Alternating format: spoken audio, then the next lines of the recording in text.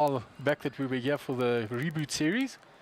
Indeed it is. So just before everybody starts emailing us and telling us how naughty we are with no masks, we're all COVID friendly in here. We've all had the test, so we are allowed to take our masks off. We're in the bubble, as they say. So if you want to give Mark or I a kiss, we're safe. Form the queue at the door. Anyway, welcome back to Carnival City. It is the new year. It is February, heading very closely into to March, and this is the two events in a row here. Yes, because of what happened last year with all the live events being cancelled, then we had the reboot here in November, and we're starting hopefully that this will be the start of the normal series for the year.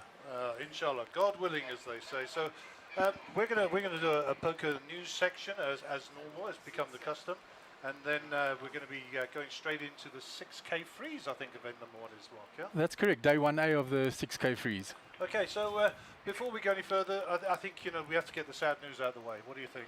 I think so. I think it really hit us very hard this week. A very dear friend of ours, Ivan Pekiri, passed away.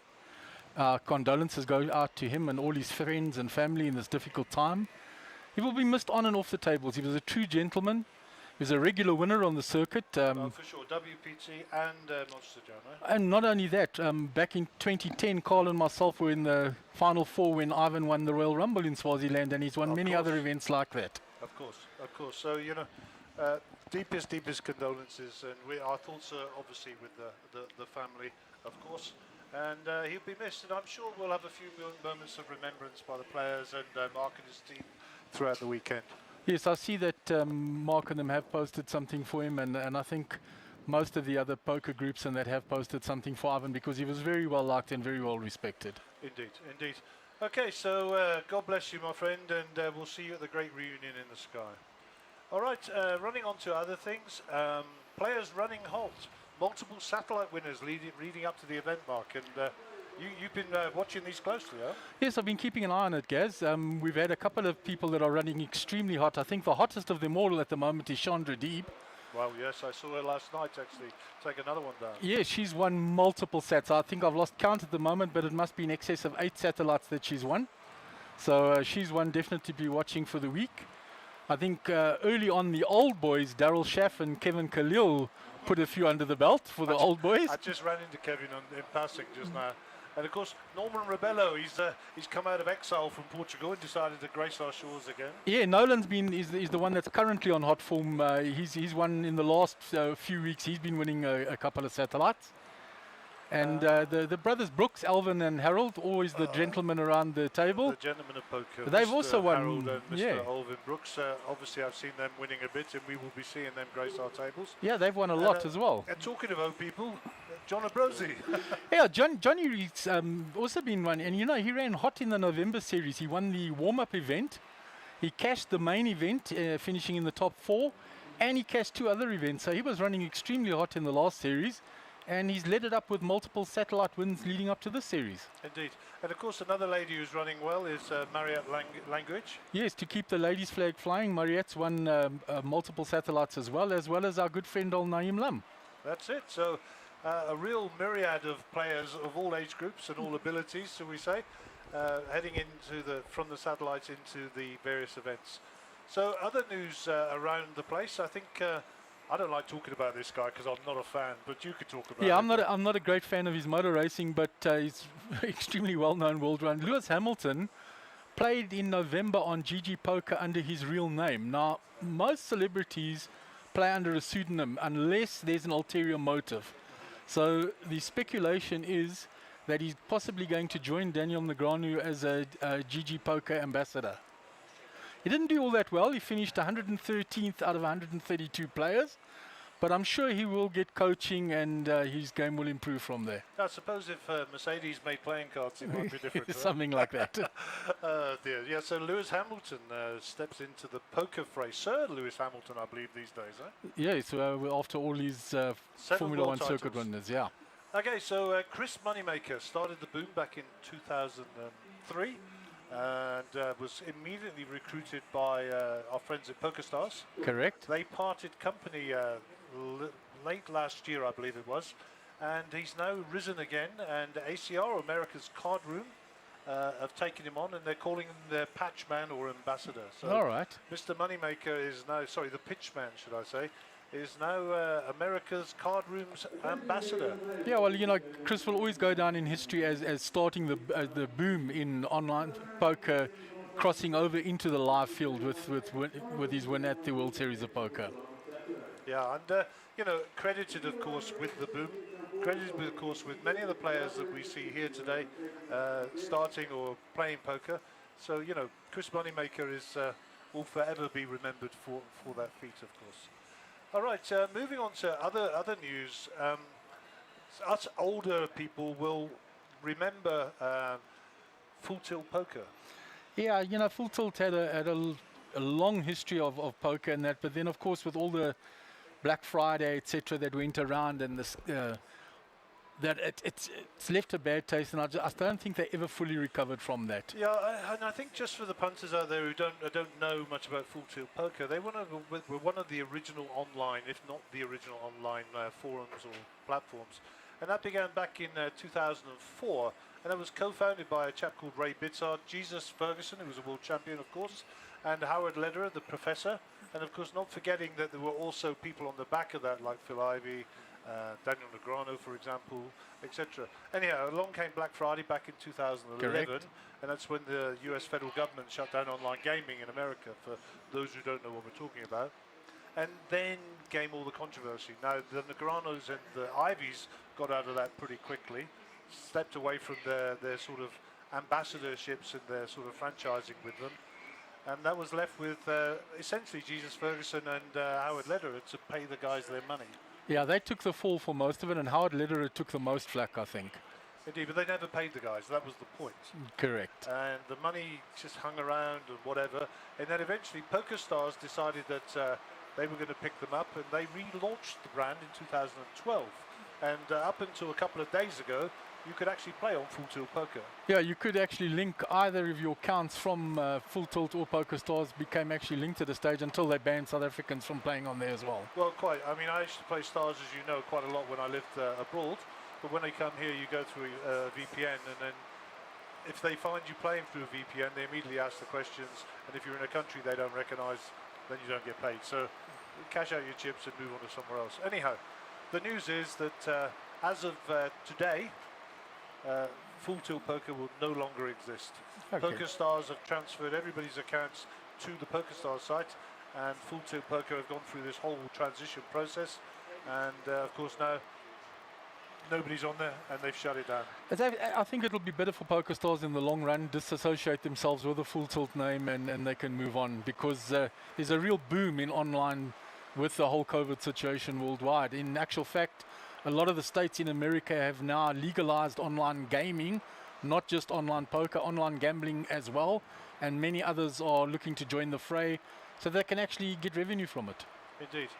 So that's the end of Full Tilt Poker. Rest in peace. Let's move on to some other poker news, and I think this COVID's affecting all these top pros. You know, they all want to challenge each other and bang their chest and see whose ego's the biggest. And we'll talk about Negreanu and poker a little bit later when we're getting onto egos. But Tony G Gouda, famous for being the best player in Lithuania, politician and businessman, and also he's Australian apparently. Yes. So he has come out and told Helmuth, the original poker brat, it's our turn for a grudge match. Yeah, I think, you know, that'll get a lot of publicity because of who the characters are. There's both real big characters. People will look, if there's a live part of it, it could be quite explosive. Yeah, I've got to say, I don't know who I want to win the most or the least. Because, I mean, Tony G's come out with some pretty bad stuff on live poker games. And, you know, to the point where telling a Russian pro to get on his bicycle Yes. and disappear. You know, which was quite rude. Anyhow, so that's a grudge match. Talking about other grudge matches, and you must forgive me looking at the other screens. Our feature table is starting to fill up with players. So Daniel Negreanu has come out. Sorry, I'm actually going to skip that and go on to Phil Golfon. Phil Golfon is an online famous online player. Really from back in 2010 in playing those what they call nosebleed games on Yeah, Full Tilt. very, very well known. Yeah, so he's got a PLO challenge ongoing, and he says any stakes, any time, online, heads up. PLO. Yeah, no, on PLO, he's virtually unstoppable online, and he wants to capitalize on all of these grudge matches that have been going on. So to name but a few, Bill Perkins, who's a famous businessman, semi-pro poker player, he's tried and got a smashing. Jungleman Cates, All right. he also got a slap. And Chance Cornduth, who actually was a friend of mine. I know Okay, Chance you know quite him. well. Yeah, we met at WPT events, and he's got his own online coaching site. He actually took some money off Phil Golfon. That's unusual, yeah. Yeah. Anyhow, Phil has reissued the challenge, PLO, anytime, any place, any stakes, but online. All right. Of course, that is kind of restricted to the US at the moment because of where he is and the restrictions on travel. But he'll take you on if you want.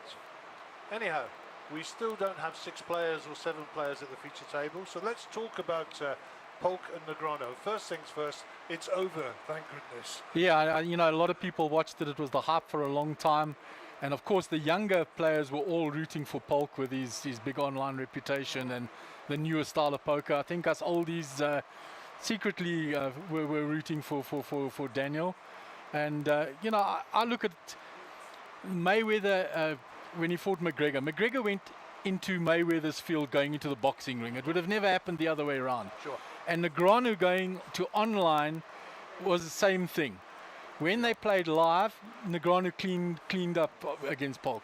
But the majority of it was played online, which is Polk's field. Indeed. So, I mean, the net result was that DNEG's Daniel Negreanu was down $1.2 million over 50,000 hands. Correct. That's the net result. When they were halfway, he was 500,000 down, and he had an option to opt out with no penalty. He chose to continue playing, believed that it had just been a run of bad luck. And he actually won 7 of the next 8 sessions, and people thought he'd redeem himself. But the problem was he never had any big wins. All his sessions were only 2 or 3 buy-in wins, whereas when Polk won, he won multiple buy-in wins. So, interestingly enough, Daniel won 17 of the 36 sessions, which is quite unusual, but he was the big loser money-wise. Indeed he was. So, and the needle never stops there. No. I mean, the needle's been going on by Doug Polk, of course. He's talking about what he has now published, all the hand counts, Yes. the percentages, small blind, big blind, calling from what, whatever. But people who may not know this gentleman, Ryan Fee, is actually Doug Polk's business partner in Upswing Poker. Yes, that's correct. Now, Ryan had some serious action on Polk in terms of betting. And he also has no love for DNEG's, by the No, way. of course not. So Ryan Fee went out and bought himself a brand new Lamborghini with the proceeds, and his registration is TY DNEGs. In other words, thank you, Daniel Negreanu. That isn't rubbing salt in the wounds. I don't know what that it is. really is. Yeah, so that's a bit crazy for me, I've got to tell you. And I think a new twist looks like Daniel Negreanu is also challenging now the poker brand. So Helmuth has got his feet in 2 ponds. Yeah, it looks like Phil's going to capitalize on all the publicity. And that, look, I mean, if you look at Daniel, yes, he may have lost $1.2 million in this, but if you look at the sponsorships and all the advertising that went round it and that, I'm sure he'll come out on the right side of it somehow. You know, he's a survivor. And, you know, he was a PokerStars ambassador for so many years, and they were paying him to play. He's now on with GG Poker. Correct, which are running all the WSOP events. Indeed, so he's not stupid. He knows where the money is. So great news for us. It's more entertaining, and we look forward to some of those grudge matches. I think they're all going mad with this pandemic. You know. Yeah, absolutely. You know, the last word on the Polk and Negreanu thing, when it was finished, Polk actually came out with against everything he'd said about Negreanu during and before, and said that he actually did respect Negreanu and had found a newfound respect for Negreanu's game. Yeah, and you know, let's hope that was genuine. Because yes, it could have just been. Doug has got a bit of a reputation. Absolutely. For saying what people want to hear rather than saying what they should be saying. Okay, our feature table is filling up. I don't know how many players we've got on the feature table so far. We've got 5, so we'll be starting imminently. I think we've got a chance to just go over one more bit of news, and that's, I suppose, WSOP news. Yeah, the WSOP, I mean, as everybody know, that took place online last year, and we actually had a WSOP winner from South Africa, as we all know. Oh, Michael, yes. Yeah, Michael won that one. And this year they've actually started the year by putting all the circuit events online as well, with the uncertainty of live poker at the moment. Yeah, and of course now, I mean, it's a particular interest to myself because it's no secret Carl and I are looking to go to Vegas this year to celebrate our 60th birthdays. But no dates issued for WSOP, no travel plans being able to be made, fueling the speculation there will be no live events again this year. Well, the official word out from WSOP when I looked it up is that unless the vaccine rollout really comes to the fore, is probably that it will follow the circuit events and remain online this year. I think so too. All right, Mark, so that's kind of a little one. I just want to wind back up here, make sure we haven't missed anything on our news section. I think there's just one little thing here. D-Nex, again with Helmuth. Helmuth has been chirping that these young pros who play GTO poker have a game theory optimum, for those people who don't know what I'm talking about. Look it up, it's not enough time to tell you what it means. He's saying that Phil should stop dissing them. I think that's a modern word for disrespecting. And, you know, you might have won 15 bracelets, but these guys have took the game to another level. That's what he's saying. Yeah, you know, and especially online, there's no way that the older boys can actually match the younger GTO players online. Indeed. Okay, that's our news section for today. You haven't got to look at the top of our heads for any longer. We will be switching our view to the feature table as our players start to congregate. And there are your feature table. We will bring you some names of the people that are on the feature table momentarily. They're just busy loading up the chip counts. I can tell you now that this is Flight A, or part 1 of the 6K freeze-out. That's right, Gary. And if just to let the viewers know, if they're wondering what that hissing noise in the background is, Carnival City having the metal dome. There's a huge rainstorm going on outside, so that will be some of the feedback noise that the viewers are getting. Yeah, it does sound a little like we've got 1,000 cats running across the roof there. Okay, so we're looking at the feature table there. David, our tournament director, is just organising the players. Yeah, he'll give us a full list of the names shortly. I see there are a few players that we do know, of course, and a couple that have also won multiple satellites. Tilan Govender, sitting in the orange shirt there in seat number 2, has also won quite a few sets in the events leading up. And the players are just busy filling in for us. You know, with the masks on and the hats and that, sometimes we can't always identify all the players as we normally would be able to. So what you see on the screen at the moment is guys signing a disclaimer form, basically giving us permission to put their image on the screen, and secondly allowing us to show their hole cards, which is obviously what we do throughout the commentary. Brad's just writing down all the names. Starting stack today, I believe, is 75,000. Yes, Gary, it's a decent starting stack with nice blind levels. So, and this is day 1A. There is a day 1B as well. So I can see this event will definitely be running for 3 days. For sure. So it culminates on Saturday with the 2 flights, as it were, coming together. I do believe that under the rules, if you drop out of flight 1 today, you can enter tomorrow as well. Correct. So it's you know, it is a freeze out, and that's why the day 1A and day 1B. So it's not that you can rebuy today, you're actually re-entering as a different player, essentially tomorrow. So as we say in the trade, you will be a unique on both days. Correct. So 75,000, and that's reasonably deep for a starting event. So from a strategy point of view, you know, there's so many schools of thought on how you should start. For me, I like to just pick a few spots, chip up, steal a few blinds, you know, suss out my position, get some hand history in place, and just get a feel for the table. What do you think, Mark? Yeah, I agree with you, Gary. I think you can be patient. The blinds aren't going to creep up on you too quickly. So you've got time to establish yourself, get the feel of the table, look where you can, pick your spots, chip up. Try and place. I think small ball poker is probably a better option. You don't want to go for broke on the first day. You will, of course, find players that will use this knowing that they can come back tomorrow and that have won multiple seats, that they'll go for broke today. If they can build a big stack, all well and good. If they bust, they can come back tomorrow. And that's also an interesting strategy. You know, if you already won 2 seats of this, then you've got that sort of ability to be a little bit more open with your range. If you've got deep pockets, I suppose the same is true, and that enables you to obviously, by opening your range, bet wider, take on more people, put people under more pressure, you know, and essentially exploit the fold equity of your opposition. Absolutely, you know, especially the players that are here for with one bullet only. You soon pick up who they are, and they will try and exploit them and put pressure on them. Okay, so bottom of your screen, silver-haired gentleman with the yellow mask is Roland Smith. Roland been around a while. Yeah, and he won a couple of sets as well. Yep, and nice fella to sit at the table with. Nice demeanour, always. Yes, got a bit of chat. very quiet, very gentlemanlike. And then seat number 3, seat number 2 is not being used today because of the screens, is Tillen Govender. Yeah, he's well known to everybody as well. I think since he stopped the adult beverages, as we can put it, he's a much better player for it. And his demeanour on the tables is a lot more gentlemanlike. And he also won quite a few satellites leading up to this. You're such a diplomat, Mark. You know that. You should be the diplomatic corps. Okay, going round to seat number 4 in the blue shirt on his phone at the moment is Alan Jung. What do you know about Alan? I don't know Alan that well. I've only played with him once or twice in the games here, so I'm not that familiar with his game. I don't know if you are.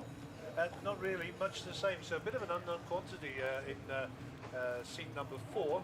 To his left, and then to our right as we look at it, is Zoran Klopper Blink, I think is the way it's pronounced. Correct. Now, Zoran is known to us. He's new to poker, but he's been very keen. He's come to one of our home games once or twice, and he's very keen to learn, and he also won his seat into this event. So he's looking to further his experience. And a nice fella. Very nice gentleman. No, very well. Lastly, no, not lastly, next in seat number 6 is Tinas Watkins. Yeah, Tinas is well known to everybody. He can be a little bit volatile at times. Big unit.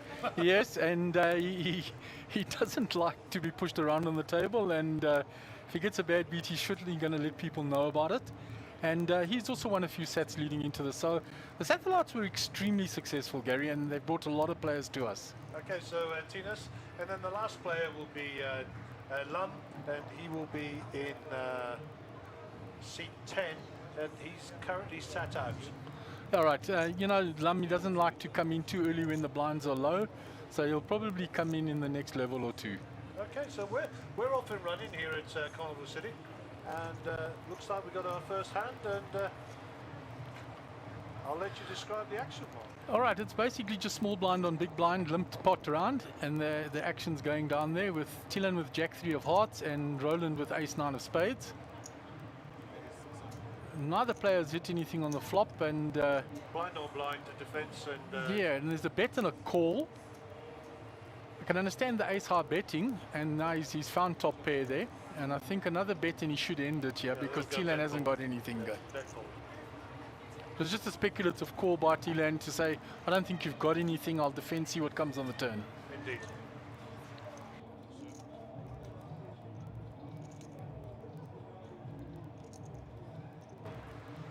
Okay, so we put up the big blind counts. We no longer use the percentages as was requested. So we're not really that interested in how many big blinds people have got at the moment. What we're interested in is knowing who the dealer is. Number 1D, that's his gangster name I've given it to. I call him 1D, and he loves it. It's his new name. I baptised him that this morning. Did you baptise him that this morning? Yeah. Did he like the gangster name? He's such a great guy. So I've told him his gangster name is 1D. Okay, so Zoran under the gun. It's top of your picture here. First to act, 8-6 offsuit, 200 to call. He might fancy a little look here. He likes to play pots, by the way, Zoran. Yeah, he likes to see the flop, as a lot of new players do. So what has Tinas raised here with his pocket jiggities? He's 3-bet the original raise. Alan gets rid of it. Zoran's going to have a look, I think. Yeah, he'll definitely defend. So, you know, always these ace rag defenses, you're basically looking for 3 outs. You've either got a bigger ace that's re-raised you or a big pair, so you're looking for 3 outs. That's right. And if you do hit your ace, you actually don't know where you are to the guy 100%. who raised you. So pocket jacks ahead here, 70% of the equity. It's gone check, check. Well, only the one overcard to the jack. Okay, so Zoran's in pretty bad shape here. I think he probably bet find out where he is. He's going to lead into tens, but now with the flop having been checked, I think tens will call. Yeah, just snap it off. So Zoran just found out where he is. And This will go check, bet, fold, I think, now. I know, he's found his ace on the river. He finds it on the river. Cancel the check, bet, fold. And Tinas is shaking his head here already. Yeah, he knows. He knows that was a bad card for him. You don't need the microphone to know what he's just said. Yeah, it's either brought the straight that was available or he's hit his ace. What is the bet? 1.6. Yeah, he's going to fold the jack's face up. Zoran's not going to show him what he got. No, I definitely wouldn't be showing that either. And Zoran picks up 2,100 chips for his chip lead. You know, I think a bet on the flop by tens might have taken the pot down for him. I think the check on the flop allowed Zoran to lead on the turn. In his defense, you know, he did have the overpair. He was looking to get some value out of that. And he just sucks out on the river. But I mean, you're absolutely right. I mean, the standard play should have made Zoran pay for his hunt. Correct. I agree.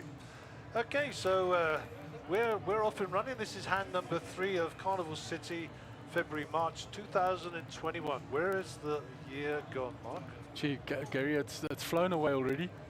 And I think if you look back now, it's almost a year ago that COVID first hit South Africa, and things have never quite been the same again. Frightening. I'd like to see a raise here from Alan. Yeah, so he pops it up to 800, which seems to be the stock raise here at the moment. That'll be a fold.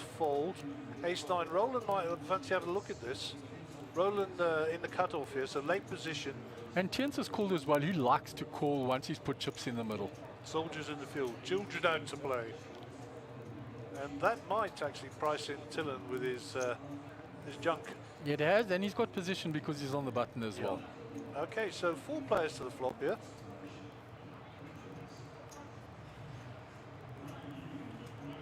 That is a pretty board, but it only hits Tillen Governor. It hits him hard, and you know, with that being priced in on the button with the kings, he's hit his trip kings, and he's going to check it. Yeah, of course, he wants to make some money here. No, that's not a card he wants to see. No, it brings the flush there. The straight draw's also there now. Brings the royal as well, of course. Yeah, it's not a good. He will bet now. And I think he'll probably go bet fold. The only person that may stay in the hand is the tens.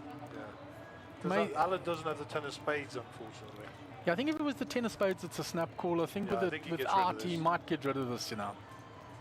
I mean, you know, he's got the 3 overs and the board's paired. So, okay. You're going to call the up and down. Well, he's looking for his straight. What price a red ace on the river? So he's looking for ace, 10s and 9s. One short, my friend. He blanks it, and so Tillen's going to value bet this. He'll value bet this, and I don't think he'll get anything more from Alan here. I like a 2K bet here, just for value to make him pay. His bet's a little bit heavy, 3.6. Yeah, he's never getting a call. Open folds the 10s. Tillen's going to fold his button call, and he'll pick up 4.8 for his trouble. Yeah, that was a very profitable thing, and show you when you priced in on the button with position, you can get a lucky flop. Yeah, I mean, he's, what was he there? 3 or 4 to 1 pre-flop. So, you know, a reasonable price. And of course, as you pointed out, he's on the button, so he's in the strongest position. And then he found gin on the flop. Life is good, eh? And he's been running well. When you're running well, it just seems to go for you. When you're not running well, you make those value calls and you just blank. I was saying to somebody the other day, it's a momentum thing. And I'm not talking about financial services. Okay, Roland is our under the gun player. Ronald, sorry, not Roland, I keep saying that. There's another player called Roland Smith, isn't there? Correct, and he's down in Durban now. Good friend of ours. Caught a tiger shark off the beach the other day. He showed me the video. Wow. Yeah, I saw that on Facebook as well. Lovely man, Roland. He did release it, to be fair. Yes, he did. It was a catch and release. And a lovely man, Roland, as well. So shout out to him down there in Durban. Hopefully you're listening, bro. So we've all got a little sniff of this one. So Zoran's picked up the 7. Tinas is... he's got nothing on that with the 9-5. whiffed that. And of course, Tillen is Top pair with the jack. momentum. Yeah. He'll bet this. Zoran will probably. Zoran actually bet and Thielen called. Okay, yeah. So that brings further outs for Zoran. He's picked up the straight draw as well now, but he's still Well, he's sitting going to there with. continue his story. Yeah, he's going to carry on. But I don't think Thielen's folding his top pair yet. There's not a player that can be scared off for pot too easily. There's only 2.8 in the pot. Remember, they're sitting very, very deep. That shouldn't have helped anybody. So Zoran can continue his story here. 2.8 in the pot. I reckon he's got a bet reasonably high here. 600. So, I mean, that's a call me bet. I mean, he's going to snap you off there. I'm not even repopping. Yeah, and he has raised it. That's good, strong poker. Zoran, you have to give it up, Joanna. Zoran's only move here is to repop him. And as soon as he looks at his cards again, that's the weakness. And they'll be going into the muck. That's pretty much the sure tell of they're going into the muck. Yeah. So, good try, Zoran. Your story did make sense. Unfortunately, the opposition had the top pair on the board and is not a player that's likely to fold. And he's a Desmond up 2,200 to 2. Tillen is your chip leader with 80,000. So no real big movements yet. Most players still sitting on 70, all players sitting on 70 something. But look how deep they are, Gaz. I mean, Thielen's over 400 big blinds and all the other players over 350 big blinds. And they're talking to the Mjpt guys. I mean, by design, let's get some playability into this first event. Let's encourage some people to come out and let's get a good prize pool going. And let's hopefully see people transferring those funds across into the main event. Absolutely, you know, I'll say one thing about MJPT. They always have had good player structures with deep events. And there's some events coming later up that if I wasn't commentating, I would have absolutely loved to have played. Indeed. I've got to say, we were doing the fit-up yesterday, and I just took a free roll stack, and I just kept working and going back to the table. And I managed to spin it right up to quite a lot of chips, but then I got stuck with something else, and then when I got back, I was getting blinded out, so I threw it in a bit recklessly and let somebody else have my chips. But that's the first time I played in tournament poker for quite a while. Yeah, it's been a while for you as well, Gaz, because we missed out on the November series as well. Yeah. Because we've only been playing home game cash, home game poker, and we haven't really done anything else. Not much at all. And of course, all our travelling plans have been curtailed because of the dreaded COVID. So, but hey, like the phoenix from the ashes, we will rise again. Absolutely. So we got the battle of the ace-sixes here, suited of course. So officially, Zoran's 1% better. Look at this flop for that. Bottom pair, best kicker, both of them. No redraw for the hearts, so this is going to be a chop pot or whoever blinks first. Well, Thielen has carried on the story. He bet the flop and got called. Now he's bet the turn. Now it's very difficult for Zoran to actually call. Well. So Zoran is in a tough position. He's one card straight. Yeah, he's got bottom pair, and there's a one card straight. I don't think he can actually call you. No, I don't think so either. And he can't. No. And they're going to the muck. Yeah, and unfortunately, having the button there worked against him rather than for him. Dylan being first to act there. Yeah, he was the aggressor, and he continued the story all the way. Well, he kept the betting lead, and so the story made sense. So you can't knock him. You know, just talking about some of those upcoming events, Gary, there's an event, a new one called the Small Slam. Now, it's designed around the Grand Slam. You get the same starting stack, 150,000 chips, with 45-minute blind levels. So really, really deep poker. And that's only going to be 4,000 Rand entry fee. So Mark's really looking to bring the players in and give them the experience of playing that deep stack poker at a reasonable price on the same day that the Grand Slam is. If you look at the schedules and the structures, it's actually almost identical. Yeah. That's the plan. We're fortunate enough for Monster Jam to get the breakdown of all the events, so all the details and the structures here. Of course, you can get them on the internet. We have a little bit more detail just to help us with our old decrepit memories. Just back to their middle pair for both players, top kicker, second kicker for Ronald. And Thielen again going to keep the betting lead. And of course, Ronald is looking for a king and a king only. Depending So that Alan gets out of the way. We didn't see what Alan's cards were there. No. You see, and he's just keeping the momentum going. He shows the ace-5, but it was actually good. Yeah, but the reason Ronald Tillon taps shows the it table. because he's in the big blind. You know, Correct. And you know, I had Jungo hit the second pair. Well done. And you know, the guy who folds thinks he actually had me beat. Yeah, he did. He tapped the That's sort of table. fun. Ronald's a gentleman. He tapped the table and he said, well, I was behind. Yeah, indeed. But if you look at that, Tillon's picked up just every pot that's happened so far, bar the one that Zoran picked up. Yeah, and you know, sitting here, we actually see the overview. The guys at home, they're all seeing the overview, and they're seeing the momentum that Tillon's picking up. The players on the table will also be conscious that this guy's kind of bossing the table a little bit here. Yes. Now, he's not big stack bossing, he's just taking down every pot. And, you know, one of these players has got to stand up and stop that. They've got to take him on. Yeah, irrespective of what they've got in position, then you repop him and put him in his place. No, I think Tiens is the player that will actually do that out of the players that are on the table. That's exactly what I was going to say. You know, the other players are a little bit more passive. Tiens is an aggressive player. He will actually repop Tillon and put pressure on him.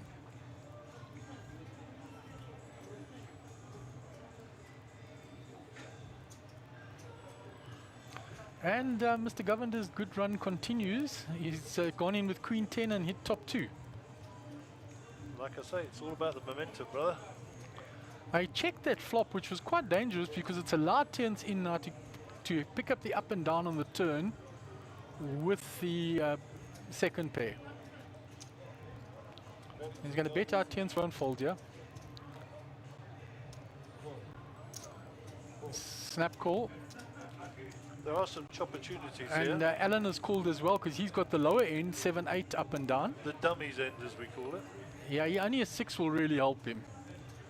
Yeah. So Tillon will take the check mark here.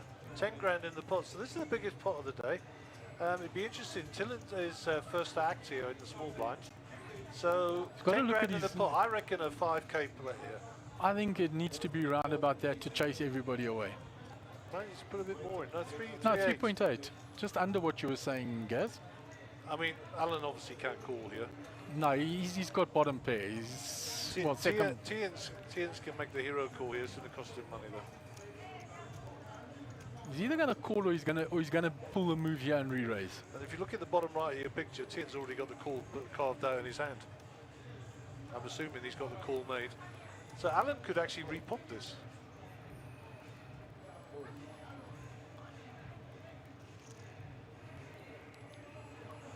And Tillon buys some table respectability, showing the top 2 pair, saying, look, I'm not just betting with air here, guys. And once again, I mean, not for criticism. I think Alan's call there was a little weak, based on the player to his left who's been active in the hand. And maybe Alan had a read on Tillon calling with the pocket 7 with the 7s, you know? Absolutely, but what it did is, as soon as Alan called, Tiens folded. Yeah, and he It had saved Tiens money. He had a better hand than Alan, And he but had it saved him money. and he had the call carved out in his hand, ready to go. Correct, but he thought once you call, then I can't be good here. Yeah. I can't fight two of you. Yeah, he didn't believe Tillon, but he believed Alan. Okay, Ronnie Rondog on the feed there. And Gary and Mark, great to see you back together. We've never been apart, brother. Joined at there foremost. Oh, Tiens with the 4-2, not low here, under the gun. Calls the 200. Yeah, Ronnie's a regular and good to see him on the stream as well. And Wei Ming Lo there says rest in peace, Ivan, and so say all of us. Okay, Jack King King. So that's overcards for everybody. A pair for Tillon. Yeah, he's got the best of it again. He won't know that at this point, but he's gonna got test the position waters. because he's on the button and it's been checked to him. Yeah, he's going to test the waters, and this will be folded around. Yeah, it's bet fold, yeah. Nobody else got anything of that. Okay, Zoran, time to go, brother.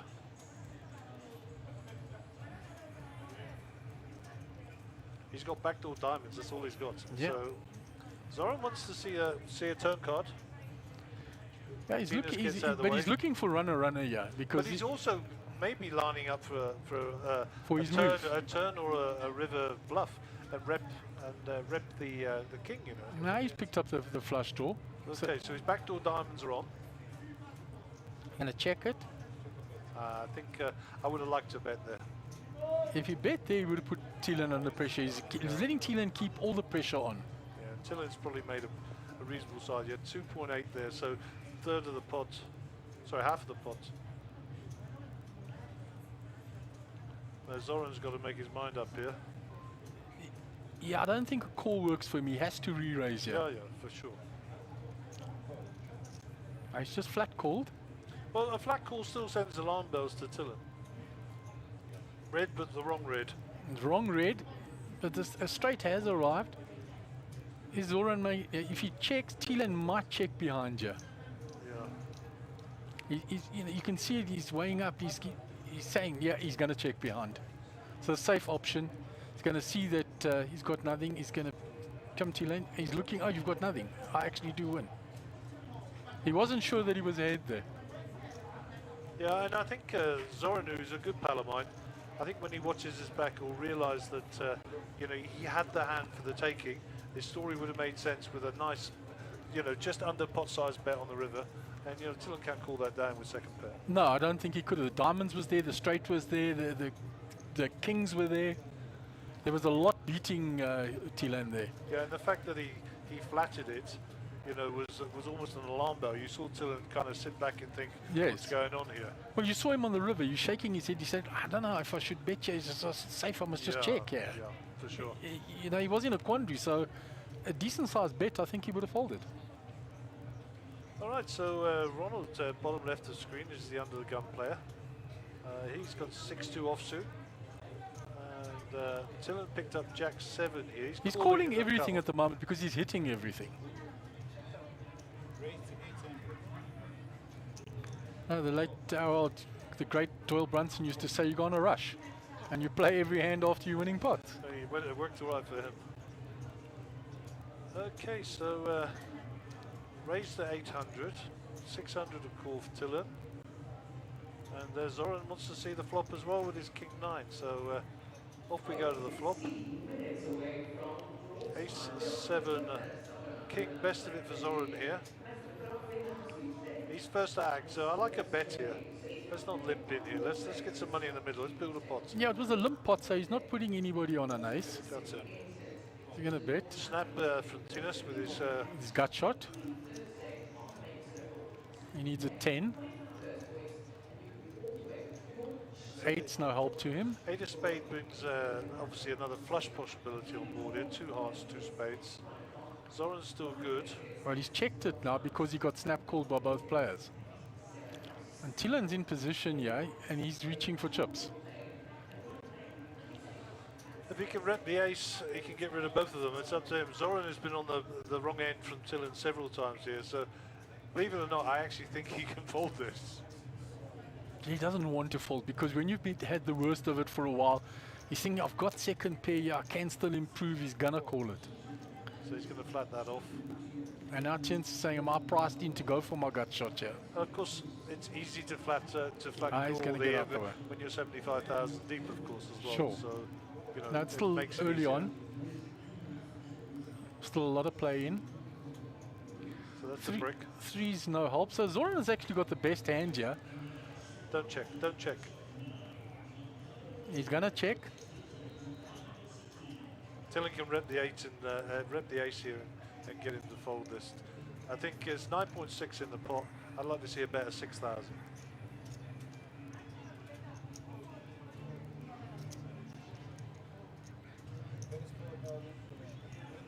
I think it's just under that, Gary. That's too little. He should be. I think that's a snap call. With second pair, how the hands played. Yeah, no, with the size of the pot. I mean, he's 3.8 into 13.4. Yeah, I mean, he's got to put 3 in to win 13. Now he gets him to fold. Ugh. You see, Thielen is using the position well, and he's keeping the betting lead. I agree. I'm putting myself in Zoran's seats, and I'm trying to understand his logic. You know, like I said, he's new to the game, Gary, so like, I think we can forgive him with a little bit of inexperience. I think a more experienced player would have made a playback already. Yeah, you know, as I say, I never criticise people. I try to understand and suggest ways that maybe I would have played it differently. I mean, you know, poker's a game of many variables, and you know, none of us are the same, so we all play differently. I just think we need a player here to stand up and be counted a little bit, and just put the brakes on Tillon a little bit. Otherwise, he's going to run this table over. And good for him, by the way. You know, let's not forget he's playing nice poker as well. Absolutely. Look, Ronald and Alan are going to sit back. They're much more passive players. Zoran's wanting to get involved, Well, but his experience is letting him down. Tiens is the guy to me that's going to make the playback at Tillon until Naeem arrives. Okay, so let's quickly talk about short-handed play. You know, normally the aggressor is the guy with the worst hand that's going to win the most pots. So, you know, pocket sixes here and pocket eights are actually very strong hands short-handed. They are very strong hands. So, I mean, Tinas has just called this off here. And Zoran was on the button. He's called with a 10-4 suited. And Tillon picks up the top. He picks up the best of it again. And it's not a nice board for the eights or the sixes. No, there's overs everywhere. Now, Alan was the original raiser, I believe. Or did he call just flat call? I didn't Now, he's bet first and Tillon is called. And Tiens has peeled one off as well, it looks like. Yeah, I was actually referring to pre-flop action. Yeah. Okay, let's check from Tillon. Okay, how about a bingo card on the end? No bingo card on the end, so the ace will get the check mark. And he's going to bet it. So I'd be interested in bet sizing. I mean, I'm a half pot man here, if it was me. Yeah, but he's been going under that. He's been going for around a third, which is exactly where he's gone again. Yeah. So it's a call me bet. Value turn. But nobody's got anything to call him with. No. There's too many overs on the boards, and he shows the ace. He just shows the ace. Keep his rep in tact. And he's racking the chips in, Gary. Well, he's up to 110,000, which is obviously 30-odd thousand more than he started with. Yeah, he's got 1.5 times his starting stack already. But no real injured players at the table. No, he's taken a little bit from everybody. Yeah. So Tina's top right of the picture there. He's the guy we've got our money on to start pushing back a little bit. Until Lum arrives. I think once Lum arrives, they'll be the player that pushes back hard. Well, if he doesn't push him back, he'll talk him back. I think we've got another hazard there, Gary. Oh, that's Andre Smith, yeah? Nice to see you online, my bud. Yeah, guys, drop us a line on the Facebook feed. We follow that all the time. They are going out on multiple streams. There's on YouTube, there's on Twitch, and of course the one on Facebook. But we've got the laptop in front of us with the Facebook feed up, so we do pick it up when you send messages through. Okay, so the battle of the clubs here. Let's have a look. 4 players to the flop. And Tina's in position. 2 spades, 1 heart. No real help there for anybody. Funnily enough, Tillon with his queen rack is the high card was ahead. All right, now Ronald has picked up the straight and he's checked it. 3's no help to anyone. Ronald's got the check mark with the straight. I think it goes bet fold here. I don't think anybody's got anything to call him with. No. And he's been quiet. People believe him and trust in him. Well, his reputation coming into the table is of a steady, good player. And he shows the straight. And his defence will be, I was in the small blind. Yeah. And fair enough, we don't mind that, we'll take that. And does the tide stop there? Let's have a look. Okay, so day 1 of the 6K buy-in, 25th of February 2021, the short month this month as well, of course. We all survived Christmas, we all survived New Year. So I'll tell you what I did on New Year.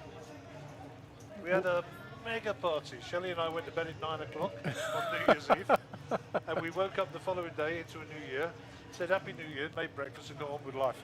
There you go. Not even the Royal Variety Show this year, Gary. Nothing, not a thing. Cheapest New Year I've ever had in my life. Zoran with the 9-5, the Dolly Parton suited here under the gun, decides to call. Tinas is fishing with his 10-8, and Ronald has woke up with a nice hand here. Let's see a raise here, Ronald. Yeah, he's got to raise it nicely. Yeah. I think 800 was the stock raise. There you go. Exactly on the nose. So 4x. Tillon will probably fold this, I think. Suited They two suited. gapper. They suited, and because he's running well, he may defend here with Suited that. two gapper, I think he's called. In his defence, they were suited. Yeah, I'm not having that. I've got a C-shirt where it says, but they were suited. Anyhow, his fortune favour the brave. It didn't. So it looks like Tina's probably got the best of that with the 10. Yeah, he got top pair there. And everybody else has picked up a little something. The only one that didn't get was the best hand pre-flop. Yeah, I think he needs to continue the story here. But Tiens has led out, and there's been a call. So did you see Ronald picked up a whole stack of chips and then dropped one off the bottom and put the stack back? Yes. That's very bad practice in tournament. The dealer should be picking him up on that because It's putting over the those line. chips forwards, it's Over the line. imaginary line, you know. So be very, very careful.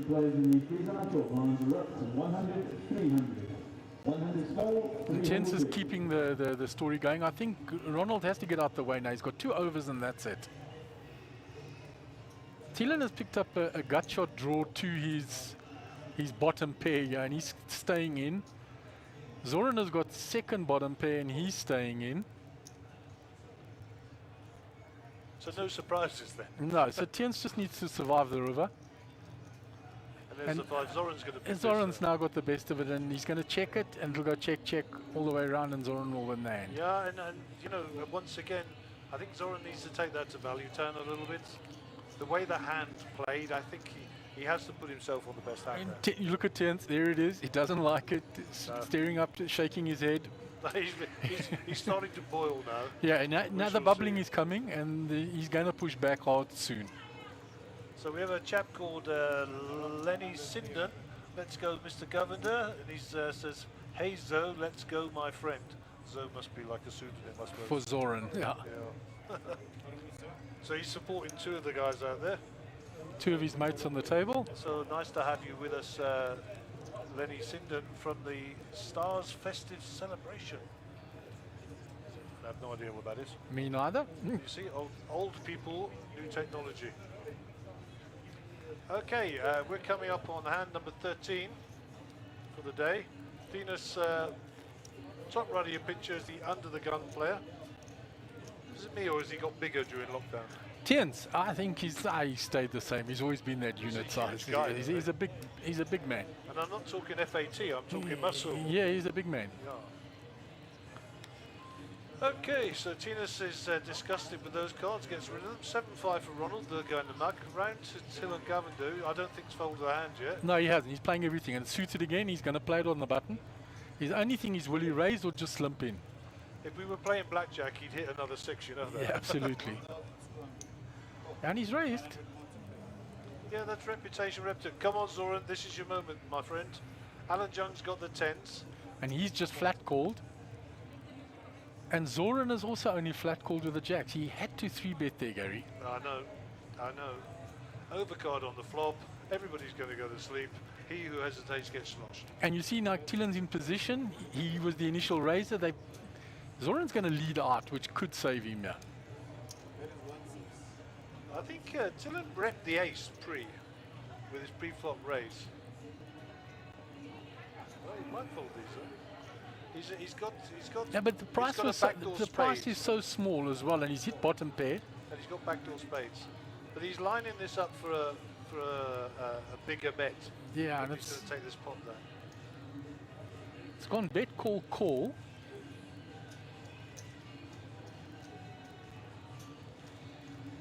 Because there's only one overcard to the 10s as well. So that's a no help for anybody card. No. If they check to him now, he will bet again. Now Zoran's going to keep going, I think. Zoran, he needs to. Zoran, purple chip, 5 grand minimum. It's okay, folks. He can't hear me. Just so you know.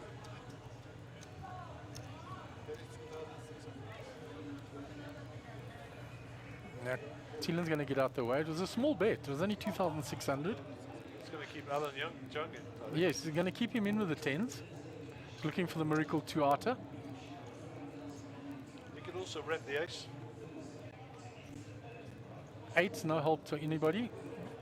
The jacks are still good, yeah. Alan puts in Alan puts in the purple chip.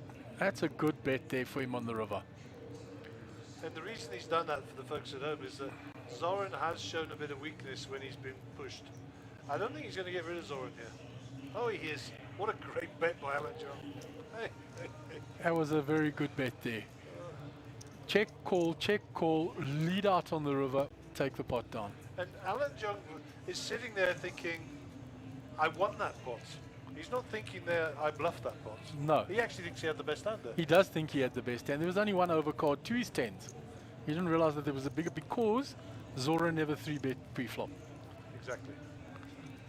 3-bet pre-flop, he's getting rid of T-land straight away with the 9-6 suited. Yep. Alan would have stayed in, but then I think he goes away on the flop because he'd been 3-bet pre-flop because the size of the bet would have been bigger. And the ace was, was on the table. Correct.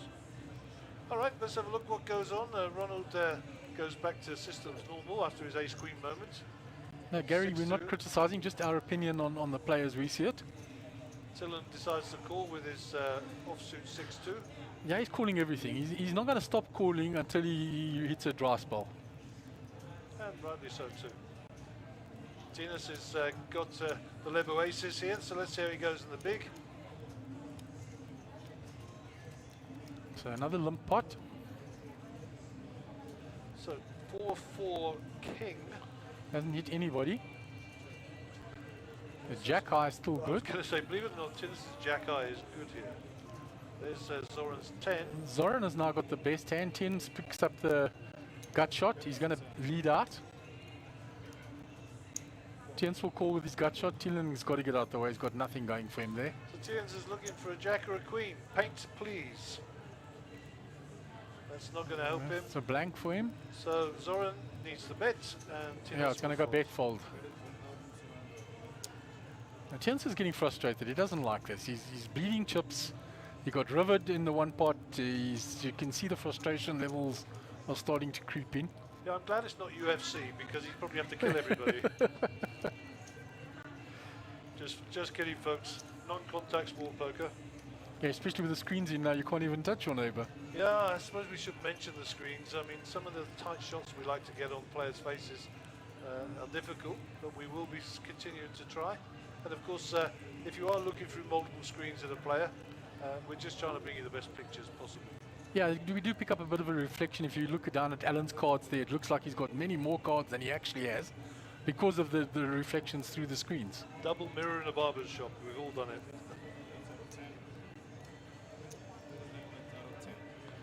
See, I mean, now Tillen's limping under the gun with 5-2 off now. He's not going to stop playing pots.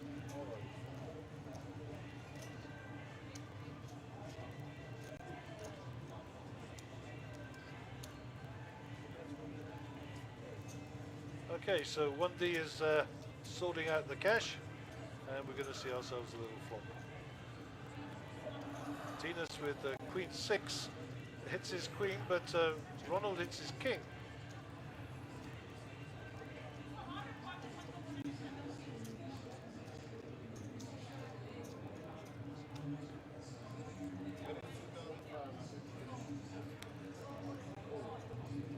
And Tinas folds as well, because he knows Ronald is only betting there with the king. Correct. And he shows the king, and that's it, over and done with. So the button will move around, and most players sitting near enough on starting just below. No major casualties, Tillen obviously at the top there. And Tins is the one that's taken the biggest knock with that few pots that he lost. Yep. But you that's see, still very deep, still yeah, very, very deep. Tillen got up to 110, he's back down to 103. He's bled off 7 now with limping in with everything now. And he just needs to show a little bit more discretion and say, I don't have to play every hand. Well, we shall see. I mean, we are in the best position here to be trending players, so we'll know exactly what goes on. We're dealing now hand number 16 for the day. And Alan Young, top right of your picture, blue shirt, is a player under the gun, first to act. Pocket 8s, I think that's the second time he's had that hand. Yeah, that's the second time he's had it. So he's going to bet out. Well, he had 6s No, first he and calls. 10s at 8s. He calls, so by calling there he lets everybody else in.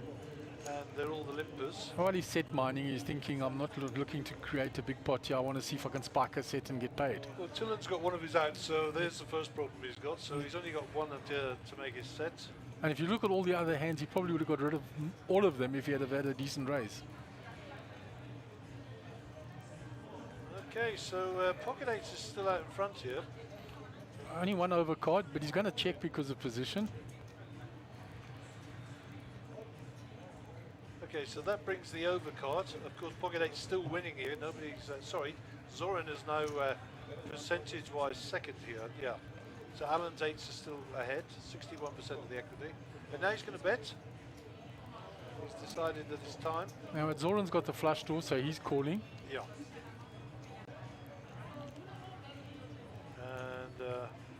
And Tillen hit the 4, so he stayed in the hand as well. and that's a killer card on the river. Gonna, So you bet here you can win this, China. yeah, I think he might get the 8s to fold here. And he definitely gets rid of Tillen, yeah. But he's ahead of Tillen anyway. No, he's not. He's got air. He's got a busted flush draw. That's correct. He has nothing. And the aggressor takes the hand down, Gary.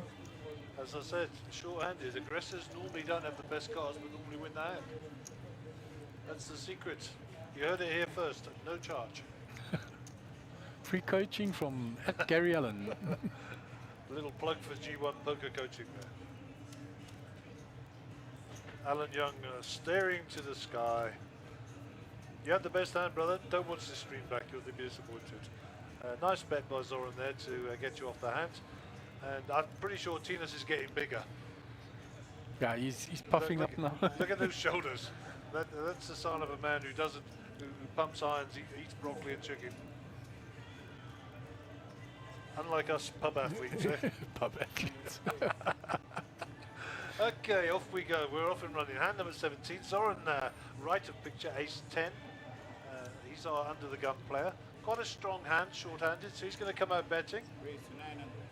900's the bet. The blinds have gone up, Gary. So Yeah, we are up on the blinds.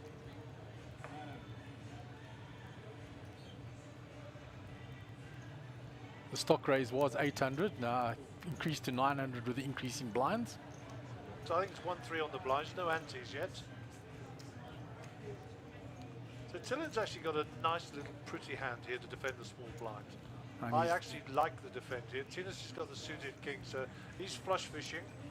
I mean, if he hits top king here, you know, a top pair, I don't know what he's going to do because his kicker's shocking. But you said it first, Gary. But he's flopped 2 pair. So that's a Tinas good is flop for him. back. But there's something there for the other 2 players. Tillen's got the up and down with the queen jack, and Zoran's got the gut shot, and he was the initial raiser. Yeah, I think not up and down yet for Tillen, but he's paired his queen. Oh, sorry, he's got the queen. My mistake, Gary. Yeah, it's the gut shot for Zoran. It's the gut shot for Zoran. He's got So Tillen Tillen sitting doesn't- second pair. Tillen doesn't want to see a queen.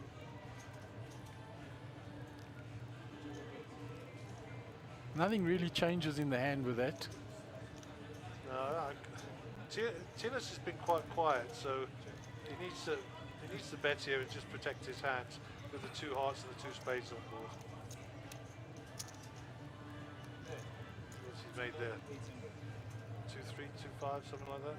The stock raises have been been quite small. 2.8. He's playing small ball poker. I mean, when the public who are listening to this, when we say it's small, we have a baseline in our heads where half pot or 3/4 pot is kind of the standard for basic teaching. So when we say they're below that, we're referring to what we would have as a baseline in our heads as regular poker players. Yeah, they've been betting under a third, Gary. Yeah. So the flush comes. Nobody has a flush, so the 2 pair are good for Tians. Depends if somebody wants to rep it. So it's check to Tians. I think No, it hasn't. it's still on Zoran. He was the initial raiser. He bet the flop, checked the call the turn. It's going It check, has check. checked around. The king 4 is going to be good. So a little point there also. Dylan didn't have to show his cards there because Tien's actually showed his cards early. He showed his cards early. As a matter of fact, he could have got to show from Tilan on. The small and the big. He could have got the information from Tilan, then he could have got the information. Well, Zoran would have probably mucked because Tilan was beating him. Yeah. And then he could have showed. You So can see Tien's is a bit frustrated there, so opened his cards quite quickly. But the opportunity to get some information, you know, what was Tilan calling with, what was Zoran calling with, what were they, what were they up to? And sometimes it's just nice to find out. And there's nobody in the world going to say open your cards first if it's not your turn. The dealer will make sure of that. absolutely. You saw the dealer, and he pointed towards Tilan to open first, but then Tien's opened his cards. He was in the small blind, Alan was in the big blind, and Zoran was under the gun, so they both had to open before them. Okay, hand number 18, ace-7 for Tien's, he's called. Ronald likes his suited one gappers, and Tilan's broke up with a hand here, so probably a raise. He hasn't raised. The 1-6. Has he raised it there? Yes, he did. Raised the 1-6. Tien's with his raggedy aces coming along for the ride. I was going to say that price is wrong. I would have thought it would have priced Ronald in there. He's decided to get out of the way.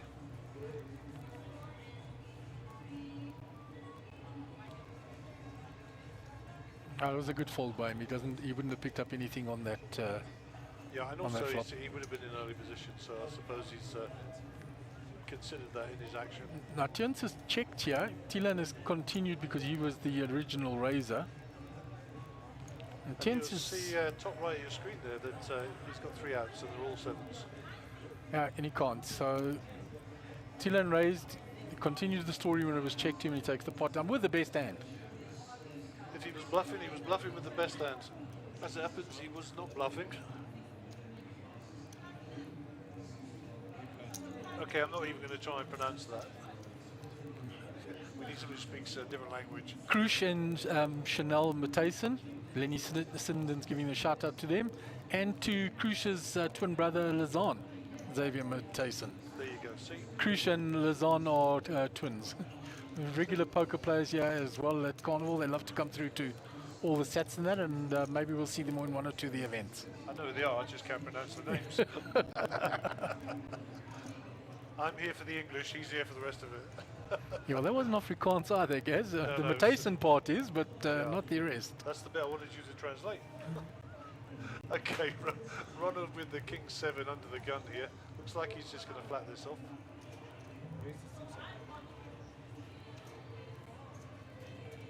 He's raised it, 600.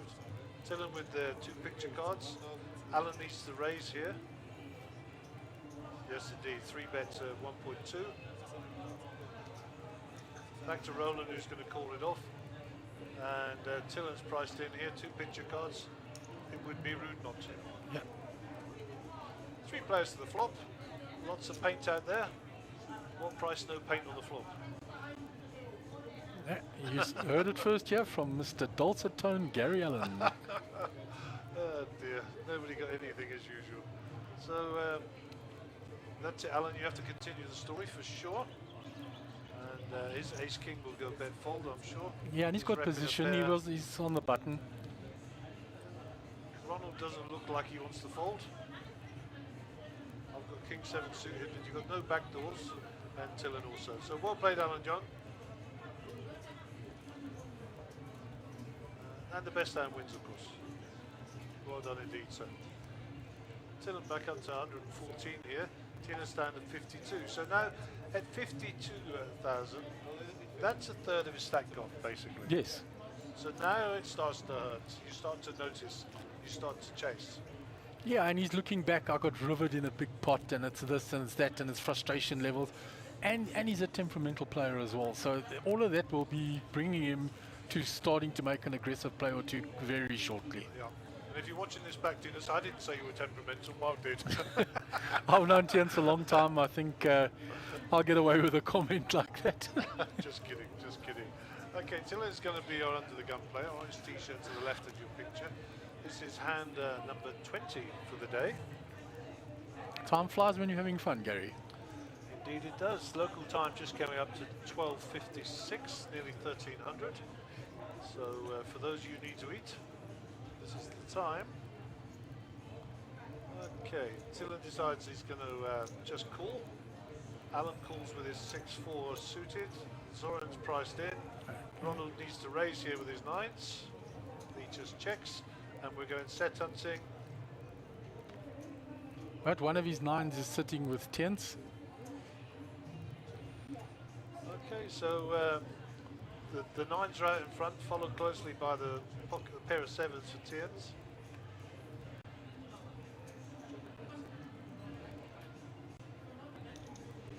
So only a spade rule there, It's on really. check, check again. Everybody's checking still. It's going to be he who bets first here, Gary. I think Ronald needs to put a bet out there now. He's got the best hand. Yeah, Queen's up, so It's going to go check. But you cautious. see now, look here. yeah. Tillon's saying everybody's keep checking. If I bet you and he gets 2, he's already got players that had better hands than him to fold. I'd like a call. I like a call. Ronald's going to say that shouldn't have changed anything. If you had the queen, why didn't you bet the turn? Show. See, once again, Tillon gets away without showing his cards. Well, he bet and he got called, so he should have shown his hand first. Indeed. He went to show them. He says I've got ace high, and of course Ronald showed the 9s. Ronald showed the 9s. Okay, so there's your count. It's a little bit out of focus because we are going long range to this screen with one of our cameras. So we've got 19 players in. We're on the second round, as we know. Blinds are sitting 100, 300. The next blinds will be 2-4, and it looks like we're getting an ante in the next round. It does look like that, Gary, that it's going to creep in. I don't have the sheet in front of me with the blind levels, but Jake is showing us the thumbs up. And remember, you know, gambling is responsible, and winners know when to stop. So should losers.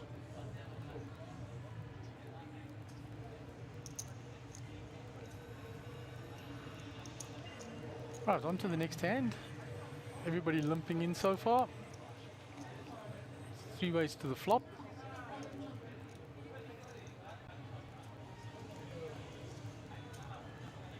So Ronald's picked up the best of that flop.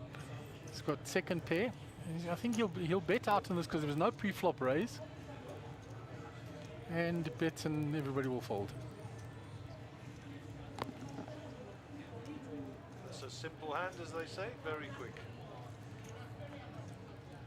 Do you know, you look at Tien's, there's bled off a third of his stack, but he's still on 171 bigs. Yeah, for sure. So much play left. Yeah, only 19 players in so far, Gary, but I think it's the middle of the week.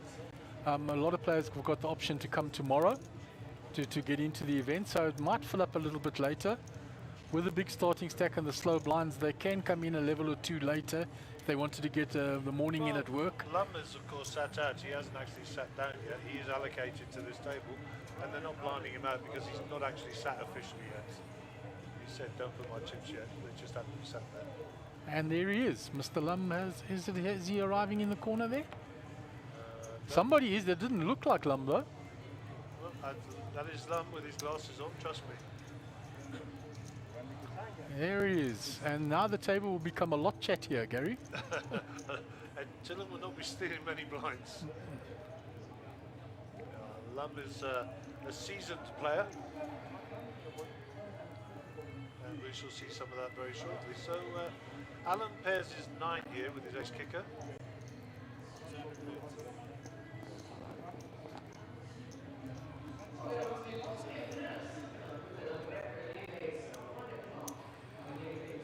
So the 1 o'clock draw in the casino will be starting shortly, as you probably hear already on our system. Unfortunately, we can't compete with the sound system or the fact we're on a casino floor, so we will battle through, and hopefully you'll hear the commentary, and it won't be too much of a distraction. But we have got a cater for the other punters out there. This is not all about us, as much as we'd like it to be. So Alan picked up the pot there with his pair of 9s. This is the Monster Jam freeze out. Flight 1A, it's a 6K buy-in. If you want to come and join us, pop on down to the Carnival City Casino here in the beautiful town, Brakpan? Brakpan, yes, on the East Rand. Is it a town? Or It is a city? town. It's a town. There you go. You heard it from Mr. Mark Woodson. Brakpan is a town. You know, in the United Kingdom, you can only be a city if you've got a cathedral. All right, that's interesting bit of trivia there, Gary. Prerequisite. You have to have a cathedral to be a city. There's a few towns that will argue about that, but that's a fact. Yeah, and South Africa goes more about population and area and things like that. See, I'm learning something as well today. So for those of you who tune in for our trivia and our nonsense, we've started, but we'll get really rocking and rolling later in the day, and we'll be putting out a few interesting questions for you. Questions that you can't Google. So welcome, Mr. Love, to the table. Pleasure to see you. Hand number 23. And 9-8 suited for Tinas, who's our under-the-gun player. And he's going to flat this. Looks like a 300. Lum gets rid of his first hand. He didn't put them in the box. He's got to sit and get used to it again. Lum with 10-4. Ronald with a suited paint here, so that I'd like to see a raise there, to be honest. Yes, there we go. I thought he just flatted. Alan gets out of the way. Let's see what Zoran wants to do now. Zoran with the raggedy aces decided to come along, and Tinas is priced in. Yeah, but it was a min raise only. I think they should ban min raises, by the way. I'm the campaigner for a min raise ban. Now, he priced everybody in.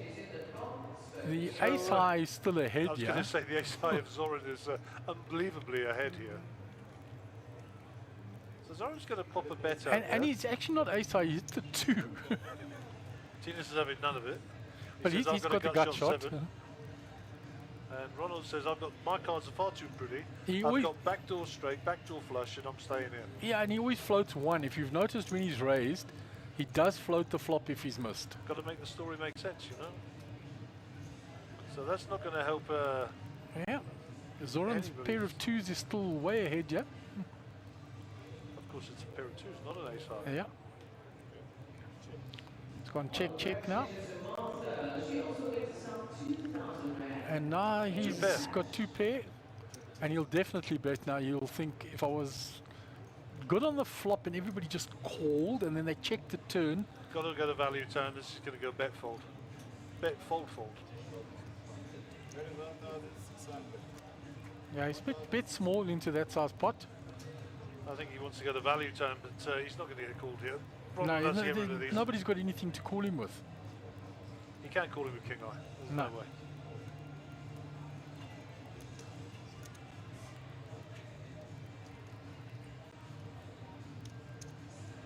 So there's Lum. Welcome, my friends. Haven't seen you in a long time. Nice new glasses. Yeah, he's sporting the new look there. He is looking, can I say, intelligent. Not that he isn't intelligent. I think he's got that sort of mature, sort of intelligent, sort of educated look. It gives him a studious look, Gary. Yeah. Okay, I've had enough of it now. Let's switch cameras. Nice to see Lum on the feature table. One of the characters of the game and a good friend of ours. And he's going to be under the gun. He'll be under the gun. Tiens will be in the big blind, Zoran in the small blind. And that picture of Lum was brought to you by one of our new cameras. And Ronald's woken up with the American Airlines here. Weapons of mass destruction. The pointy ones. And he hasn't min raised this time. Okay, Tillin with the 10-8, one gappers here. He's going to have a piece. He's looking at everything still. Alan gets out of the way. Zoran's going to call for sure. Tinas gets out of the way. Branton Lum. Lum folded pre, so we was. Oh, he was under the gun, wasn't he? He was. So easy, nice flop there for I think up and down straight draw for Tillin, of course. Yeah, and the middle pair for Zoran.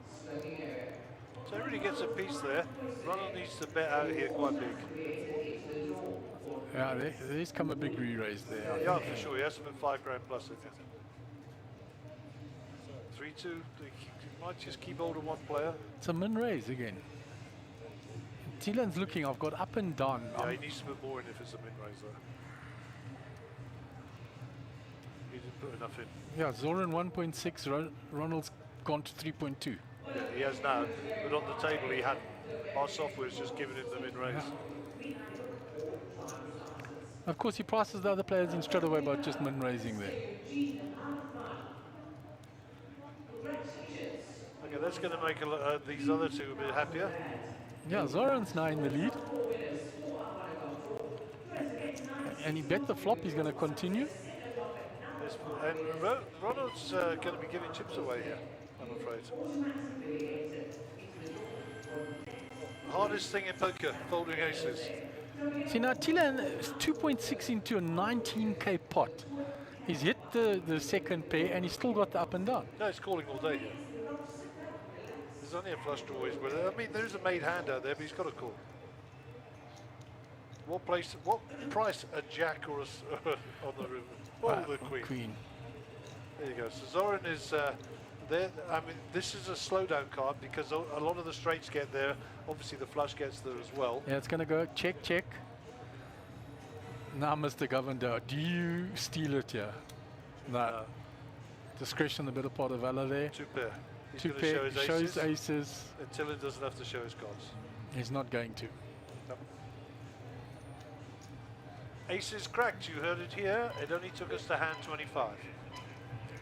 Yeah, I think the mistake on the flop there, Gary, if we can call it a mistake, was just min re-raising. He had to go to 6 or 7 there because what was in the pot. Big bet required. Yeah. You have to defend your hand there. The board is far too wet, too coordinated, and it needs to be defended. And he had somebody lead out into him on that flop, so he's got to re-raise it properly. Yeah, and also there's, Zoran, who's opposite him, has shown a propensity to chase all the way through today. Yeah. So you know. There's an old adage in poker, you've got to make people pay for their draws. Absolutely. You've got to pay for your draws. Ah, Michael Walker on the stream. I sat next to Michael the other day at a game. He's a youngster, he owns a real estate company in Olivedale and doing very well for himself. So nice to see you on the stream, Michael. And he and I have got an appointment sometime in the future to talk some poker. All right, that's lovely, Gary, and I'm sure you'll be able to help him along with his game. One of the greatest, great youngster and a great attitude towards the game, and already got a good game. And I'm looking forward to seeing Michael after the event, or indeed has an open invite to come and visit us in the back office and see how all the magic works. So welcome on the stream, Mike. Speak to you soon, brother. Yeah, and he's put there, thanks for bringing us the stream, guys. Only a pleasure. Right, we move on to the next hand. It's again a raise by Zoran with the Lebanese aces suited. And Lum is saying, I'm keeping my children in the field company. I'm going to call this. I'm in the big blind, I'm defending. And of course, Tilan hasn't folded all day long. And Tilan has got the Negrano favourite hand, 10-7 suited at diamond. And in diamonds like Negrano likes it. Yeah, indeed. So 2 clubs here, so Zoran's in for sure. Flops missed everyone. They've all checked it around, free card on the turn.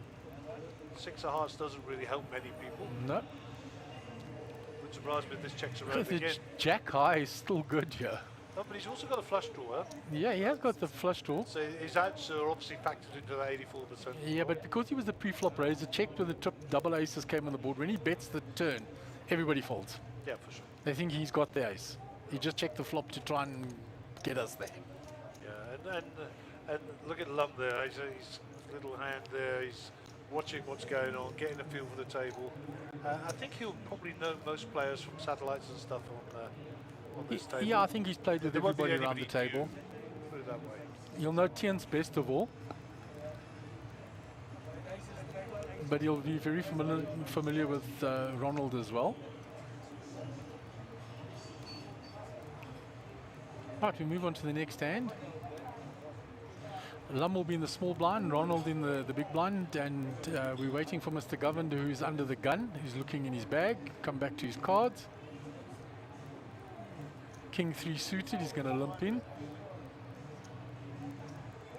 Alan Young with the King 10 is going to join him. Zoran King 7 limping in as well. Tien's on the button with Ace 2 limping in. Lum says Ace 7, I'll complete my blind, and Ronald checks with 5-2 in the big. So we go to a family pot, Gary. We have a party. We have a party. How wonderful is that? So there's... King 10 out in front, no? Yes. Yeah. Up and down, King 10 out in front. Well, funnily enough, Lum and... The ace highs were out of the king, way, king yeah. three hearts draw here now as well, which picks up a bit of equity. But And Tilan was the aggressor. He bet his flush draw, but he got called by the up and down, obviously. and he's got 16 outs. And he hits. Boom. That's how to do it, John. He bet the flush draw was arrived on the river. It does pair the board. But I still think he'll put a small bet in here, but Allen's can't call anyway. He doesn't have the stone cold nuts because the board is paired, obviously. But Tillen's taking his time. Now, this is the first time Tillen's taken his time over a hand. Yeah, and he's looking at Allen the whole time while he's counting his chips. Now, he He's already trying to get a won bit this of a hand. tell. He already knows he's won the hand.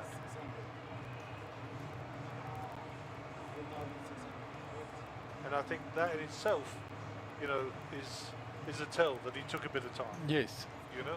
When somebody takes their time like that, they're generally not bluffing. They're looking to see how much do I need to bet here. Okay, so Leonard Barend Wilken is on the feed for YouTube. I've just switched across the YouTube feed. Oren Smith is on there, Kirsten Naidu, and oh, Hilly's on there. That's not There's that's Hilly right. out there as well. Yeah, big Hilly. And whoever Rushenko is, Power Shots Z. I'm assuming that's one of Zoran's fan club. Yeah, and old Leonard's giving us a shout out there. And Shaman, he's giving a shout out to his wife on their anniversary. Oh, well, So you must read that out. Read that out. Read that We'll out. mention that. He said, Uncle Mark, what's up, buddy? Good luck with the commentary. And then he says, shout out to my lovely wife on our anniversary yesterday and for letting me play the main event next week. Love you. So, there you go. Congrats on your anniversary, Leonard. And we will see you around soon. And well done, wifey, for letting him out to play. The main event, 100%. Must be his anniversary. Something like that. Okay, we're flipping back to the Facebook feed here. Great to hear you guys back on. Shane Mamet down there in sunny Australia. Oh, all the way from down there. Down there in Oz, mate. Going out internationally, as we say. Yeah, bull. So, Alan Young under the gun here.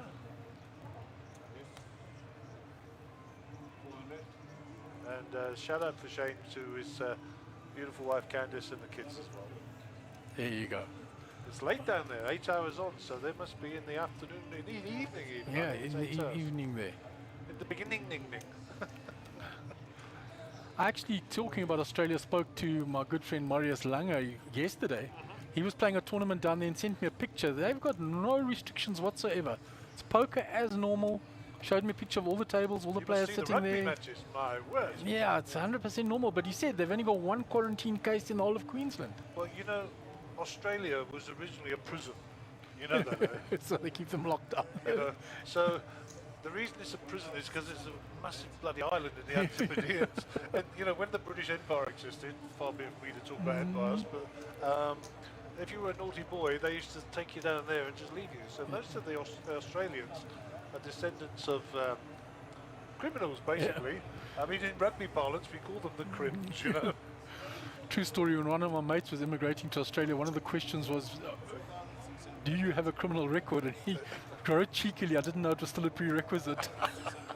If you weren't that bad, they used to drop you off an essay on the way as well, by the way. Work for the East India Company. Oh, dear. All joking aside. Anyhow, shout out to Shane, Candice and the kids down there. Thanks All right, for- and thanks meanwhile for we tuning missed a hand while we were chatting. Tien's had the queen, he's bet and taken the pot down. So he'll rake in some welcome chips to start rebuilding his stack. He has 137 big, so nobody in any danger zones just Yeah, yet. no, but he picked up a few K there to pick up to stop the bleeding. Yeah, I must feel good. Maybe he's not going to kill anybody today. All right, so Zoran's our under the gun player, just at 12 o'clock on your picture at the moment. Tiens is striking up a bit of chatter with Lum. Nice to see Lum at the table. And the dynamic is kind of settling down with the table now. We know who the players are, what their Yeah. strengths and weaknesses are, what spots they're picking, bet sizing. All that information as a poker player should be soaking up. And Lama's settled in. He's taken a few hands just to get the feel of the table. So I think he'll start getting active pretty shortly. Yeah, it's not like Lum to sit around and wait. Eh? No, he'll become active. He's normally a very active player. Okay, so this is just a limp pot, blind on blind. Everybody else folding with their junk. 2 pictures. And we go to the Nope. flop. Tilan the picks 7. up the best of the flop again. No surprise, he's been doing that all morning. So bet fold. No, check, check. Check, check. I suppose the ace there doesn't help matters. Right. Okay, so no real help for either player, so he's going to bet here, and this will be a fold Yeah, from bet Alan. fold. Alan's got nothing. He's got no back doors. He's got zero. What he's got is a bluff. That's all Yeah. he's got. And it's not a bluff. It's a bluff. It's not a bluff catcher. It's a bluff. Yeah, total bluff. So 800 bucks to the good for Tillin, who remains at the top of the ladder there with 102,000. So he's given a few chips back that he's accumulated. We're now moving on to hand 29, 200, 400 with a 400 ante. So the antes are now coming in, obviously, but they're not going to bite just yet. So I mean, it's quite a small ball still. Each player starting with 75,000 starting stack. Yeah, Tiens will be under the gun here now, and he's picked up that one pot now, so he'll feel a little bit more settled. Think, okay, I've stopped the bleeding and start turning this around. Indeed. So dead money, 2,000, 4,000, 4,000. Sorry, 200, 400, 400, 1,000 in the pot to start. So that's what you're playing for. Of course, the small and big blinds are the force bets, for those who are not familiar with our wonderful game. And on the button will be Tillin Governor, so under the gun, sorry, on the button Tillin, under the gun with Tinas. He's going to call the 400 with Jack 9 suited. I like that hand, Jack 9 suited. Yeah, it's a nice hand. It can flop big, Gary. Oh, we're going to have some fireworks here. Lump comes along with the King Queen. He raised Ronald Lum is, because Lum's not limping in. Ronald just calls with the queens there. Flat call again. I think you're going to get yourself in trouble there, Ronald. Let's see. Yeah, he's priced everybody. We've got a family pot. And you don't want to be playing your queens against the whole table. As they say on Lost in Space, danger, danger. Warning, warning, Will Robinson. Yeah. And that's how you get your King Queens cracked. And Lum was the original raiser, Yep. and he's found top pair. Zoran's leading out with his 10-7 with his second pair with a 10. I don't like that Jack 9 so much now, by the way. Just No. prefer It's the gut King shot Queen. only. So raise for Yeah, you see, sure here. Lum raises. Lum's not going to be flat calling. Ronald's disappointed he didn't raise pre-flop. He should have 3-bet. Should have thinned the field. Fold, fold, folds. 4,000 of calls. Zoran's sticky, so we might see him call this off. Yeah, but you see, Lum doesn't play around. He knows the right size bet. He's re-raised properly, so now Zoran's got to get rid of it. Yeah, exactly. See, Well played, Lum. and he picks up a nice pot there. Indeed he does. And his stack goes from 75,000 to 81. So he's climbed up another spot on the leaderboard there. And I'll just say for the people at home, the leaderboard we'll be showing you is just the feature table. Yeah, it's just the feature table. And I'm sure there'll be more and more players trickling into the outer tables as well. I'm sure at some point we'll get Jake to have a look at the screen and see if we're still on 19 players or if we've picked up a few more players along the way. So I will ask Jake myself. And Jake has given me the acknowledgement, which is the nodding of the head. Too early for him to communicate via the normal method. And we will get a timing screen momentarily. So Lum is limping in under the gun with the 10-9 off. Tilan with the ace-4 will call. Well, Lum Cut knows off. that limping here is a good tactic because there's not been Yeah. a lot of aggression shown at the table. Alan on the button with the pocket sixes is it's just Raising. min-raised though. Yeah, so Half the players have limped in, they're not folding. Lum will never fold. so my campaign for the banning of min raises continues. Correct. I mean, a min-raise is just building the pot because nobody's folding. No. Once they've limped in, they're not folding to a min-raise. Okay, so king to 8, 2 diamonds. So the king obviously with Tinas has got the best. Tians of has the got the curve. best of that, but he's got a weak kicker. No, Alan says, I was the raise. I'm going to continue the story when it's checked to me. He'll get rid of everyone except for Tians. Now, Tians has made the call. I said Lum's out the Lum's way. cards were in the Tilan's pot. going to call with the Pretty ace-4, with the ace-high. He's got backdoor diamond draw. Yeah, that's not going to help Yeah, anybody. that doesn't help him. Gone check, check. Jung is continuing his story. So what's the sizing though? Because he's going to get snapped here with the king. King's called. Of course, the ace-high gets out the way now. Yeah. No more backdoor. So there's only one out remaining. One of the 6 has already been folded. Boom. Oh. If- You know, if I was TNC, I would have actually checked. You know, He's how going to do- bet because now, when he bets, now Alan has to fold. How, But- do you, how, but- do you, how do you like your boats? Yeah, but I would have checked. By checking, he would have given Alan that opportunity to fire again. Yeah. 'Cause Alan can't call. He shows the sixes. Tinas to show the king now. He thinks about it but doesn't. Picks up 8 grand there, so well done. Nice pot for him. Yeah. In these early sessions. Would you have checked as well, Gary? Yeah, for sure. You never get paid on the river then. No, and you're only going to get paid by somebody that's going to bluff at you. Yeah, no. So we're up to 31 entries now. We're on round 3, as you know. 200, 400.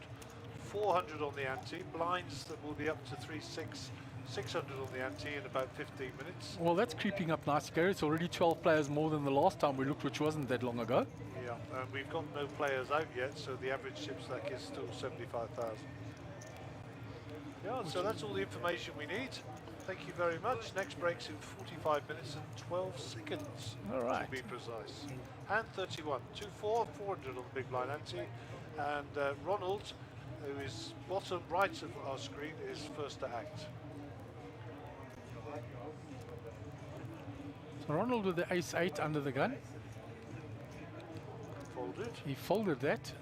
Thielen comes in jack. with the jack-4. You know what a jack's for, don't you? Change that tire. Indeed.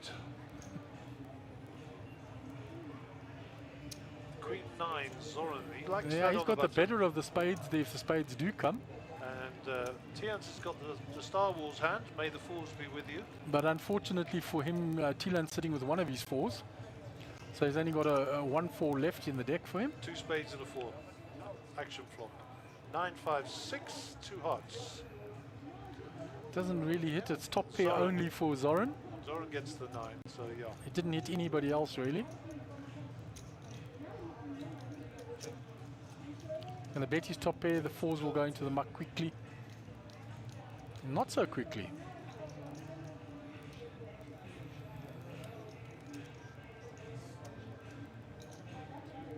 They will go. Lum will fold. We're Yeah, gonna I fold don't. it quickly round. I think if you were to ask me who is the player you put money on, never ever to get time called on, would be Lum. Yes, he was quick. He was ready. He doesn't waste any time with the table. He likes to play hands, Lum.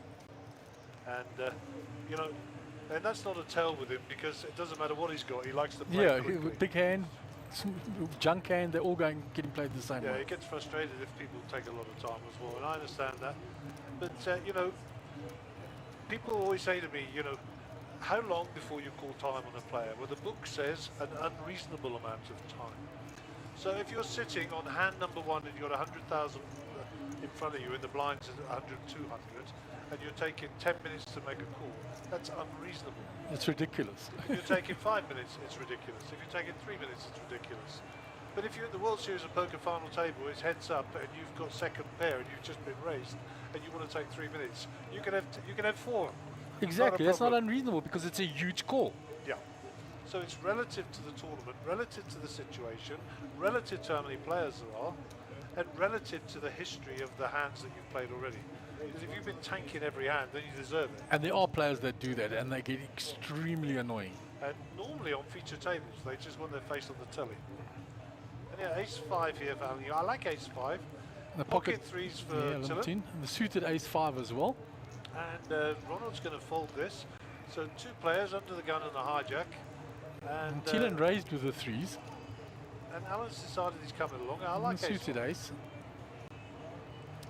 And there you go. The 3s are still out in front. The 3s are in front. Alan got none of that. It's going to check, it's going to go bet and probably fold.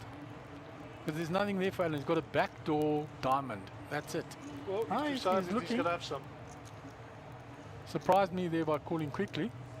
Surprise Tiller as well by the look of Yeah, it. you see the eyes getting raised there. Well, that brings it. There is already a straight on board. There's still the flush draws gone. 17 outs here for Alan, by the way. Check, check. The 3 is That's not one of them. surprisingly still ahead, but now if Thielen checks, gone check, check, and the 3s are going to win. I love this game. Look at Thielen, he's even surprised. He'd given up on the hand. He didn't think he was winning that. 5,000 he never thought he was going to get. No. But it was a very, you know, unless a diamond came on the river, it was a hard board for Alan to have a bet at. For sure. Because there was already 4 cards straight out there. Yeah, and Alan has found himself now at the bottom of the pile. Albeit he's not in any danger, but he's now with the least amount of blinds at the feature table. So Tienz has got himself off the bottom and into second to last place. So good for him. Just having a look around the internet here. And lots of people online watching, so welcome to all of you guys. I mean, just because we have one person, it can be about 20 people watching in one screen. So yeah, it's a fair few people out there already on the various feeds. I'm not allowed to have a look at the Twitch feed, I'll do that momentarily. We're on hand number 33 here, Mark. Yeah, that's right. And then now David Willifee was saying Gary Pokertone Allen. Lovely to hear you gents again. I wasn't going to say anything. Cause yeah, no, I know you wouldn't, so that's why I had to sneak it in. Oh dear. Your Pokertone. He usually calls me Pokertone Honeycomb or yeah, something. That's something like that. Something like that, normally. The honey tones of Gary Pokertone Allen. That's it, yeah. Thanks, Davey. Always nice to have you online, buddy. Right, so we're going 4-way to the flop here. Flop of 5 queen 5. That's missed everybody. Ace high is ahead here of Tienz. Your turn 8 doesn't really change anything. Ace high is still good. And now he finds the ace, so he's got a lock on the hand, providing he doesn't fold. He's going to go check, check. He's going to bet and fold, fold. Okay, so I just checked the other feed there. Twitch is active as well, so if you want to tune in to us on Twitch, YouTube, or of course Facebook, Monster Jam Poker, and you'll find us there. Feel free to leave us a comment. We do monitor the Facebook permanently, and we look at the other two infrequently. So feel free to leave us a comment. Any criticism is always taken on the chin, and any compliments we'll sit a bit higher in our chairs. Thank you once again, and Gary Pokertone Allen. I can't lose that. I can't lose that name. Oh, David. That's going to stick with you forever, guys. He's such a ledge. Pokertone. I might have to get a new Twitter handle. Yeah, and you earned that nickname before I used to even join you on the stream, because this is the 3rd series that I'm actually sitting in with you with. My word, time flies. God knows how many I've done. All 3 at Carnival. Yeah. Carnival a year ago, then the reboot, and then this one. Thereby goes a question, and of course people have been asking me this. I meet people at poker tournaments and various other functions. What's happening in Monster Jam? When are we on the move again? When's it going back down to KZN? When's it going to be in the Eastern Cape, etc., etc.? So for everybody out there, the normal stops are Rustenburg, of course, the beautiful Sun City. We do we then go to Port Elizabeth, we then go to the Wild Coast of Port Edward, down to Sabaya and back up to Times Square. When's that happening? I don't know. And why do we not know? Because the world is in a mess. And this pandemic is not helping. Interprovincial travel is currently allowed. If you plan for stuff, you have to cancel it. This event was planned for a month ago. Of course, the curfew wasn't lifted. It's now lifted to a level where we can fit the games in, so therefore we're able to play. I do know that the Monster Jam team are meeting regularly with Sun International, and that when there is news, we will bring it to you either here or on the regular social media outlets. So that's the story. Yeah. Okay, back to the game. Sorry, Mark, I'll cut you No there. problem. Did you want to I want to add continue, that? but let's just finish the hand. Thielen's bet out 3.5k here. It's gone fold, fold. He takes down another pot, hitting top pair. Yeah, I was going to say, I'm sure that we'll get our esteemed CEO of Monster Jam, Mark Joseph, in at some point over the 11 days. And then we can pose some questions to him. He may or may not have answers for us yet. Tell you what we'll do, we'll put him in that chair, we'll switch that camera on, we'll zoom in on his face, and you can ask him all the questions you want. There you go. Yeah, so at some point we will get some feedback from Mark. For sure. Okay, so back to the game here. Zoran looks a little subdued there. Maybe he's counting his chips, or he's got. He hasn't, you know, he took a few knocks earlier on, but then he took that big pot with a 10-9. That was a decent pot when he cracked the aces. So he was sitting over 80k, which is now above starting stack, so he's got nothing to be uncomfortable about. I like Zoran, he's a nice lad. Yeah, very, very nice person. Very quiet spoken, gentleman-like, loves his poker, eager to learn. Yeah, and his origins are from the former Croatia or Serbian part of the world. I did have a conversation. So, Ronald, you got queens again here. You know what to do. There you go, sir. It's not so hard. Who's going to come along with you? Tillen's got pocket fives there. He's got the speed limit. Hey presto, as they call it in America. Yeah. I have no idea why. Speed limit, I understand, because the speed limit's 55 on the route, on the outer routes. But hey presto, I have no idea what that means. It's obviously an Americanism. Feel free to write in and tell me. So, yeah, let us know what hey presto is. Hilly has just jumped ship from YouTube to Facebook. How's it, Hilly? Yeah, morning, gents. Been a while, and Hilly we will see along the series. I saw him yesterday. What's he talking about? Ah, you've seen him. I haven't. I haven't seen him for a while, and I did see that he took Mark Joseph out in the PLO event. There was a bounty on Mark. So just quickly back to the screen here. We flopped a set of queens, and we've got queen. Alan's got queen jack and also got the flush draw here, but only on 2%. And of course, Tillen's getting rid of his fives. And we have got a gut shot here for Zoran as well. Yeah. It's quite an interesting hand. That's not Tillen betting, by the way. He's giving change to Alan. Yeah. So Alan has. Alan led out. Zoran called. Then of course. No, Ronald re-raised. He re-raised. Yeah. Alan's checking this time because he got re-raised the last time he bet out. So the set of queens is showing a check mark here, but if our board is right, the club can still win here. So I don't think that's entirely true because the board. Yeah, there's only one club on the board. Yeah, I think we've got to. Let's just go to the flop cam. Yeah, it's an eight. It's the 8 of spades, not the. Oh, it's been changed. It's done. It's been picked up. There we go. It was a club. So he doesn't have the flush draw. He's actually drawing dead, yeah. Yeah, he's drawing dead. He doesn't know that, so he's peeled off. He's still hit the queen. 12,000 was the bet and the call. Yeah, there's a full house for Ronald. He's gonna. Alan will check. There's going to be a. He shoved it in. Ronald shoved it in. Alan has to fold it. Yeah. He's got to know he's not good. It's a big pot, eh? It's a big all-in though. You know, I don't know. I would have fancied a value bet there. I think a value bet he would have got called. He called the 12 in the previous street, so he's thinking that Alan is strong here.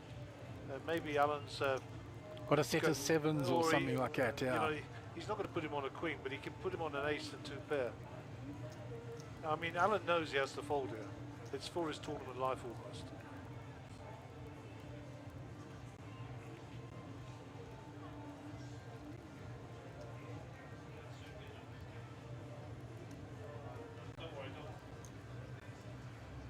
That's a big decision here for Alan. I mean, when he bet the flop for 1k, he got re-raised immediately to 4k. Wow, and he's called. He can't put him on a set of queens. Open your cards, Ronald. He's called you.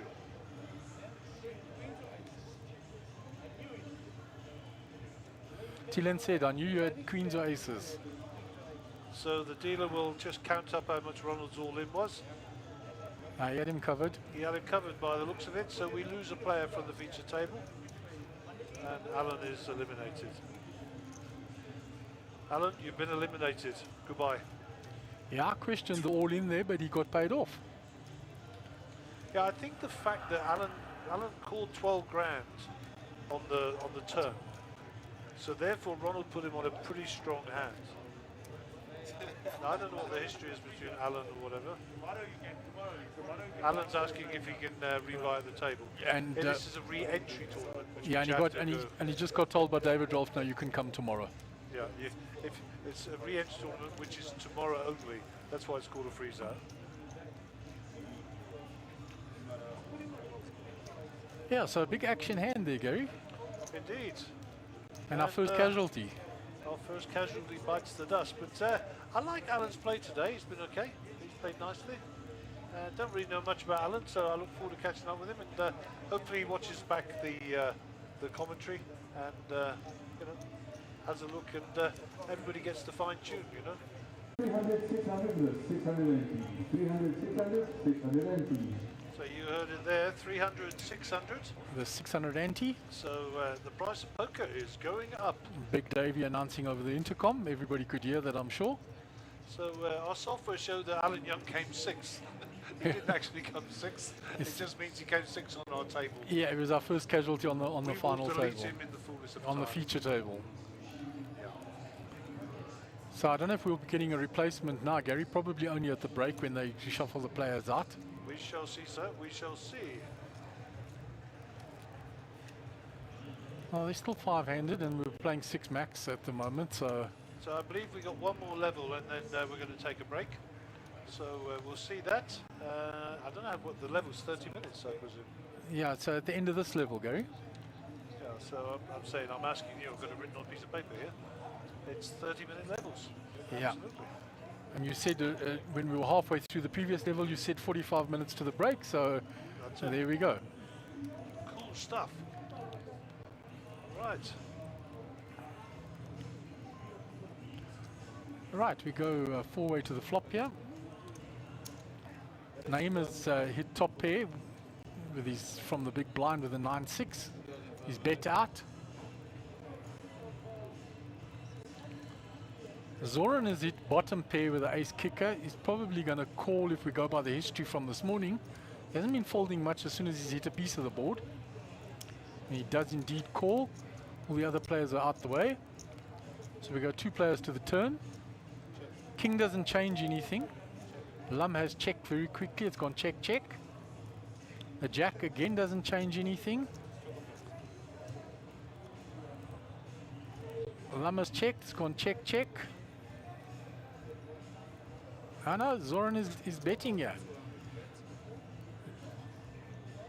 Lama's got the best hand here, but he's checked twice now to Zoran, and Zoran's had a big bet and he gets him to fold. So that's good, strong play by Zoran there. He got Lum to fold the best hand.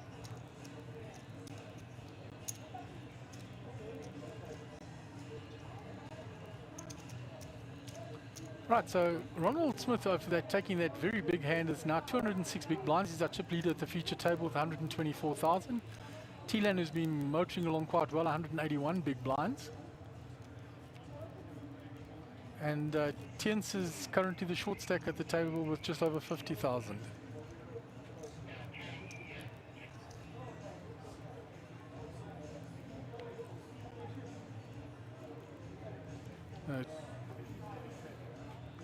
Tilan is an under the gun player. Hand goes into the muck. Zoran is limped in with the 8-5 suited, the Ewok hand. For our Mr. KK fans. We must tell them the history of that sometime. Yeah, you'll have to. And he's flopped big with it. He's flopped big with it, but Ronald hasn't hit anything, so No, Zoran won't get paid off here. He'll struggle to get paid. He won't get paid anything. Ronald's a tight player. He folds very quickly. He's out of the way with it. And we are indeed getting a player, by the looks of things, coming in there, Gary.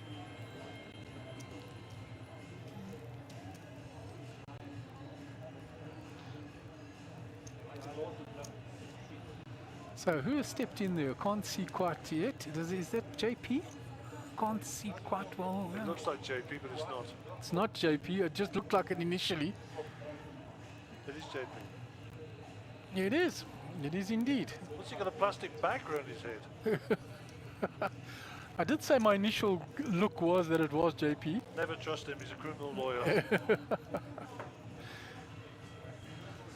So I've just outed JP Oaks, sitting in seat 4, who is a lawyer by trade, so professional liar, so he's pretty good at this game. Listen, I'm only using the words that he uses. Yeah, I'm not actually, he's a very, very good friend of mine. and a lovely gentleman, and he'll make fun of his own profession. And certainly a well-respected lawyer in those legal circles. So he obviously did a morning in the office and has stepped in later. Yeah, I think he won a seat earlier in the satellites.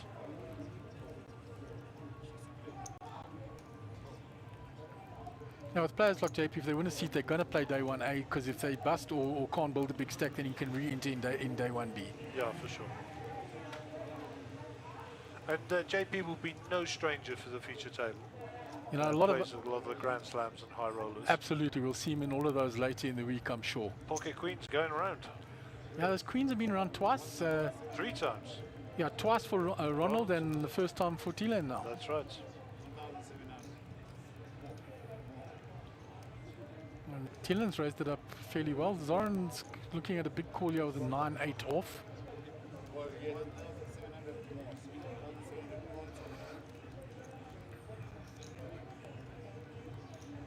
Now Zoran wants to see a flop with his 9-8 off.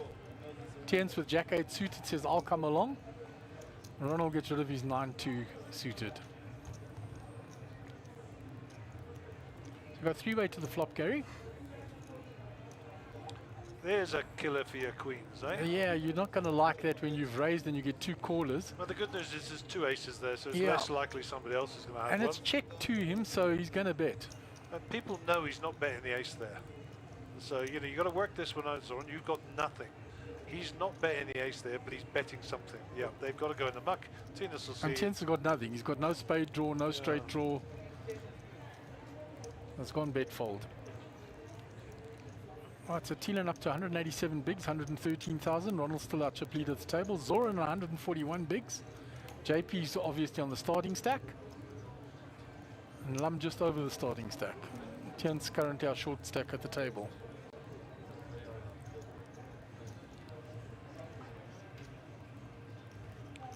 Okay, I've just been catching up on all the feeds, etc. So lots of people watching now.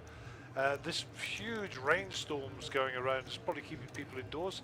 So the fact they're not outside is our win. So we get to more people watching the stream and enjoying this wonderful poker from the beautiful shores of South Africa.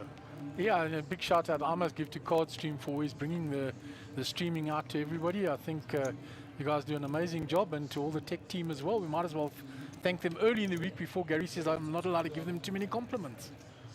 No, they must earn them. There, Love picks up the ace queen here, raises up to 2k. It's not folded by Tilen yet. He's got the ace 10. As my friend Dave Canning would say, give him a shout out. Worst hand in poker, ace 10, never wins. Zoran with the 9-7 here, looking to get a bit tricky. He's asking how much. And Tinas has already counted out chips here beside him with his 7 full suited, so that's a call. Yeah, so Lama's raised and he's got 3 callers. Let's see how the flop treats them. Looking for spades, looking for aces, looking for queens.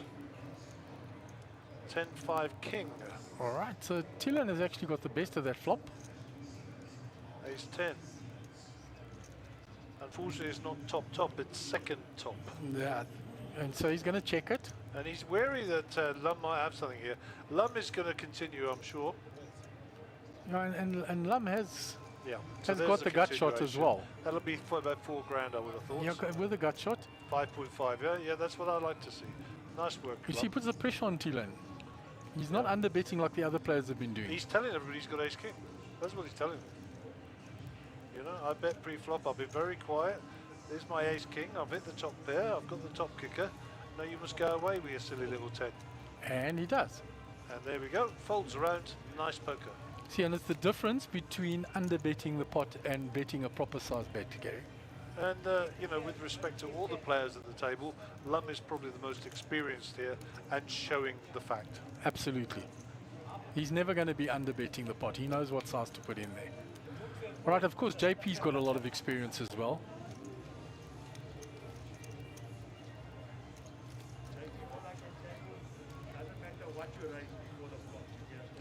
Okay, hand 41, how the time flies.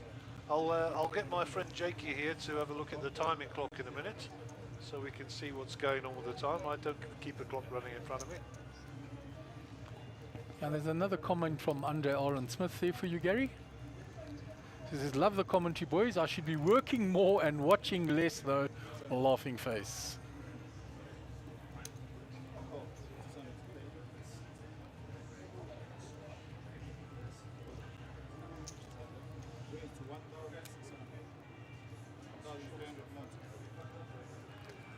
All right, so we're looking at a limp pot so far. Lum has gone in with a 6-3 of clubs. JP's folding the ace-2 off. Gone JP's around like to a jack in the Zoran. box today. Yeah. He's obviously busy on the He's still photo. busy settling himself down, Gary. He hasn't got involved with Yeah. anything yet. Still settling in. The king for Tillon. King for Tillon, but Zoran has picked up the flush draw. And he's, like I said, he's been pretty sticky today, Lawrence. Zoran. And he leads out into everything, if you've noticed. And he's not afraid. I mean, he's not afraid, that's for sure. No, he doesn't check it, you know. A lot of players would check because they're out of position there. He'll bet the flush draw and see if, can I take it down right now? So Zoran's got 8 outs, not 9 as he will think in his head, Yeah. because the jack's already gone. Our software tells you actual, so Yeah. our percentages are But he- absolutely precise. He led out Tila and immediately re-raised him, and Zoran snapped him off. Make them pay for their draws. Yeah, but Zoran keeps leading. So Zoran's making the story make sense here. You see now, Tilan can't re-raise him again. He's just going to flat now. Yeah, he has to. So here's the bingo card. What price a heart? No. Queen, no. You can still go. Still Governor can worry that Zoran's got a queen here. You see, The look at story has to make sense, Zoran. Look- you look- have to bet here, and you have to put in 12,000 shillings. You see immediately how Tilan was scrutinizing Zoran. Can I get a tell ya? 12,000, 12,000. 8-6 into that. Ooh, that's borderline. I think Tillen's going to rock him back and forward a bit here. Yeah, I don't know if he can fold the king here because he's getting the right pot odds to call there. It's He's 4-1. More. yeah, about 4.5 to 1. Yeah. The heavy breathing for Zoran there. His chest is heaving up and down. He's trying not to give it away, but the harder you try, the harder it gets. What price Tillen come back over the top? Unlikely. He's Unlikely. thinking about He's gonna call or fold, but I don't know if he can fold here. this. His price is too good. He can't fold.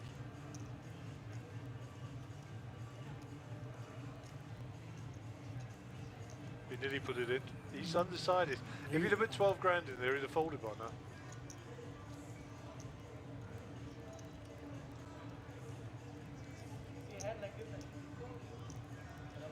Tillen's trying to get some. There we go. He's cool. And Zoran's shame, busted flush draw. And that's what happens when you bet too small. You give him a price. You're right, Gary. 12, and I think he was folding because he already was borderline to calling there. Yeah, he was on the fence. He put 12 in there, he's snap folding. He's repping a queen. His story's made sense. He's bet every street. Okay, round 4, 36 entries. 2 players are out. We know Alan Young is one of those. Average stack is now 79,411. And we have got 16 minutes and 52 seconds to the break. Take a little comfort break, take a walk, stretch the legs, have a drink of water. Shake hands with a few old friends. And, Or elbow bump. He's got a new day. a little elbow bump. The tapping of toes. Can't quite get my head around that. I understand the necessity, but I just have a problem getting my head around it. Okay, so let's get back to the table. This will be hand number 42, I believe. 300, 600, 600 on the big blind ante. Bottom right picture, Lum will be your under the gun player. Jack 6 off will go into the muck quickly. Round to Ronald. 6-2 off. 6-2. I don't think he's going to play those. And Tillen with his newfound wealth, Jack 7 suited looks very attractive. So he's in. He's up to 131,000 after that big pot against Zoran. And Mr. Oates will enter the fray. 4-3. Love your on, work, the, JP. on the button, is raising it, Position.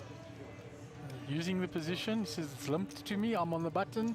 And let me just tell the people out there who don't know JP Oates, this is a quality poker player. Yeah, he's a very good poker player, JP. A quality poker player.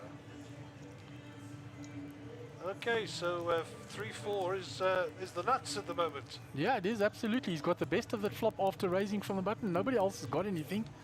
So it's check to him. He will continue the story, of course. And you know JP will make the right bet sizing. Yeah, for sure. Was it 4 something? Yeah, 4 There on you the go. button. 4 on the nose, Gary. Hey, you should be commentating or coaching this game. I'll wait you do.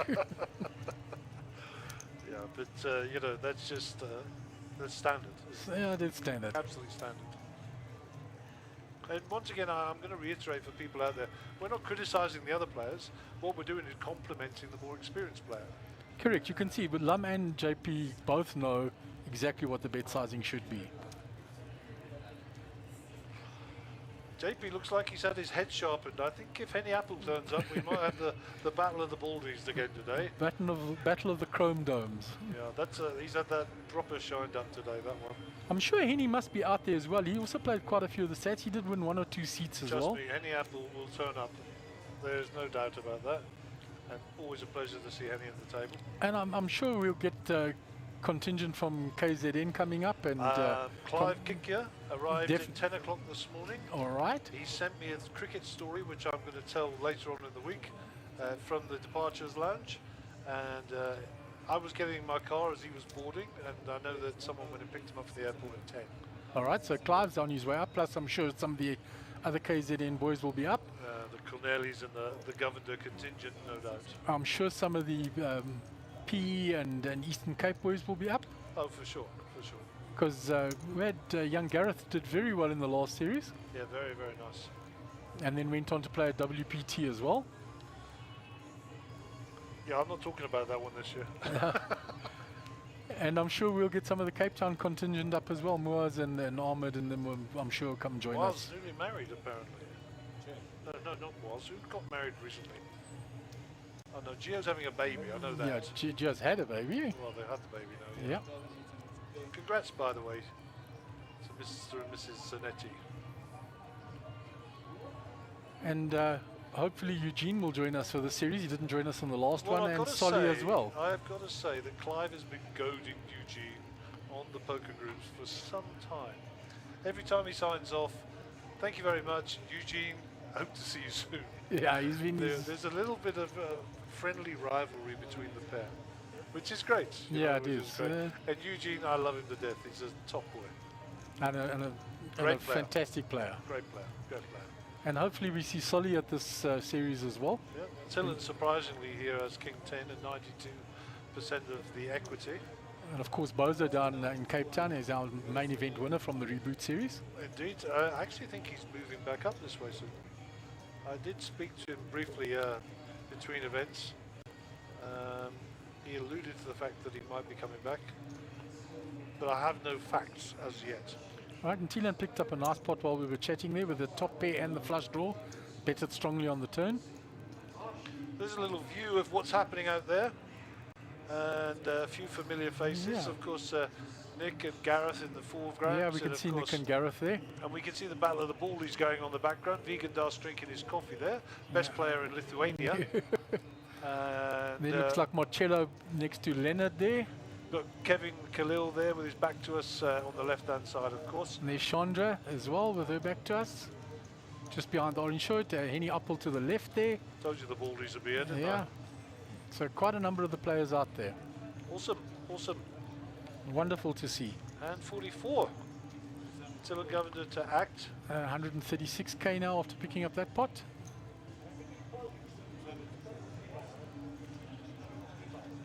JP will probably get out of the way here. Yep. Zoran folds. That's an unusual occurrence. Zoran folding. Yeah, he hasn't folded. Him and Tillon have played just about every hand. I think he's picked up a few chips now, and he's decided to change gear and maybe put up a wall and start picking a bit better spots. Now that we're up to the 600 level. Yeah, I think Zoran took quite a big knock in that one hand against Tillon when he had a bluff at the river. Yeah. So I think he's been knocked back a bit. And our esteemed CEO is just popping his head in here. Mark So Joseph Lum checking in on us. Lum has picked up a 5 here.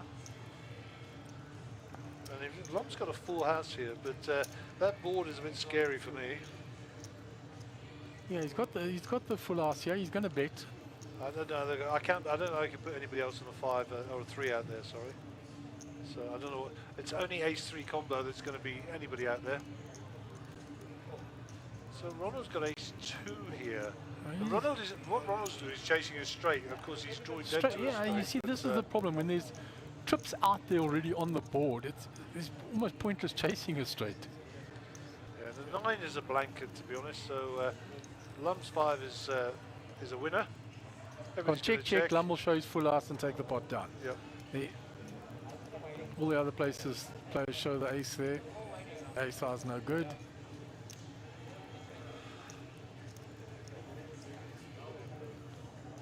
Jens is back at the bottom of the pile, and you're right, Zoran did take a hit there. Yeah, he took a knock. He was over 80,000. He took quite a big knock in that pot. It ended up being quite a big pot because he got re-raised on the flop, and then he had a big bet on the turn, and then he had a big bet on the river. Wasn't quite big enough. A big shout out there for JP wearing one of the card stream jackets. Yeah, good man. I can't remember how he won that. Yeah. Or maybe we gave it to him, I can't recall. Promotional item. Yeah.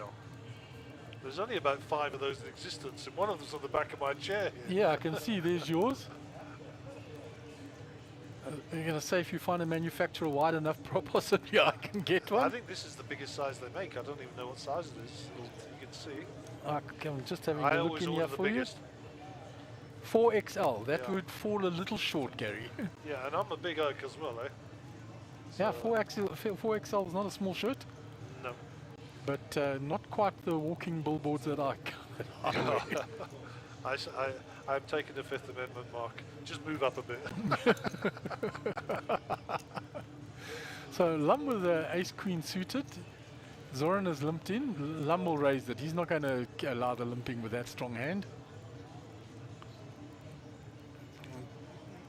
Thielen gets out the way. Will Zoran gets sticky? I've put soldiers in the field. Yeah, he's gonna keep calling.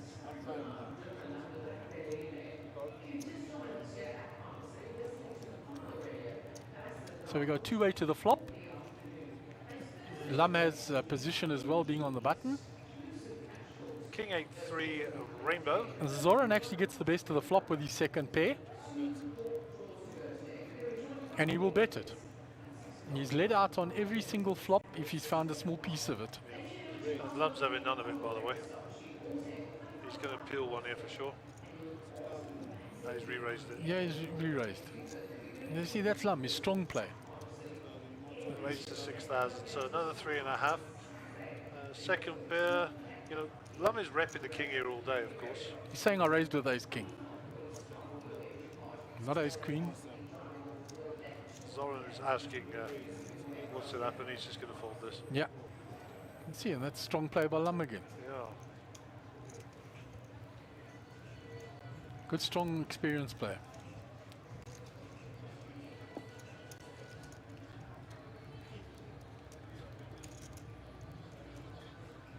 There's one to you, Gary. Bozo, good to hear you gents again. Bozo, we're looking forward to seeing you hopefully. David, love you. Yeah, love Davey. Always a good lad. Oh my Davey. word, who's that on the TV? There they are. There the tech boys They're are. terrible 3. So big hello from Bradley. So give us a wave, Brad. Big hello from Jake. Jakey, wave to us. And our newest member of the team, better Derek. known as Derek, but better known as HP Sauce. Welcome to the team also. Welcome to the team, boys. All right, get them off the TV now, Jake. Thanks. Well done, guys. Nice to see you. And Seely Moyosi, good to hear your voice, Mr. Gary Allen. You know who that is, don't you? Yeah. One of our dealers. No. Not. He's the floor manager at Empress. Ah, okay, I couldn't see from there. And yeah, good to hear your voice, Skilly. And of course, yes, we told Bozo we love him. That's enough for him today. Right, let's get back to the commentary. And we've got a 5-way pot going on here. JP in there with the ace queen. So 10-10-7 is the flop. And I think ace queen might still be ahead there. Pocket fives, I think, Yeah, pocket of fives. Ronald's are ahead, but not a flop he's going to be liking. Yeah, but actually, statistically, ace queen is still ahead according to the computer. And there it is. And that's why. And also, if the board just paired Yeah. again, he counterfeits the fives. Yeah, indeed. So that's a check back. I don't think there's any danger there. Tillen's going to check this, I'm sure.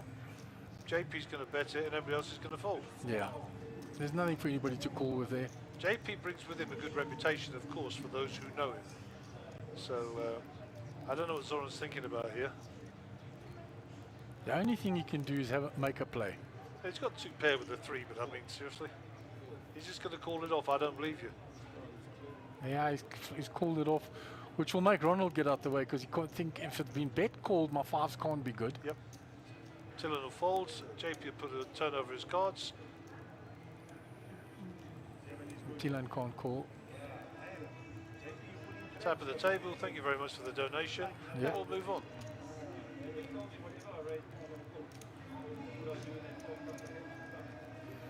Yeah, he was never winning with a flat call there.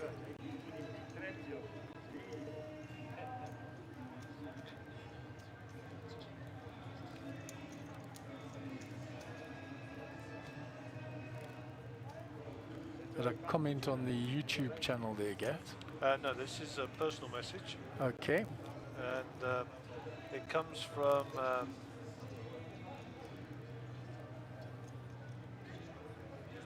Andre. And Andre is saying, as a boss, nice to hear your voice again. Check your photo here. The live icons cover the top players' names, chips, cards, etc. Maybe we can move it to the right. Yeah, we move to the right, it covers the other side as well. So I hear what you're saying. Unfortunately, not much we can do about the software. But we will have a look at it. I mean, we're not going to do it during the live event because we don't want to be going into the software code and stuff like that. But your point is well taken, and we will have a look at it. Yeah, you have my promise.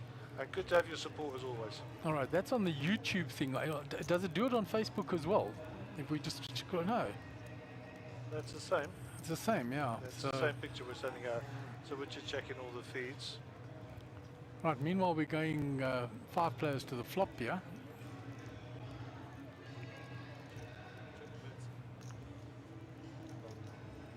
Zoran's queen is hit top pair here.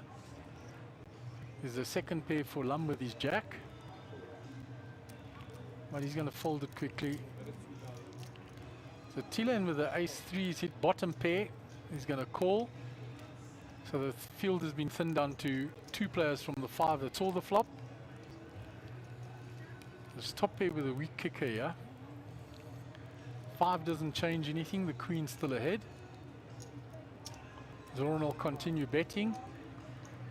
And Tillon's got a look now, that's 3,500. No, get rid of my bottom pair.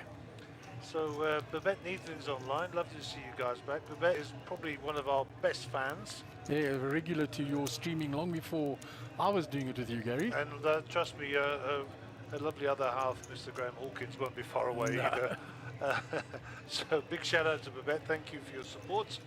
Hopefully we're going to see you here this week, if not in the near future. And also pass on my best to Graham.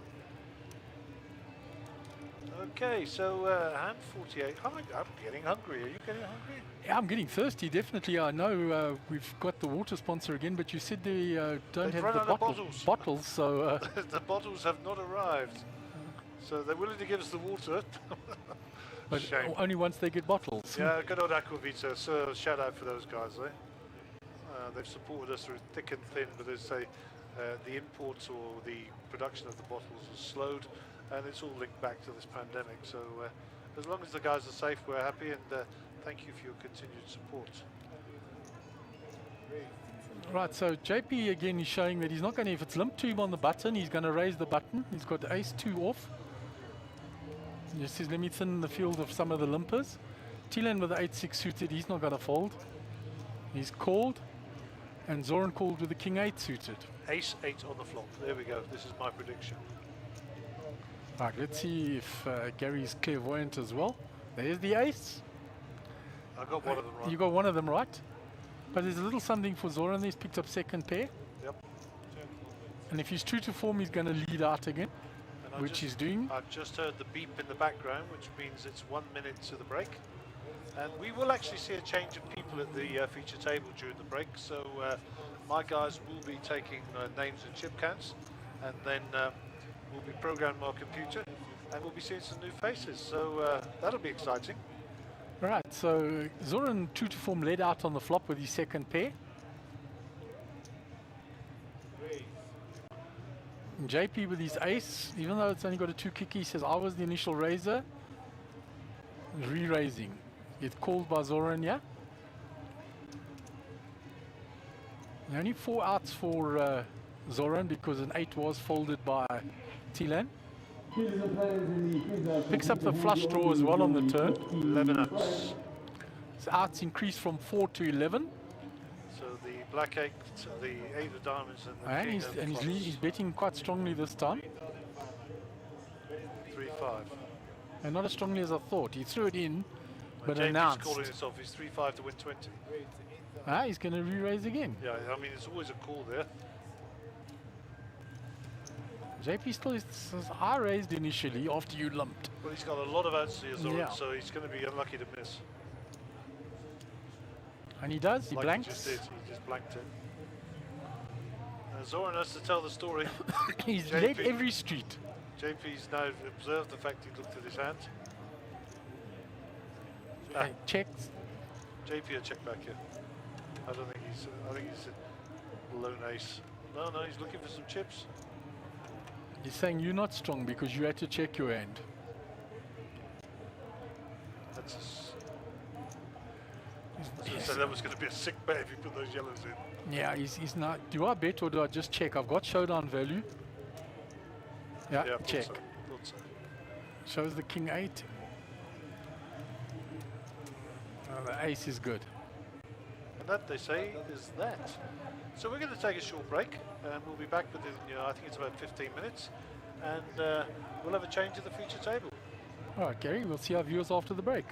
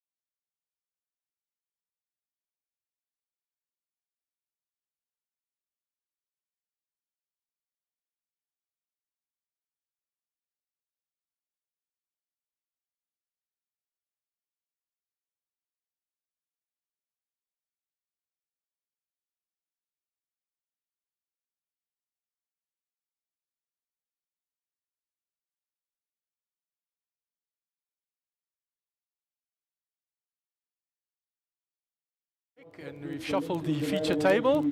Got the new players sitting down. We're still going to get the list, but just looking around, there's some well-known players. We've got Vigandas sitting in seat 1. In seat 4, we've got Leonard. We've got Moon Khan sitting in there on the right. And we'll get a list of all the players once it's given to us. You can see old Mr. Zeman sitting down in the bottom left-hand corner, where replacing where Mr. Lum was. Warren Zeman. Chandra Deeb, who we spoke about earlier this morning, joining us there in seat 3.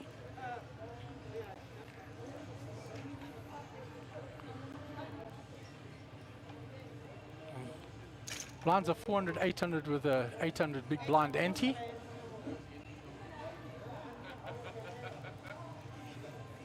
Vigandas is under the gun. Jack 2 into the muck. Chandra's hand goes into the muck. Leonard's hand goes into the muck. Oh, that's Pedro Tom. I haven't seen Pedro for a while either. Moon Khan calls the 10-6 suited. Round to Alvin Brooks from the Brooks brothers who we were speaking about this morning. Alvin has slimmed down a bit during the last month or two. I didn't recognise him. Yeah, just he's now. trimmed so much I hardly recognised him when he sat down. I just told him he's table captain, he must look after everybody else. There were people turning up with bags of food and coffees and stuff, so I had to have a quick chat, hence the reason for my tardiness onto the stream. And Apologies. then Warren Zeman, who we saw in the last event at the Reboot Series, was on the final table and made the ICM deal. Another one of these guys with lots of tattoos who's a really lovely man. Yes. A bit like myself. He looks very aggressive in that, and such a lovely soft-spoken man. But top boy, top boy. Chandra is eating. I told her not to, so she's going to be in trouble.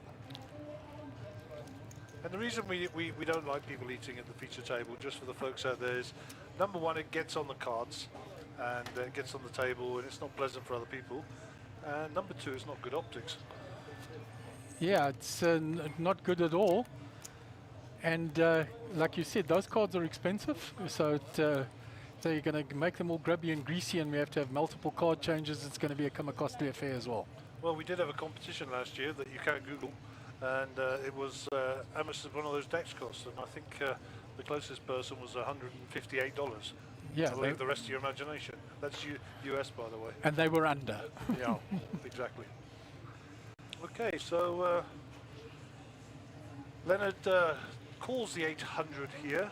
Pedro is 800 to call. I think that might be a raise.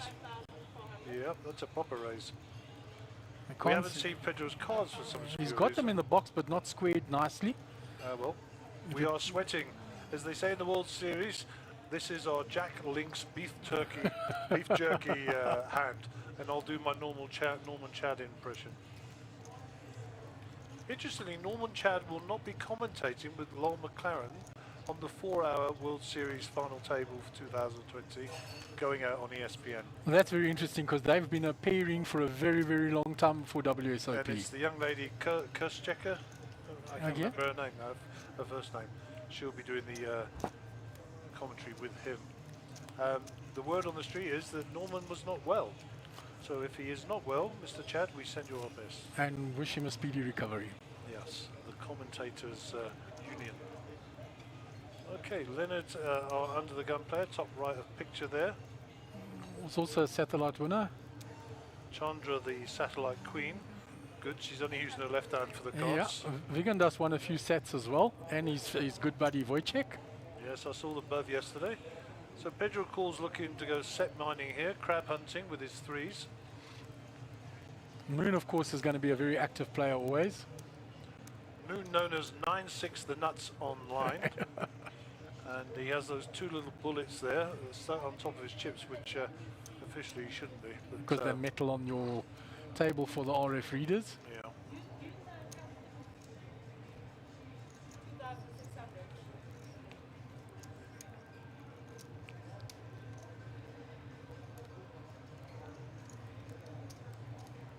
And Gary just looking through our various tabs here and refreshing the pages.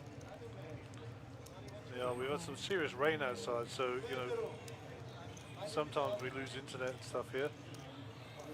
It appears that we're still sending out a signal.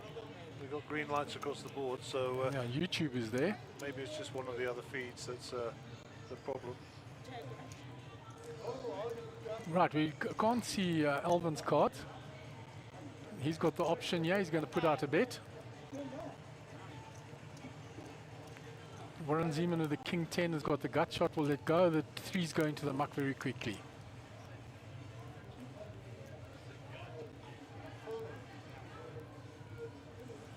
Alvin shows the ace. He did have an ace. Takes the pot down.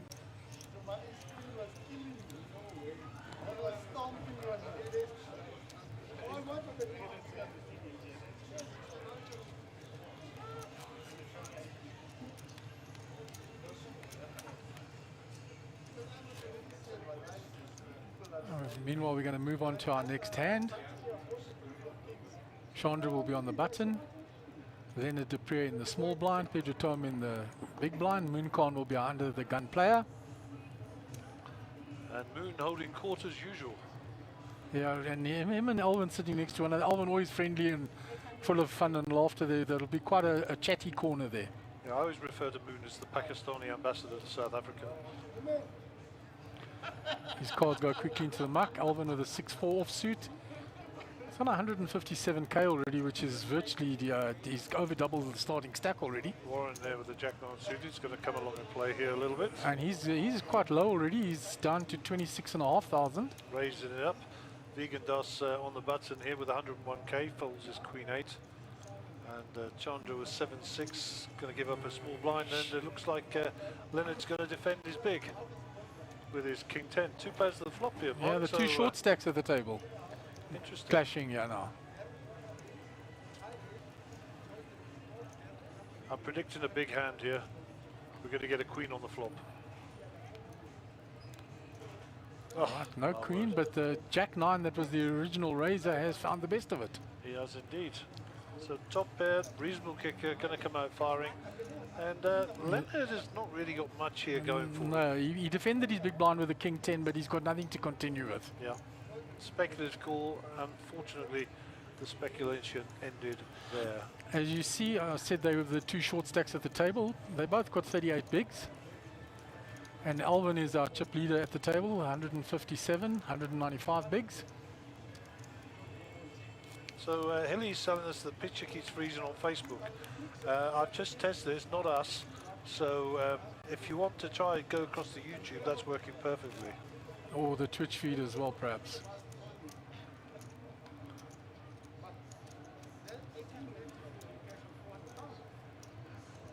Gary just typing a response, which is half hour delayed, so they'll get it half an hour from now, I guess. That's the story.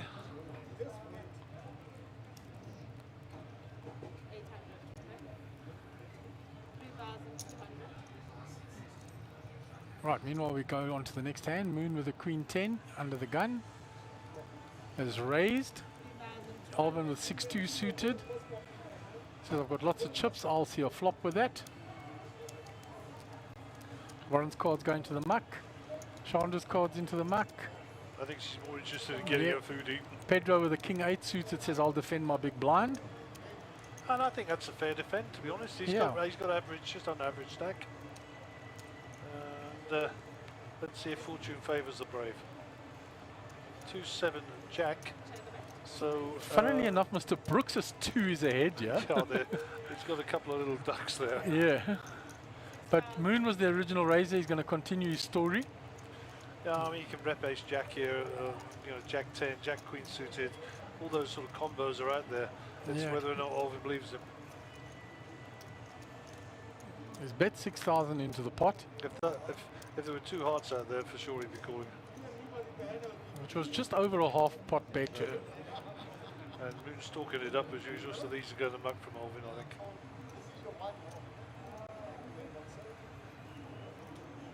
Yeah, so it's Shows folded the rounds. 2. And Moon will pick up 7,000 for his cheek. Does that look like Bozo there now? Talking maybe. to Moon? I think that is Bozo talking to Moon. I think so. He might even come and grace us with his presence for a few minutes, no doubt. Yeah, I spoke to Harold during the break and he said Boza was here, but he would only start playing from the Super Slam on Saturday. Wasn't going to play this first event. But if I know David, he might get bored and decide to jump in tomorrow. You know David as well as I do.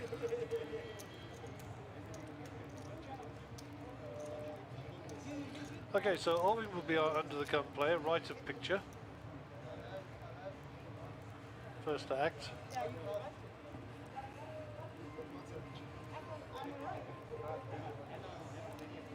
He's having a chat with Boza as well. It's Alvin to act. He'll put his cards in the box, hopefully. Catch up, Alvin. It's your turn, China. He thought he was big blind. He'd counted up big blind chips there. Yeah. 3-2 suited. Yeah, he'll have, will he Straight limp in, right. will he won't? He knows he's early Yeah. position, that's why he'll fold. I know, he's going to have a look. I like a raise, to be honest. Then he's done exactly that. He has raised Yeah, them. Warren Seaman's having none of that, by the way. He's coming over the top there. Small stack, I might even see a shove here. 7,000. Yeah, he had to come over the top. Vegan does get out of the way, Chandra gets out of the way, Leonard gets out of the way, Pedro gets out of the way, Moon is, Jack 6 is going in the muck, and Alvin will probably fold here. Now he's looking at the 3-bet. He's got to decide now, do I continue here? Well, you can see that Warren's got a small stack here, so he knows what's happening next. Yeah, that's exactly it. That's why he folds. So nice bet by Warren. And he did have the best hand, let's be honest. Absolutely. Nice. He started moving up. He started the feature table with 23,000. He's up to 35 now. So he's starting his recovery. Well, he's heading in the right direction. Yeah, Trending, as we I said, say. he's starting his recovery. Yeah, we're trending in the right direction, shall we say. What your trouble now, Vegan Doss is putting his glasses on. Okay, Warren Seaman, right top of your picture will be your under the gun player. Let's put them in the box for us. King Queen, I think Warren might come along here. I mean, not a premium hand, but certainly a hand to play. Yes, short-handed as well, Gary. I think it's a flat though. I don't think he's raising it. I think so he flats it off. And Boza has joined us in the commentary booth, just saying a quick hello. But I believe we will see you from Saturday on the tables.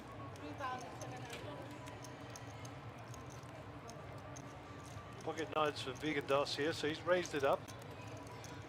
It's folded round to Pedro. Pedro's deciding Queen 10, the Varconi hand.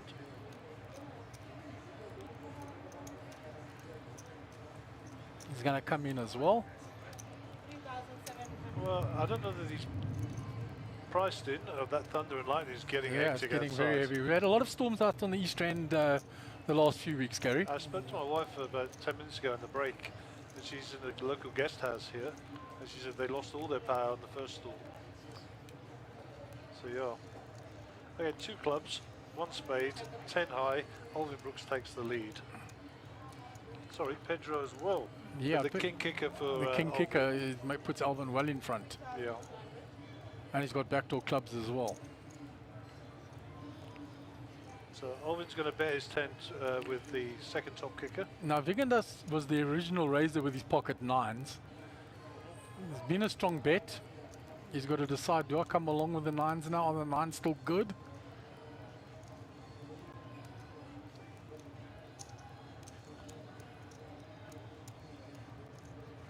Vigandas has called the 6.2 case. Pedro has hit top pair.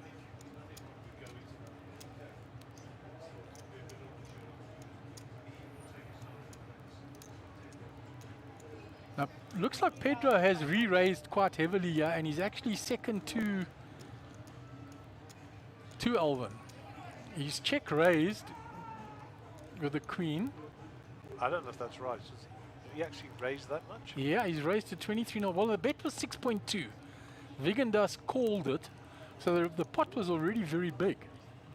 There was 28,000 in the pot, and he's raised by 23. So, Wow. What a smart move. very strong play there. He actually got Well, he Alvin does to believe he has top pair, top kicker there at the table. That's what he believed. Correct, whereas it was actually dominated by Alvin. Yeah, so what he's, Alvin's put him on a set there or something, or a very strong draw, and No, I not think- prepared to put 23 grand in to find out. No. Because talking pot odds, he's got 0 pot odds, absolutely nothing. You know, you've got to put 23 in on a whim, you know? Absolutely, I think Alvin definitely thought he had probably a set, the way the hand played out. So a good strong play by Pedro, and he picks up a decent sized pot. Yeah, I mean, it's pretty polarized, but I mean, even that's wrong because, you know, he's never bluffing that amount of money into No. that many players. So he has to have it. And in his defense, he probably thought he had the best hand. That's what I'm saying. I'm reading his mind here, but he did think he had the best hand. Okay, Vigandas with the king-queen. Licked his wins. Chandra decides to Chandra's enter first the hand to fray play. as she finished her chat. Alvin will get rid of that 8-4 offsuit in the small blind and then go around to Warren with 5-7 in the big. I don't know that he's defending for 3 grand here with a short stack. No, into the muck quickly. So we'll have the under the gun and under the gun +1 facing off here if Vigandas decides to call it off, which he does. And Chandra and Vigandas will see a flop. And that misses both of them. Misses both of completely. them, but she's got position on him. He's going to have to check this. Well, I think, you know, it's the OK corral here. He who blinks, you know. Yeah, with her position, he's checked, she bets, he folds. It's that simple, folks. Poker 101. Right, so Chandra's first hand that she's played at the feature table, she takes down a nice pot. That'll pay for a chicken. Yep. There we go. Alvin Brooks at the top of the ladder, 173,000. So he's essentially 100k up on the day. Yeah, and Pedro, with that strong move of his, picked up a decent sized pot and moved to second on the feature table. So well done to him. Moon treading water over there, as is Leonard. So they were on to hand 57. So 400, 800, 800 in the big blind ante. And this is our first level back after the break. So a few more players entering, I'm sure. We'll have a look at the numbers in the fullness of time. So Chandra under the gun here with ace-8 suited.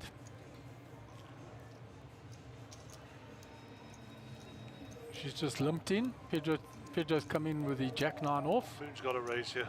Moon will definitely raise here. And it'll be a sizable raise because there's 2 limpers. 1.8.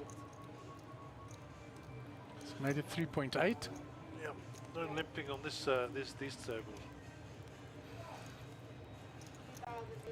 Chandra's got a strong ace here, so I think she'll call this off. Yeah, the fact that it's suited as well, she'll probably want Well, to see that's off the flop. strength, isn't it? The suited part of it. But I think did Pedro come along for the value there?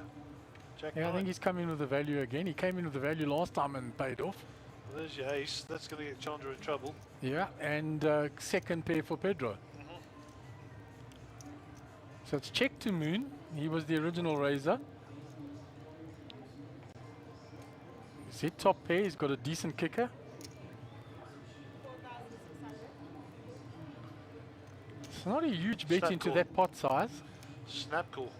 Yeah, well, Pedro's got a 9 here, so what does he think No. he's got to put one of them on an ace. he put one or both of them on an ace. The Chandra's joined pretty thin to 3 outs here. Yeah, the 5 brings you some split pot possibilities if a king comes on the river or another ace or a 5.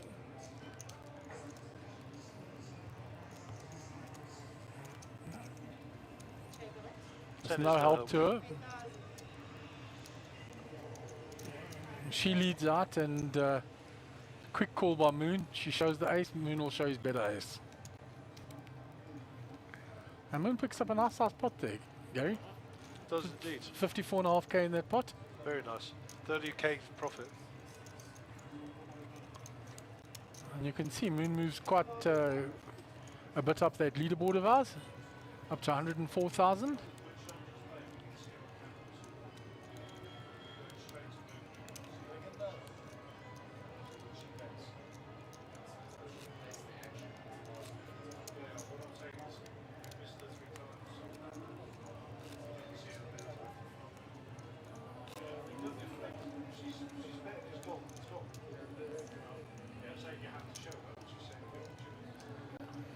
Gary Hillel speaking to you on the YouTube feed now. You answered him on Facebook, but he's you might need to answer him on YouTube here as well. Oh my word. All right, we move on to the next hand. Under the gun, Leonard with the Jack 4 suited is let go. It's round to Pedro with the pocket sixes. And he's raised that 6,200. to 6,200. That's a big size raise. It's going to thin the field quite quickly. Okay, I've answered Hilly on the chat there. On the YouTube chat. Yeah. And Chanel Habib says, let's go Chandra Deep.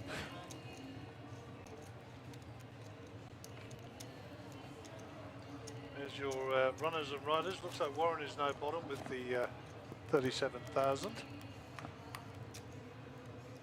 Okay, so let's just shout out for our dealer. 1D has gone back to the gangsters, and now we've got the wonderful and beautiful Seatpay. What a lovely human being she is as well. Great, great dealer. Always a pleasure to see her on our feature table. Okay, Pedro, top of your picture is our first player to act under the gun. 800. King 5 suited. And Moon is, decides to fold. He's limped in with the King 5 suited under the gun. Alvin with 3-2.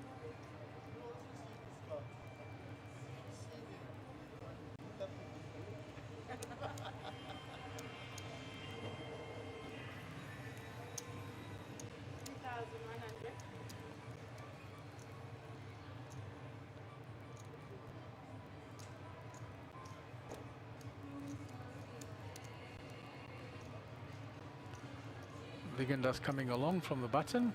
Can't see his cards.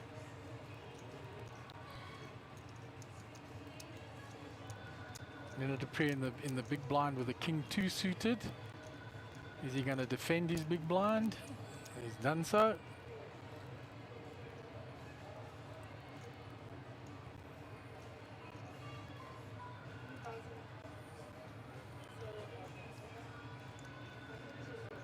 And Pedro has folded the King 5 that he lumped.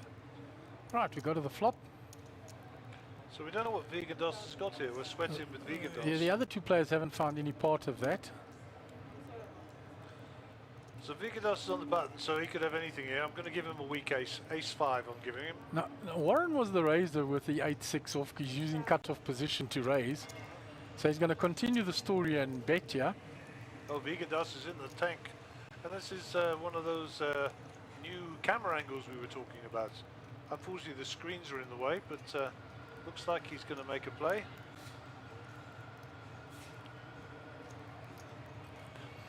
So it's 6,000 to call. He's going to peel off the call.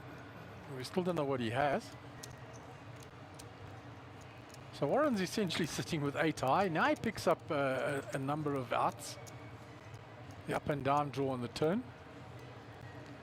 So now is he going to check to take a free card and see if he gets there, or is he going to continue story? He's very short stacked, of course. So he has checked, and Vigendas is going to bet now. Because So he check called the flop. I've changed my mind with Vigendas. I'll put him on a queen something now. Yeah, I think he's got a queen 10, queen jack. Vigendas has bet 13,000. That's a big call now. Warren's only got 21,000. So essentially, he's going to go risk his entire stack to see if he gets those 8 outs on the river. They can pay for their draws. He's got to fold here. He has to fold. It's just... He doesn't have enough chips to call. And in the muck it goes. We'll flick across the Vigendas, see if he shows his cards. No. No, decides not to. Okay, so we won't know what he's got, but I'm pretty sure, knowing Vigendas, that he had a queen there. Okay, talking of Vigendas, he's second on our list, but Alvin's at the top with 173. And Moon looking very at home at the table today. Huh? Yeah, very. He's gotten very quiet. He's very relaxed there, sitting back and just enjoying the TV fame. So he will be our under the gun player, so he's going to lean forward and have a look-see. He's He's going to show us by putting his cards in the box, I'm sure. 800. There we go. Jack 10, my favourite hand. He's limping in with them. Alvin with the speed limit's going to raise it up. 4-2. Pocket fours for Warren. You could see a shove here. No, he's decided against it. Chandra let go of her cards. So Quick we're fold by round to Leonard. Pedro. He's going to fold his big blinds. And Mooncan folds his Jack 10. And Alvin will show his pocket fives just to say, I had a hand. And Moon says, if I knew that, I would call. Oh, got 2 overs, you Yeah. know? What the hell? But you didn't know that, and they folded. Yep. Jack 10 doesn't look so good when you face a raise because you can easily dominate it by any hand that's raised you. For sure.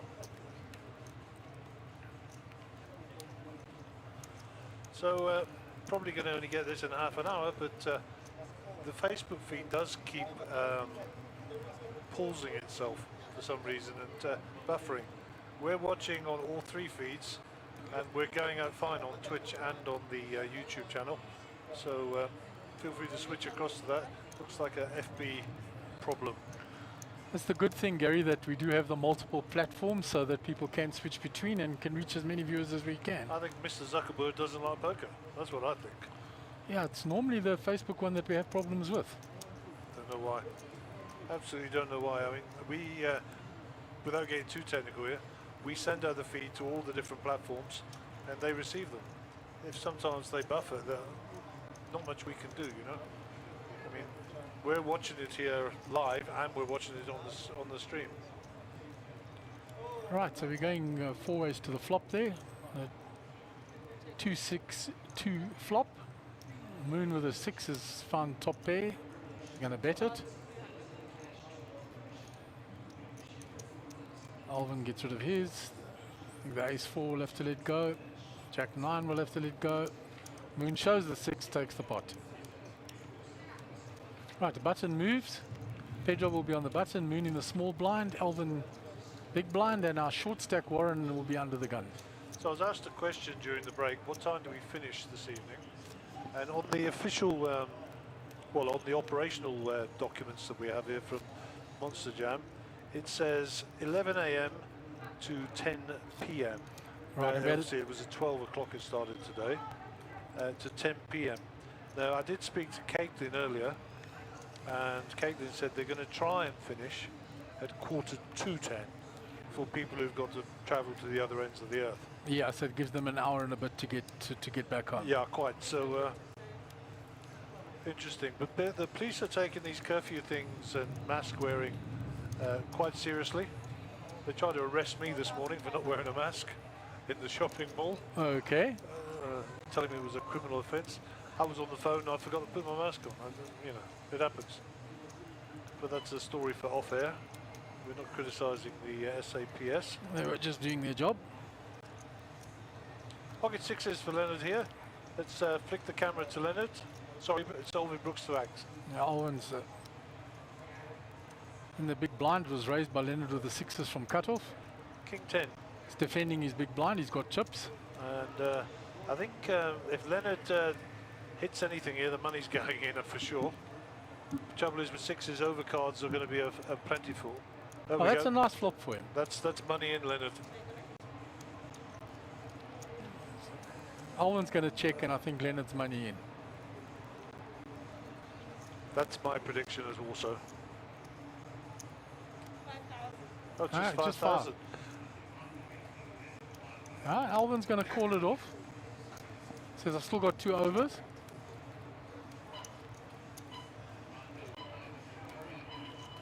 Alvin checks. There was the all-in. So there's a classic case of Leonard found out what he needed to know without having to put his stack at risk. It's a Yeah. good play from him. I got to say, I probably would have shoved against Alvin, but I knew what he had. Yeah. He didn't. So, you know, for the young beginner out there, you don't have to put all your stack at risk just to find out the information you could have done with 5K, which is exactly what happened there. Yeah, if he bet 5K and got re-raised, then the alarm bells would have gone off that Alvin had a 4. Yeah. So you know, for us, we have the added advantage of knowing what Alvin was holding. So that's why we were more inclined to put the money in. But truth be known, Leonard made probably a better play than Mark or I. Yeah, Vegan Dart's gone quiet. 10 Jack for Chandra. She's just says, does she want to join the 10 Jack club? Let's find out. Yeah, she's going to enter the fray. Okay. But Chandra's not limping in. She raises if she enters the pot with it.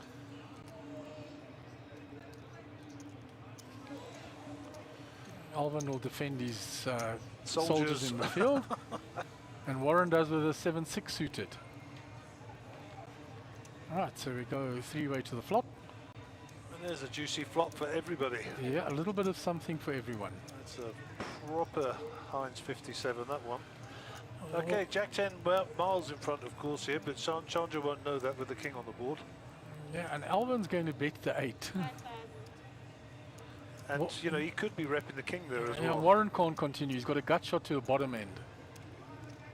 So where's Chandra? There she is. She's called. Yeah, she's called. Action back on Alvin. Now he bet with bottom pair on the flop and got snap called, so, and she was the original raiser. But he can't shut down, that's for sure. Yeah. But look at her, she's snap. Snap, snap. Both times. Bet was 7, eh? Yeah.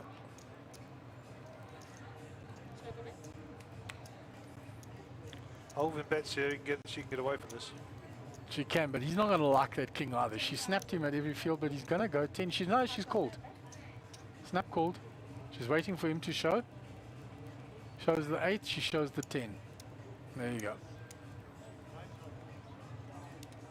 Alvin, always the gentleman, taps the table, says, nice one. He tried, he bet all 3 streets. And Alvin's one of the few people in the world who probably means it. Yeah.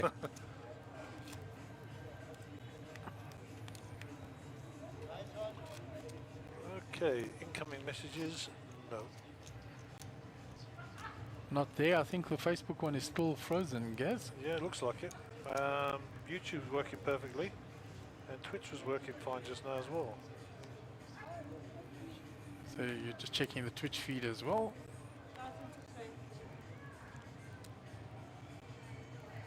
Yeah, the Twitch feed working perfectly okay. YouTube okay. Just the Facebook one. I have no idea, sir.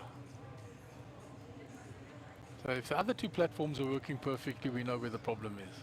Yeah, we're sending out a good picture, and for some reason it's not working on Facebook. Okay, Warren's all in here for 17-5, 9-8 suited, Vegan Dust, King Jack. Leonard won't call this with a Jack 7, No, and I'm pretty sure Alvin, won't call with a 5-4. yeah, he's folded already, so You folded out a turn. There's Yeah, still so players to act at the that's top. fine. That's fine. So Leonard is thinking about it, but I'm pretty sure he's going to fold it. Yeah, him and Warren play a lot against one another, so he's looking, thinking, yeah. Okay, so Warren gets the first all-in through. I suspect the first of many, be with a short stack.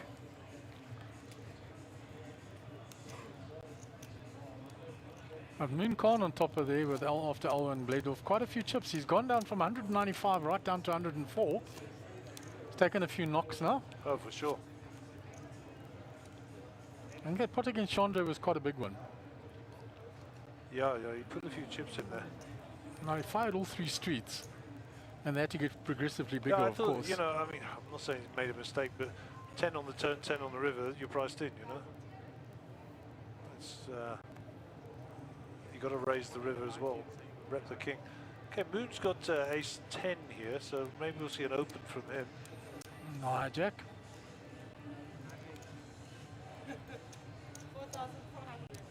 4-4, I think, is what the dealer Yeah. said. Alvin Queen 6 is folded already. Warren's Warren's put the stacking. baby in. We can't see what he's got. We will find out if he gets called. Vegan Dust folds the Jack 9. I think Moon will call. Once Moon's raised, I don't. Will he fold for the extra 17? He's asked for the count. The right thing to do. Don't just make snap decisions on things like that. get the count, see what you need to put in.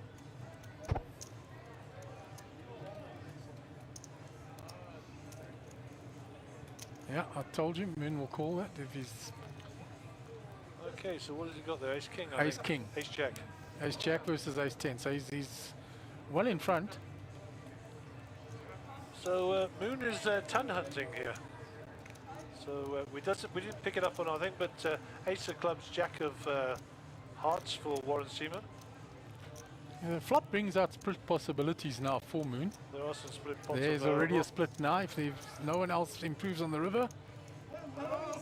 And Chop it's it split up. pot. Chop it up. Everybody loves a chop pot. Except the short stack. Except the short stack. I blame the dealer. I blame the dealer. And as soon as that paired board comes on the flop, you look, you know, the odds of a split pot become very real.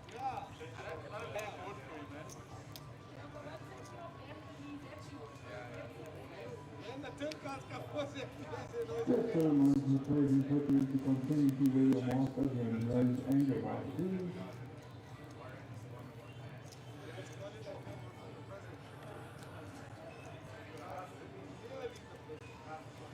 Right, showing that Warren made a plus 23, it was indeed a split pot, just a slight technical error there, but it will be corrected in the chip counts.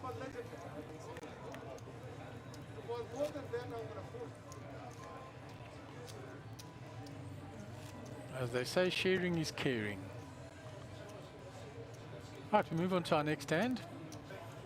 Leonard's in the big blind, Pedro will be under the gun.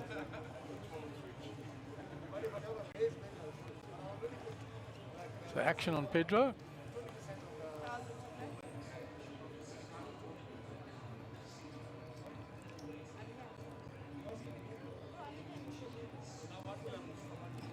He's looking to count out a raise by the looks of things. The reason we don't have any graphics is the guy's been just updating the Yeah, chip there you counts go. after the Warren Seaman hand. He's got Kojak suited and he's raised it from under the gun. It's folded quickly round to the small blind Chandra. She folds. And Leonard folds and the under the gun raise takes the hand down. Nice. When you raise from under the gun, it shows a huge amount of strength. Yeah, even six-handed goes. I think people Huge. still respect it. Yeah, for sure. It's absolutely huge. Do you know, years ago online, we used to start, the Cape Town boys started raising with all kinds of junk under the gun, and we started saying that the under the gun was the new Cape Town button. And they were stealing from under the gun, raising with weak hands, using the respect that you get from raising from there. Yeah, for sure. I mean, if you're in a full ring game, jeepers, then it's super, super strong. You know, it has to be respected. I like to see the verandas. Very clear. He's trying to Right, so we move on to our next hand. Pedro will now be in the big blind. Moon will be under the gun. stupid dealer this one. So action on Moon.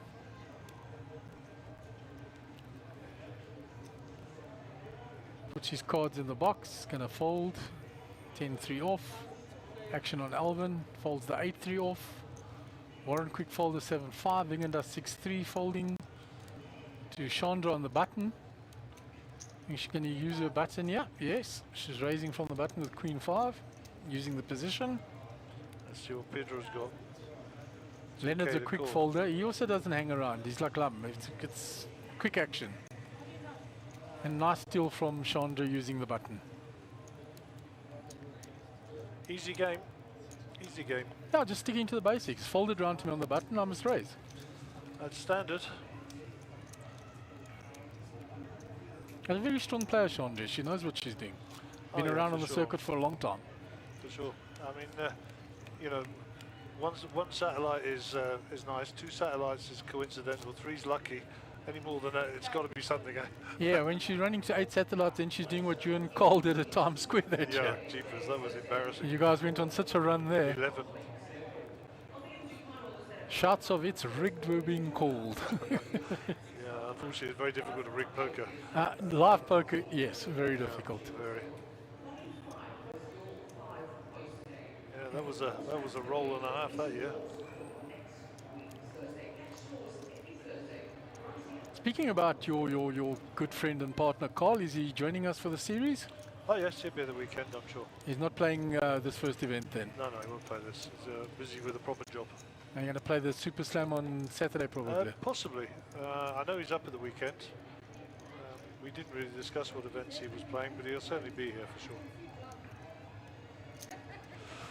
Olbu comes out with his ace-queen betting here.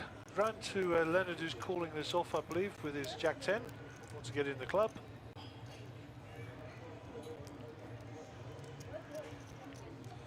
Might see a call from Pedro here. Oh no, they're not suited, so... Yeah, letting them go this time. What's Moon up to? What's Moon thinking about here? So in the big blind, I've got chips in there. Defend with my King 6 suit. Ah, he's 3-betted. Go Moon. The old Pakistani ambassador's at it again. Yeah, with Alvin with the ace queen, I don't know if he's going to fall. But you see, that's the respect you get if you 3-bet. Yeah, but I don't think Alvin can fold ace queen here. Now the flop has come out already. That's why, Gaz. Ah, okay. The graphics were a little bit behind. So Moon is 3-betting the king. So he's ahead. Alvin has got the queen only. What did we miss there? Yeah, I don't know. The Jack-10 has got up and down. Yeah, we're all caught up now. So all 3 players go to the turn. Turn helps Moon because he picks up the flush draw as well. And he did check raise the flop. So he needs to continue his story here, and he has picked up the flush draw as well. Absolutely. So he's going to continue now. I think Alvin will get rid of his ace queen now.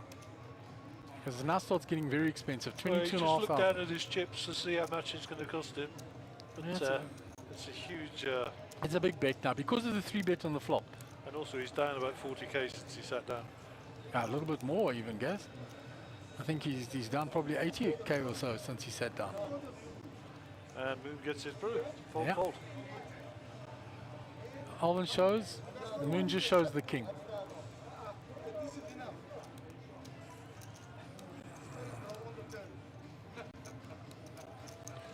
He had the best hand. Yeah, after the flop. You see, if you look at Alvin now, he's down to 92,000. He joined us at over 160,000. Dude, well, at one stage, did you not have 173? I Yeah. said he was nearly 100 grand up. So he went up a little bit and then went down quite a lot. Quite a few people watching on YouTube, so Yeah, I think everybody's switching to YouTube because of the Facebook problem. there's 4 stalwarts hanging on YouTube, on Facebook. Facebook. How many have we got across there on YouTube now, guys? I don't know. Well, you can't tell because of the multiple streaming and things like that. Yeah. But we're certainly well supported, so that's nice. Okay, back to the action. Hand 69. 69, Queen 7 for Vigandas. Chandra gets rid of that. 5-2 gone. 9-8 for Pedro there in the muck. Around to Moon Khan. I think Queen 9 in the small blind. Moon doesn't like giving away chips, so No. looks like he's defended. It's called and he's checking dark. Call, It looks. check. So small blind, big blind. Ace 10, 7. And he had checked blind. So it's gone check, check. Now he picks up the queen. So Moon is a winner. Alvin's drawing dead. Throws his cards away in disgust. Moon shows the queen, says I'm well ahead here. Oh sure.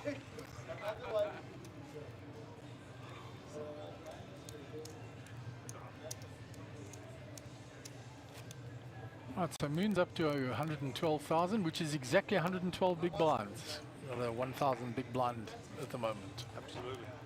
Easy to work out right now, guys. Yeah, I'll leave it to the mathematicians. I was an English major, not a maths major. That's why we're commentating and not doing the technical work. That's it. Don't give me numbers. Mind you, I think you know, if you give me a spreadsheet and it's for business, I can probably see if there was a mistake because that's intuitive. But if you give me them to all add up or subtract or whatever, then I'd probably mess it up royally. Anyhow, 10s for Vigandas here. Under the gun. See what size he's going to raise from there. As we said, the big blind's 2.5 in 1,000. the pot. So let's see 3.37.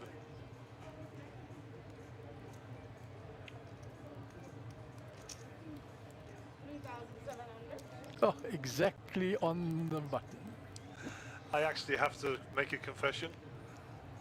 I know exactly what he was going to bet before he did it. Because he always has the 7 in He there. always puts a 7 when he's got a pair in his hand. Yeah.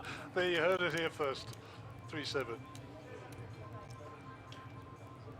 I've been playing poker with Vegan Dust for years. If he puts a 7 in his chip count when he bets, it means he's got a hand. You've got a pocket pair. Actually, I'm just I'm a clairvoyant in every SP. It was impressive though, eh? Yeah, well, it was very impressive. Right, we're going to move on to the next hand now. 71, jeepers, where's the day gone? Yeah, Big and Dust will be in the big blind. You know, Chandra will be under the gun.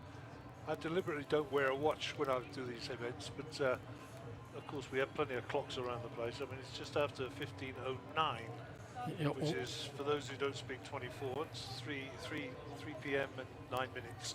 well, my clock is off, cell phone's off in here, so Oh, I no, don't, no, no. No cell I don't phones have in here. a clock in here. No cell phones in here. I'll have to rely on the outside screen to see what time it is. Okay, so Mr. Khan has upped it to Ace King up to 4-2. I think he's going to get this through quite quickly. I don't think there's anybody here going to be customers for him. You'll buy some credibility. See, I also do have hands when I raise, Sometimes. sometimes. So Warren's up to 60 bigs, and Leonard is down at 27. But danger zone for me is just under 20 now. And we have this discussion every year, every event. We count in big blinds, but when there's an ante in play, I think it's a 50% of your big blind. So I agree, Gaz, because I go that's along what with it the cost you. I go along with the old Harrington M theory. The M theory is much more efficient. If you count your small blind, big blind, and your ante, that's what a rotation costs you. That's more accurate as to how many you've Action got. Dan Harrington. Dan Jack's here the for man. Mr. Pedro. And he's going to fire out 3-2, 3-3, something. He'll raise more than that. He likes to. Oh, he's only raised 2.8. Oh, pot size bet. Yeah, the pocket sixes he raised 6.2 on an earlier blind level. So Moon fancies his chances with 10-5 suited. Alvin with 3-2 thinks I'm priced in here, let's have some of this. Yeah. Nobody's going to hit this flop if there's all low cards. Round to Warren. Warren folds. Vegan Dust with his 8-7 is decided he's priced in the small blind. And Chandra for sure is going to call here as well.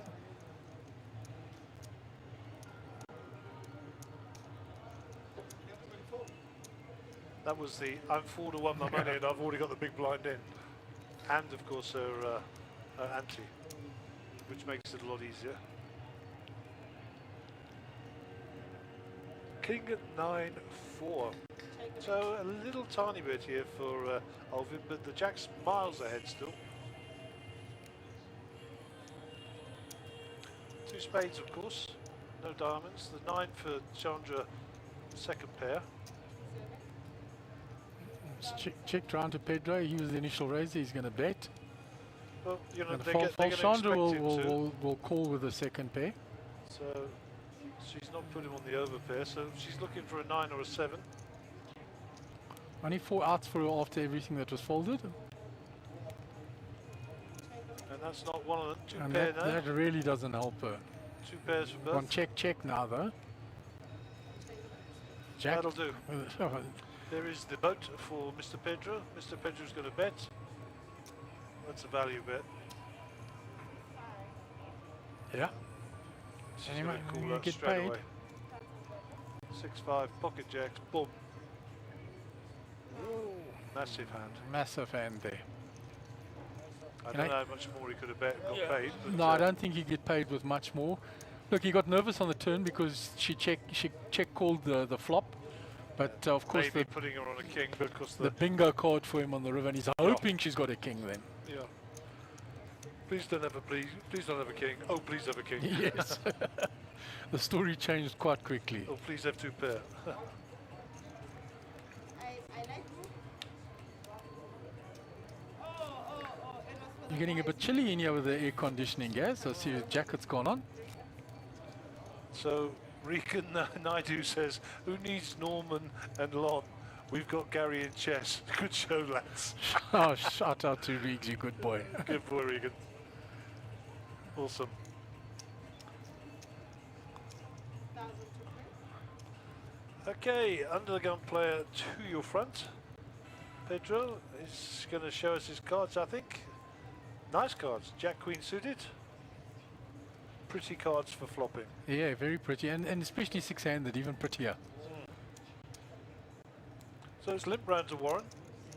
Looks like Warren's going to make a move here. We haven't seen his cards for some reason. No, he's three-betted. I like a call Oh, here. he's just raised because Pedro only limped in. Pedro didn't raise with the Queen Jack, he limped in. I like a flat from Pedro here. Let's just see a flop with these cards. Yeah, I think he'll flat. We don't know what Warren's got, so we'll sweat him with Pedro. All right, and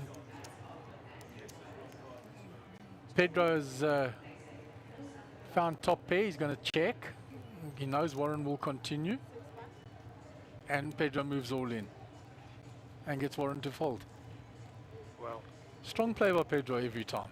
very nice. He's now made that move twice.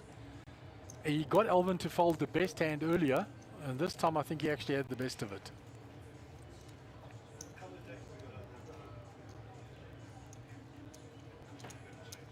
Right, so we move on to our next hand. The technical aspect getting taken care of. I think Gary's going to go out there and get the deck changed so we can read all the players' cards. We've been missing a few hands. Cards not picking up in the RF reader, so Gary will just go out and swap the deck. And after this hand, we'll have a new deck in play.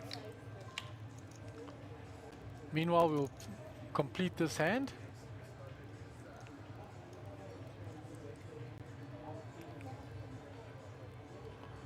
Right, Moon under the gun. Action on him. 4-3 off. Into the muck. Round to Alvin. 9-5 off. Dolly Parton. Into the muck as well. Warren's quickly 10-7 into the muck. Round to Vigandas. 5-4 off in the cutoffs. Into the muck. Chandra the button. 5-2. Let's go. Leonard in the small blind. Counting out a big raise there. 8,200. Let's put in the big raise. Don't know what he's got.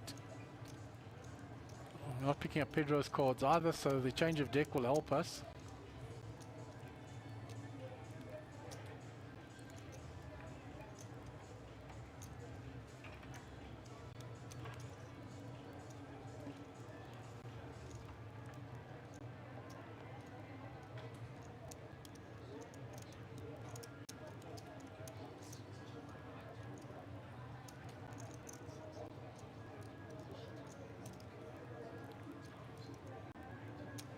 Pedro's having a long think about this. We're not sure what he's got.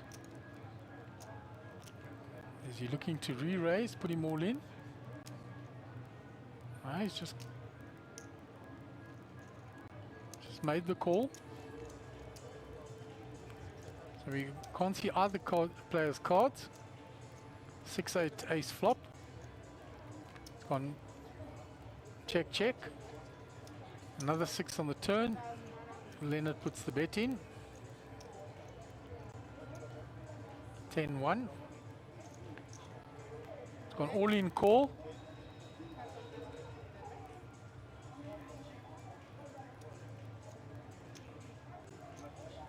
Ace Queen versus King Queen. Yeah. King Queen drawing dead, yeah. Pot goes, Leonard doubles up. So welcome double up for Leonard.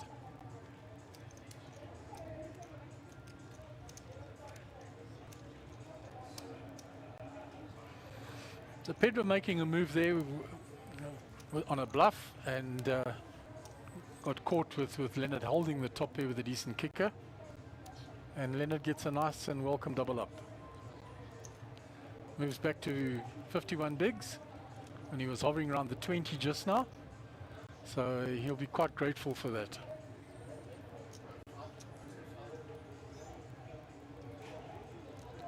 Right, and the new deck is out there. The Dealer just spreading the cards. Make sure everybody can see that they're all there.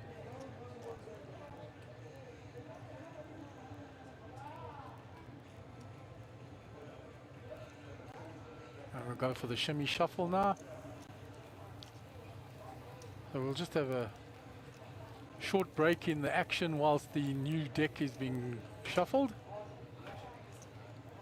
Gary returning to the commentary booth.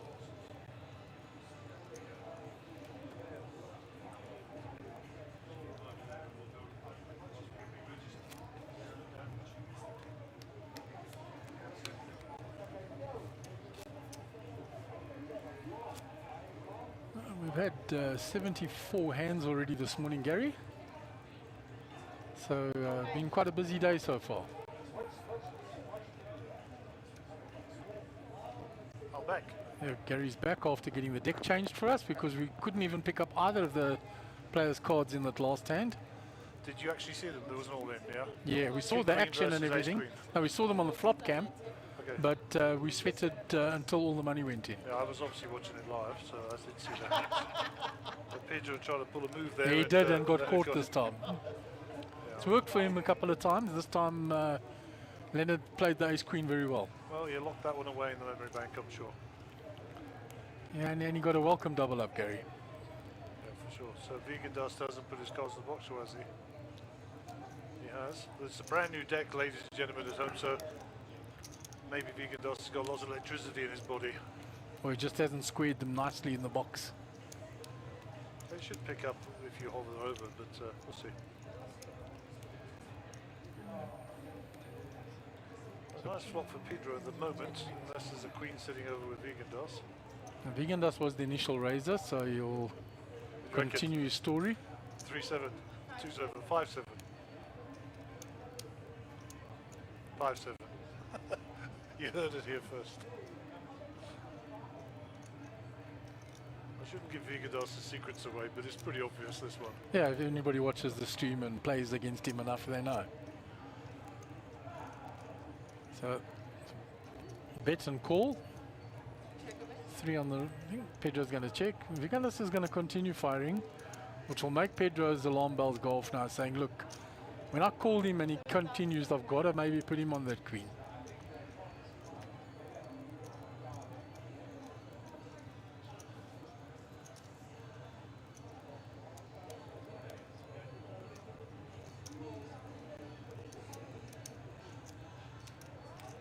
Yeah, calls the 7-7.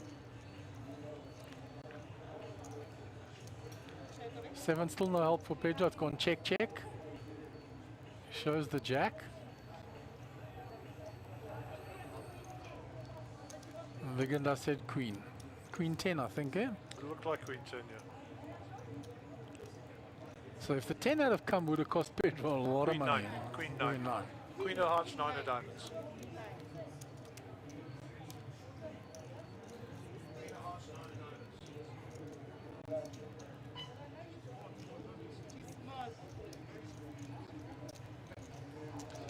Okay, so we called the cards in the end. Vigados still out front here with 121,000. Moon second with 111. All the way down to Warren as our shortest stack.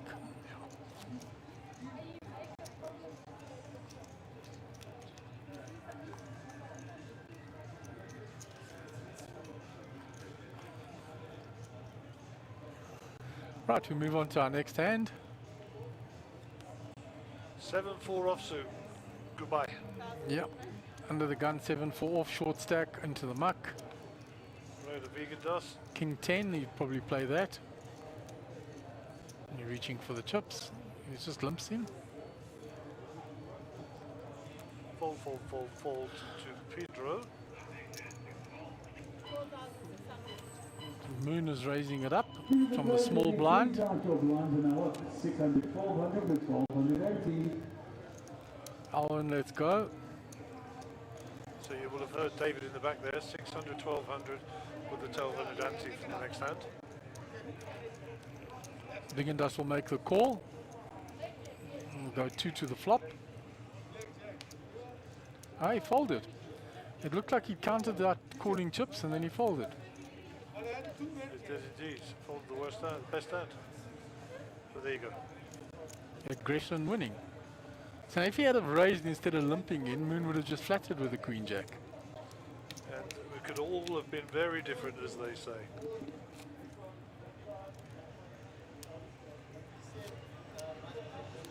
Now Moon's one of those players, you show him any bit of weakness, you limping in against him, anything like that, undersized bet, he's going to re-raise or raise it up. Moon will tell you straight off the bat he doesn't like playing 2 cards, he's a 4-card player. Yep.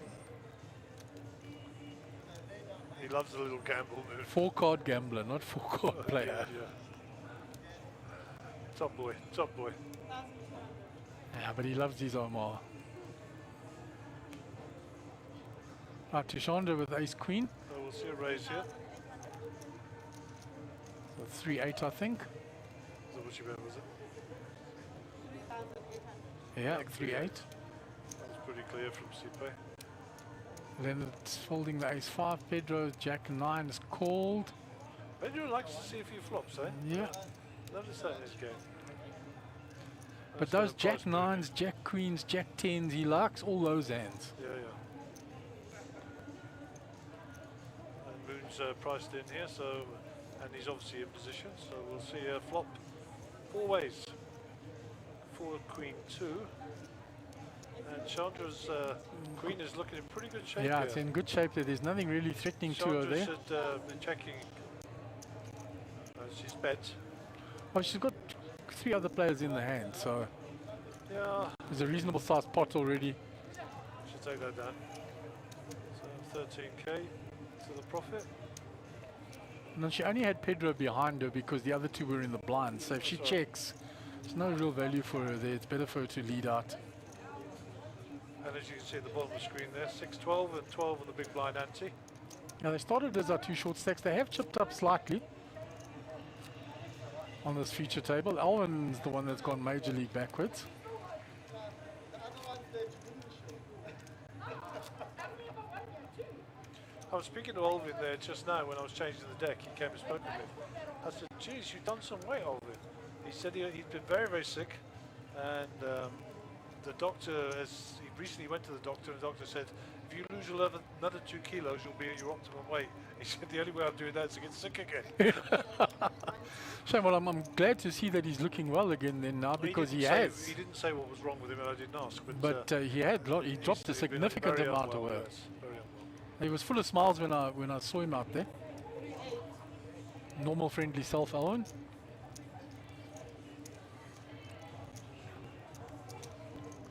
Right, Chandra's raised from under the gun. We can't see her cards. Round to Pedro with his Jack-10. He's going to call again. 3,800. He's shown propensity to call with that all day so far.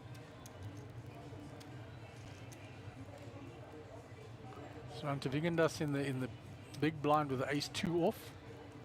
Is he going to look that he's priced in now? No. So I don't like that, because if I hit the Ace, where do I stand?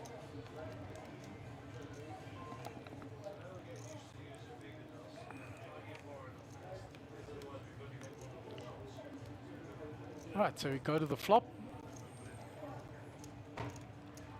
Both Pedro and Alvin have hit the 10. Chandra was the initial raiser. She's going to lead out.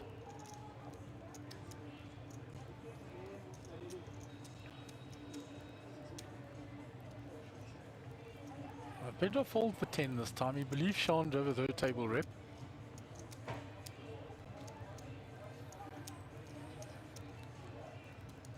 Alvin's deciding, with my second pair, do I see another, do I call here, see another card? But she's bet 12,000, which is a decent sized bet. It's huge.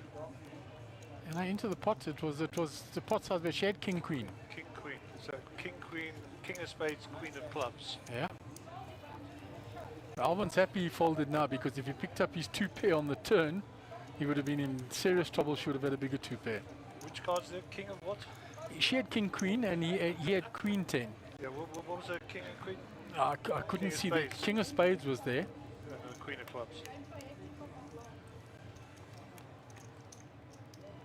I'm going to move on to the next hand. Chandra will now be in the big blind. Leonard will be under the gun.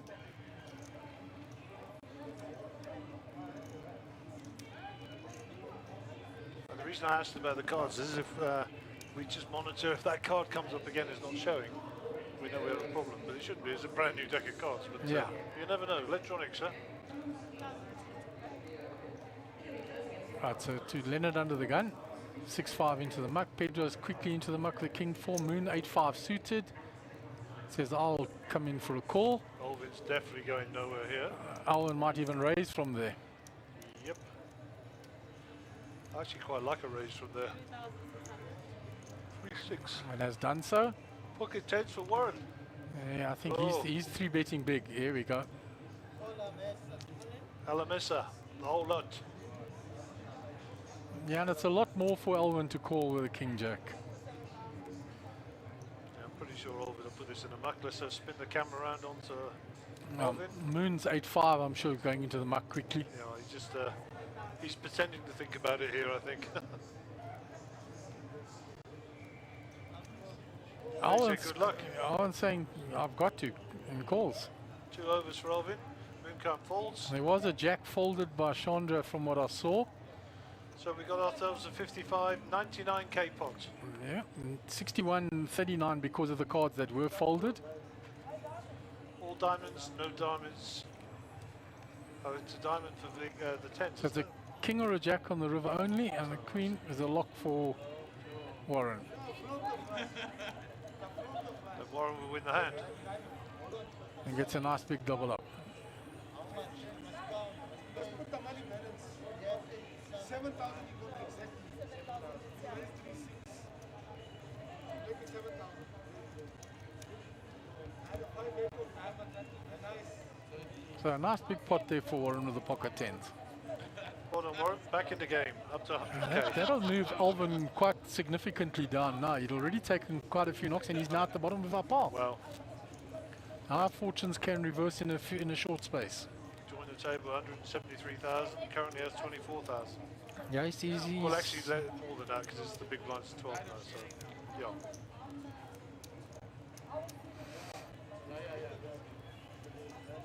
Right, so Leonard will be in the big blind, Chandra in the small blind, Pedro under the gun when we continue.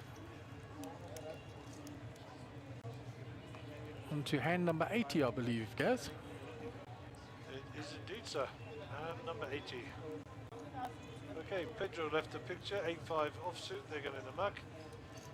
Moon with the pocket nines. The Phil Hellmuth World Championship hand against Johnny Chan. That it was. 7-2 for Alvin. They've already gone. Warren Seaman has. We don't know. Alvin has folded. Warren's thinking pocket sevens. Pocket sevens for Warren. He's No, just, he's not going to be shoving all this. but no, certainly he's gonna got be too playing. much now after. He is. Wow, It's a strong move. that's a huge move. 'Cause- Given the time it took him, Yeah, Moon will put him on ace king, ace queen here. yeah. Now Moon's going to think, does he have a bigger pair than me? Is it ace king, ace queen? Do I take the flip? Leonard's got pocket fours. They've got to go in the muck, Chana. You've got to raise and re-raise. This is not the time to gamble. Lenny, I'll do you a favour. Fold.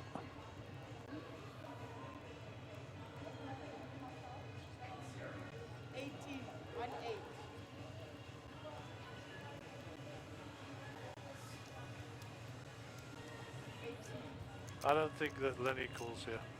I know he doesn't. He can't call.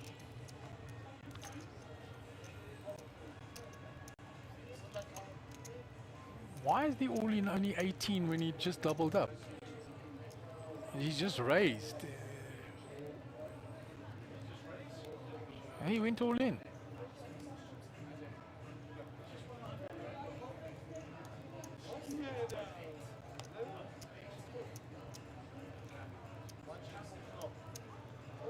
All right, so we're going to the flop. Pocket nine still well out, and 1-7 was folded, so there's a single out for Warren. And he can't find it, and Warren Zeman is eliminated.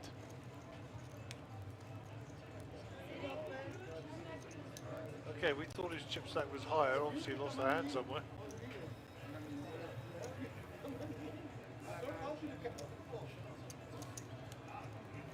So the chip counts have been fixed by our technical crew now. which also explains why Alvin Snap called with a King Jack. It wasn't a big amount to call.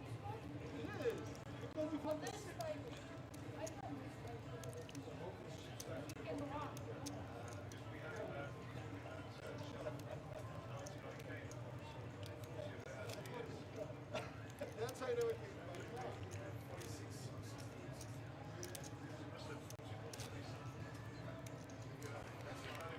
Yeah, if you look at Alvin's stack down there, he's got a few more than we're saying on the graphics as well. There was just a technical mix-up with Warren's stack. So Alvin didn't lose as much in the hand to Warren as what was put up on the graphics. So technical crew will correct the chip stacks. And Alvin is not as poor as what we thought.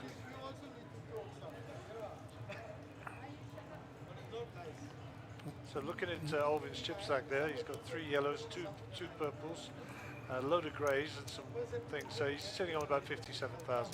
Yeah, roughly, Kaz. Which is a little bit off than what we had him down as. Yep, but not good all the same. Okay, Leonard with ace-3 here in the smalls is going to defend. And Pedro is just going to bet, I think. No, he's going to see the flop. I'm going to check. 3 ways. 7, 2, 5. So ace high for Leonard good. And a gut shot for him as well. 6 doesn't change anything. And there you go, Pedro takes it down with the 10. Yeah, I think a bet before that he was getting out of the way. Sneaky little 2,000, pay for my 10. Yeah, but nobody's got anything to call him down with.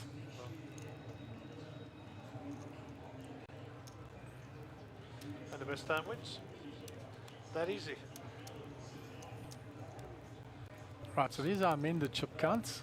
Yeah, so Leonard's our small stack now, the shorty. Alvin with 57.5. I've just stressed that Alvin's chip stack is an approximation based on a visual, but we're normally fairly close. And it will be Alvin to be our under-the-gun player as he knocks out the next deal. And 682 of the day. And Moon in the big blind. So ace-2 suited under the gun. What's Alvin going to do here? 3-6, something like that. Thereabouts, 3-6, guys. yeah, 3-6. Bigados folds, Chandra falls. Leonard Queen 9 suited on the button. I think he's calling that. Yeah, he's called. No, is he called or raised? Call. Round to Moon. We haven't seen Moon's cards yet, but I don't think he's actually put them in the box. There's 6-4 off. They're in the muck. So,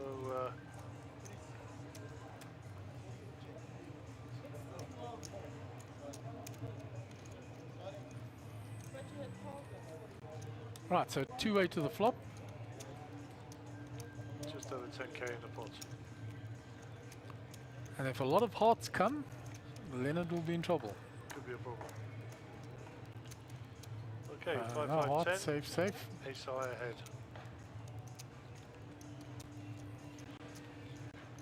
So continuation here. No, that's check. a check. Check, check. Check. But KG, Jack still brings the up and down for the Queen 9. Yeah, So now it'll be a snap call from him. 13 ounce. And that, And as they there say, it is, not- bingo. It's not going to help Alvin Brooks. No, check, bet, fold. Owen shows the ace, I had something. Sees the straight. He had the joint. 21k to the good. Now see bets on the flop and Leonard doesn't look at a card. Yeah. Picks up the up and down on the turn and came along. Well, I did tell him to continue. You did? He didn't listen. That's why I'm just reiterating for the viewers.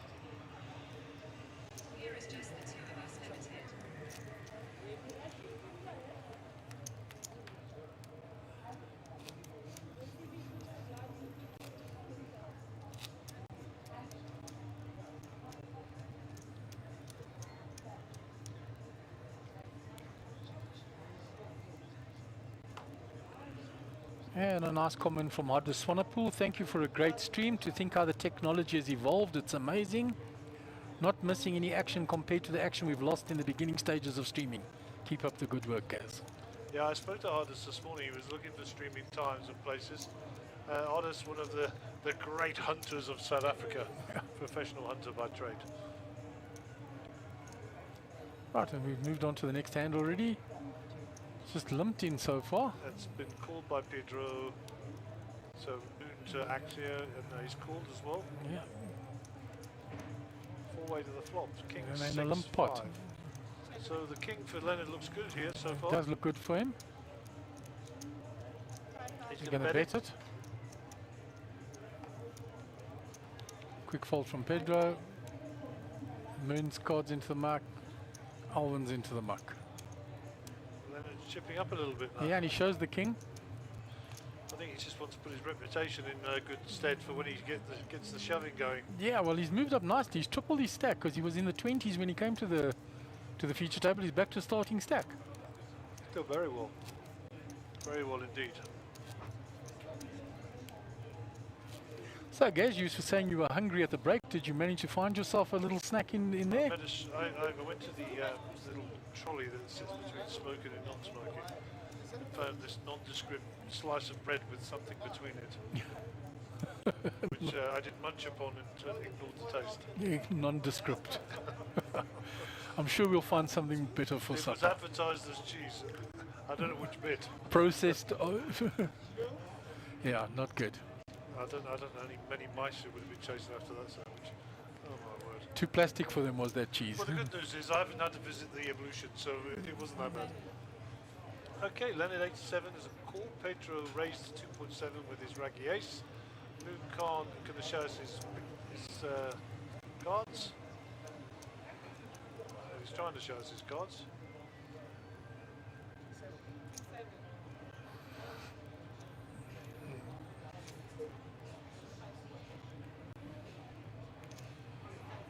Right, so we didn't pick up Moon's cards there. It's been called all the way around after the initial raiser. Everybody behind feeling they're priced in. So we've got some raggedy cards going to the flop from some of the players. I've got Moon on King 10 suited. That's my prediction. Well, Ace 4 has found the magic flop there for Pedro. Yeah, I don't think that's too bad a flop for Ace 4. Right? Yeah, pretty 98% lock on the hand.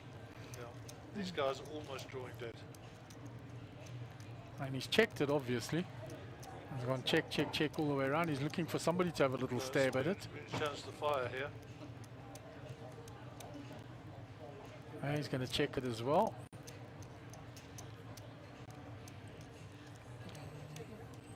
Five for Alvin, and he's picked up the straight draw. Doesn't know that he's drawing virtually dead. No, he is drawing dead. Well, a 5 on the river will give him a bigger full house. That's all. Basically. So he's drawing very thin. 2 outs. Would be sick in the game. Oh, terribly sick. You know, you flop the boat and then slow play it. Try and get some action. Pick up some action on the turn. Now Pedro's got to decide, does he flat call or does he raise here? Give the speeches. Just flat calls. See if he can suck Moon in as well. No, Moon's out the way. So we go to the river. Only 2 outs for Alvin. 10 is no help to him. So Alvin with the option. And he's gonna. Okay, so Pedro, you need to bet 6,000 here. Because that's about as much as you'll get out of Alvin Brooks.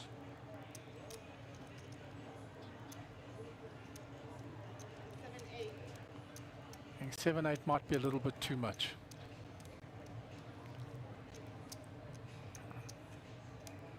You know, Pedro's desperate to show these cards. You know that, don't you? Alvin's only really got a bluff catcher there with a 5-2. Yeah. But he doesn't put him on a 4.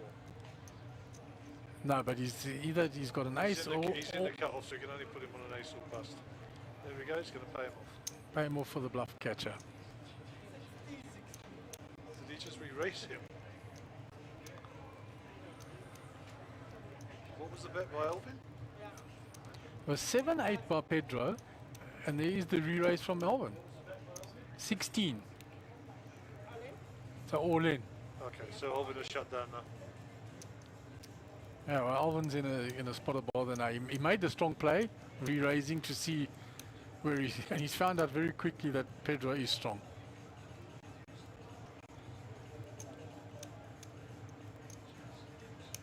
That's a fold, Alvin. Unlucky, but you tried your best.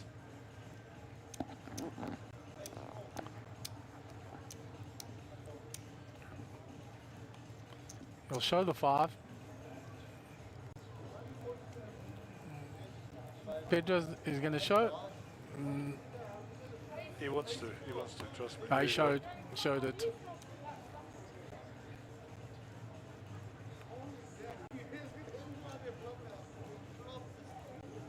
Moon says he flopped it. Yeah, it was a big flop for the ace-4. Alvin's struggling over there now.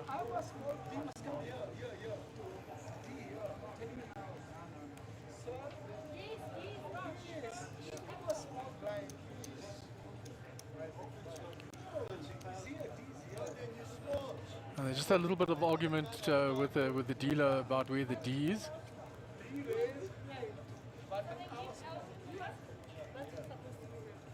Buttons on Alvin, the dealer's found the exact right place for where the button should be.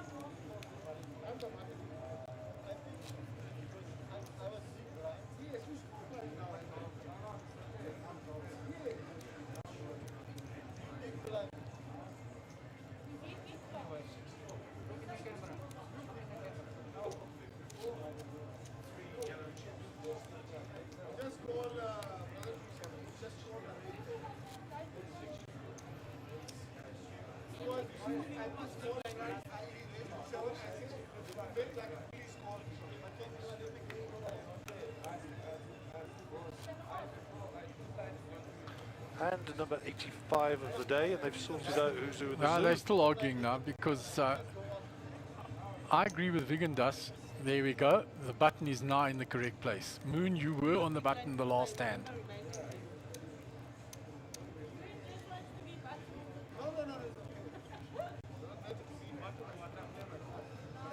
The button is on Alvin, which is the correct place for it to be. Vigan Dus was not going to pay a big blind twice. He's Lithuanian, they don't pay big blinds twice. That's how they roll in Lithuania. Yeah. So Moon is called. Can't see his cards there. But they're not in the box. Yeah, Leonard with the King Jack raised. Yeah, Moon, need to put your cards in the box, brother. Vigan Dus with the ace-8 suited, the same suit as Leonard's King Jack. That'll be an interesting flop if we get lots of clubs. You get lots of flowers on that flop there. Somebody's not going to be so happy. Tungwa.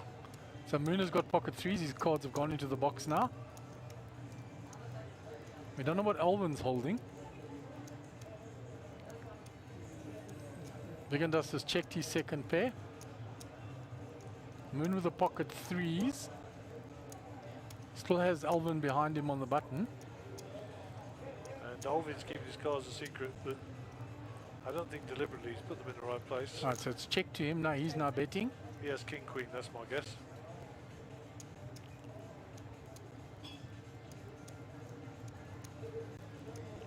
Maybe Queen 10. If he had King Queen, he might have raised pre. Possibly, but I think Queen King, that's what So Gaz is saying King Queen. I'm saying Queen 10. Let's have a look.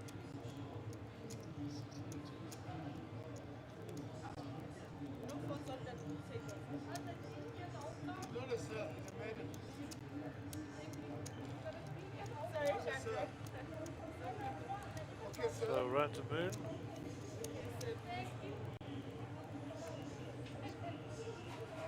And we don't get to see them. We don't get to see them.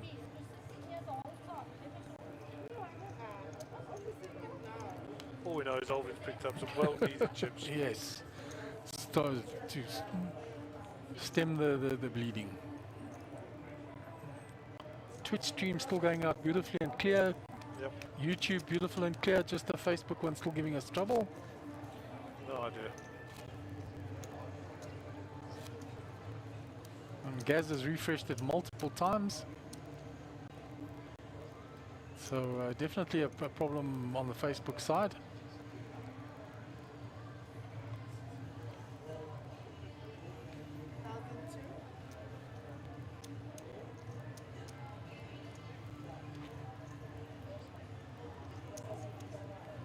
Right, so we move on to our next hand. Still bothering Moon. Please put your cards nicely in the box first. Thank you very much. Pick them up now, I'm sure. Alvin with a 6-2 off is called in the cutoff. Again, does Jack 9 on the button. Says I'll see a flop as well. Chandra completes a small blind. 9-7. Leonard with ace 10 suited in the big blind has opted to check with all the limpers to him. I think I would have liked to have raised it to thin the field a little bit, Gaz. I believe you are absolutely right.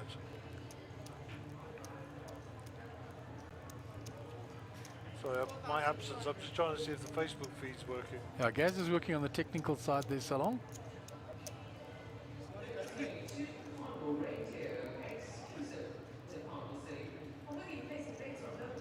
Ah, you've got Facebook back up and running, Gaz.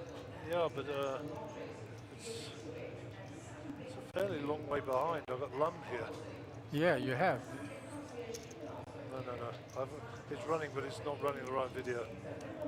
So I actually don't know is the answer to your question. Yeah. I think maybe the wrong link. Yeah, There, that's the older link. Yeah, let's just stay with the with the Twitch ones that feed are and working.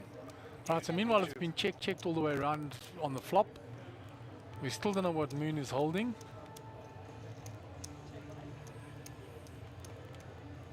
From what we can see, the ace 10 is ahead here, depending on what Moon is holding. We know Alvin can't call with a 6-2 off.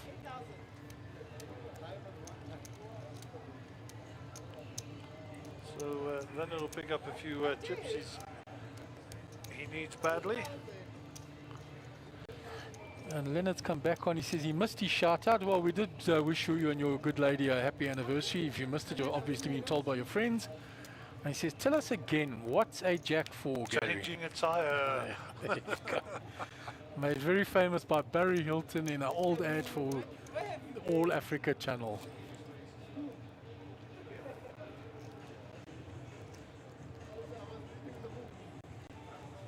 Right, we move on to the next hand. Moon will be the under the gun player.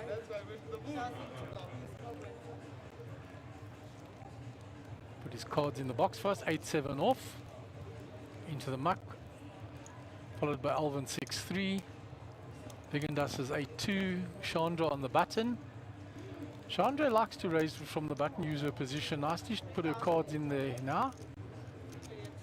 And we just got a quick shot there, so it's 1 minute and 13 seconds to go, and then 30 minutes to break. So one more level to go, and we'll go back to the action on the table. We've lost 4 players, started with 36 down to 32 on day 1A. Chandra raised, we can't see with what. She hasn't got her cards nicely in the box. Leonard folded the Jack 9. Pedro is defending with the Ace 2. So we go 2-way to the flop.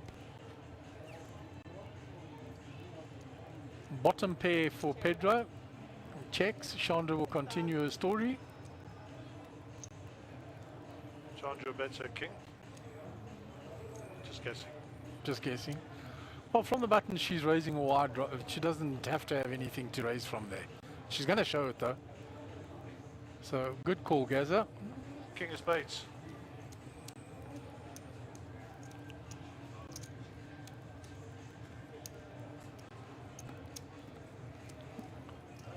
Right, so it looks like the King of Spades might be giving us a little bit of trouble.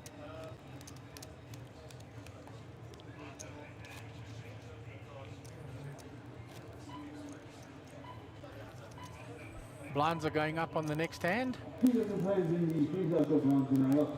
800, 1600, and 1680. 800, 16, 1680. There we go, just announced by Big Davy. 800, 1600 with a big blind ante of 1600.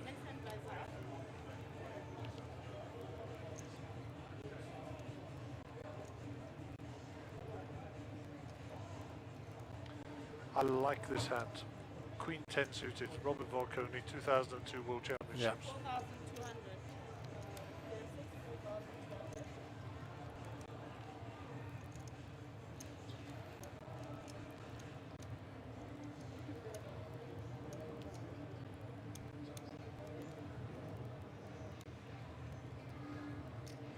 Right, Gary's just looking at the technical side there. Pedro raised with the pocket 9. Oh, he's called, he has to call the Queen 10 raise with pocket 9s. But he is 3-bet. Strong 3-bet to 20,000. Moon with the King Jack off into the muck. Back round to Alvin with the Queen 10. I think those will go into the muck now. Says I like them, but not that much. That's exactly my thought process. Alvin. I like them, but not that much. Pedro shows him the pocket 9s. So as we know, the blinds will be going up pretty soon. And the price of poker will be going up pretty soon, as they say. And Alvin needs to move back up now. He's bled a lot since he's come to the table. Started as well out in front as the chip leader, and he's now short stacked by quite some way. Indeed he does. Okay, so the blinds are up. 8-16, 16 on the big blind ante. This is hand 89 of the day. Vegan Dust, bottom left of your picture will be your under the gun player. And away we go.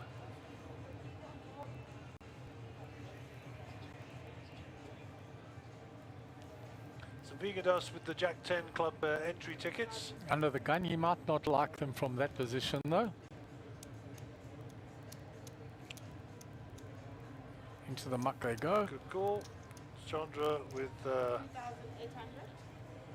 the raise with the Let's say the King of Spades in her hand. ace. She's got ace king. We think she's got ace king. What do you think? She's definitely got, I think, got that King of Spades in her hand, because that's what's been giving the jip across the boxes. We believe so. We're not going to change the deck just yet. We just want to confirm that. But Alvin's cards are now be shown, so we should see. We don't see Alvin's either. No, but he's got his hands on top of them, so we'll see. So at this point, we know Moon's cards. We don't know what the others are. That's check to Chandra. Chandra's checked as well. But 5 on the if turn. they do have the king of spades in the hand, the aces frighten them all away. 5-2. So Moon with absolutely air is going to rep this. Alvin moves all in, so I would imagine he's got a 4 in his hand. Chandra's went quickly into the muck, so we won't see what she was holding. And Moon folded quickly. I mean, he was making a move with a King 9. He was repping the 4. Alvin, quick shove, probably had the 4. It would make sense, or 2 pair for sure. Ain't got on a 4-card straight board. I think he needs to have the straight to have such a quick shove like that. For sure. So we're just coming up to 4 o'clock here. Jeepers, the day's gone quick, Mark, eh? Yeah, very quickly, Gaz. So I've switched off all the feeds apart from the YouTube one, because one of the faults it said on the Facebook is that If you're showing multiple feeds. that's right. So I'm doing that, but I'm not going to restart it all until the break. So we still keep our feed there and we can monitor messages. So we're still monitoring the YouTube channel. Facebook for some reason is having a technical problem, and they've sent us some information why that might be, and all of it's on their side, not on ours. Yeah. So we really can't help on the Facebook, unfortunately. The good news is that most people got YouTube and Twitch anyhow. Correct. So that's great, and we've got quite a lot of people watching. So keep watching us, keep supporting us, and if there's anything we can do to fix it, we will fix it. Okay, back to the hand in question. Alvin to act. Once again, can't see Alvin's cards, but it's nice to sweat with people. 6-3 for Vegan Dust, pocket 4s for Leonard. 7-5 off for Moon. I think they're all going to go quickly into the muck. Moon's got nothing to call with you either. And Alvin will take down the hand. Is he going to show us? No, it won't help us. It's very Jack Kingish. Yeah, somewhere around about there. So Alvin starts to climb and claw his way back up the board here. Having taken down the last 2 pots, he's clawing back.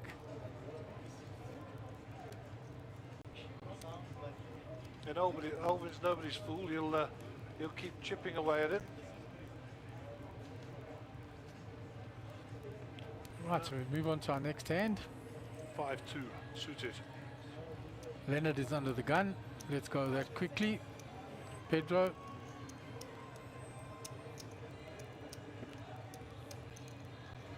Queen 10 suited, limped in. Run to Moon, 10-4 suited. State Troopers and 10-4 good buddy.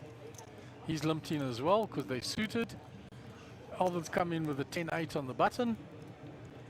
So a lot of 10s already out there.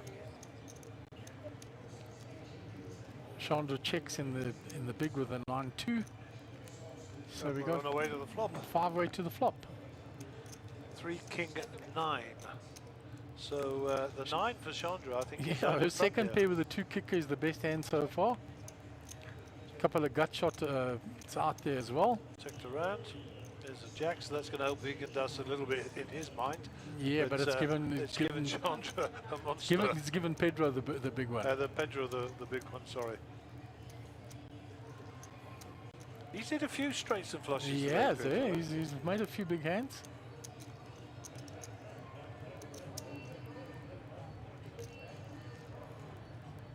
And looks like he just flattered that. So he's brought Alvin in as well because Alvin's got an up and down. He doesn't realize that he doesn't want to find the bottom end of it. He's looking for a queen. If the 7 comes, it's a disaster for him. Okay, it doesn't, so that'll save him. Yeah, he's got nothing, so this should go bet. Yeah. Fold. Only one that might get a bit sticky is Vegan Dust with his jack, because all the action only started when the jack came out. Alvin will get rid of his, he hasn't got anything. He's got a busted straight draw. So it's round to Vegan Dust to decide, is his jack good? It's 8.6 into 30k. Almost 31. So Vegan Dust well and truly in the tank here. It looks like he's going to pay him off. Yeah. He's thinking, is my jack good? Yeah. He's making the call. Pedro will show him the bad news. I've got Quickly show him the bad news. He's waiting for the chips to be sorted out.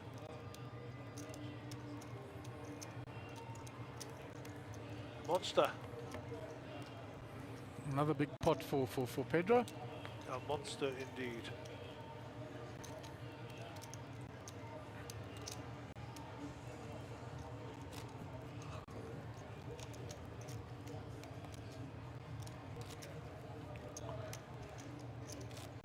We're on to hand number 92. Nearing that 100 mark for the day already, Gary. Jeepers, time flies when you enjoy yourself.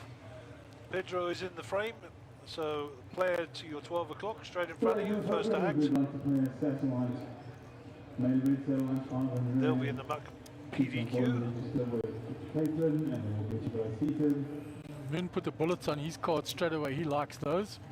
Puts them in the box. Ace 10. Jack 3 for Alvin. That'll go into the muck. Round to Vegan Dust. Jack 9.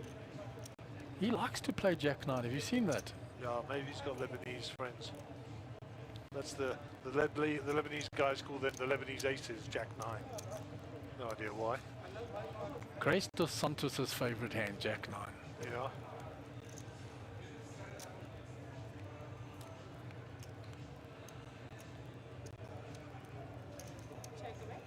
So nothing for either of them. The flop, the ace are still ahead. Amazingly, 3 of the jacks and 9s have gone already. No, 2 of them.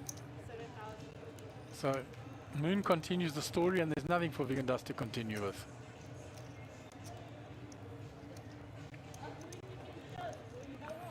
Another pot for Moon. Yeah, for sure. So Alvin's got 51,000 now, back to 32 bigs. Leonard's 74,000, 46 bigs. Vegan Dust is bringing up third from bottom there.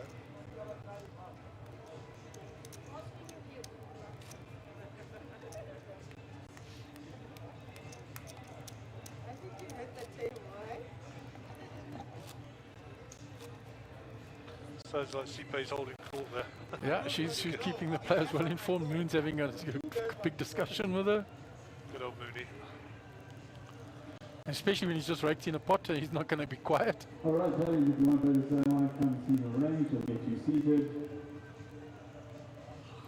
Sounds like a satellite starting. Yeah, they had a 500 buy-in satellite for main event this afternoon. Oh, okay. Satellites have been extremely successful, and they've run a lot of sats because of that extra month that we had, Gaz. So yeah, it'll bring in a number more players. Oh, there's a big hand for Vigendas here in the cutoff with Ace King, deciding how much he needs to raise. Super Because pretty after hand. Alvin limped in with a suited 9-3. 5,700. 700 at the end, yeah, I did. Yep. Chandra's counting out and then fold. Ah, she's called.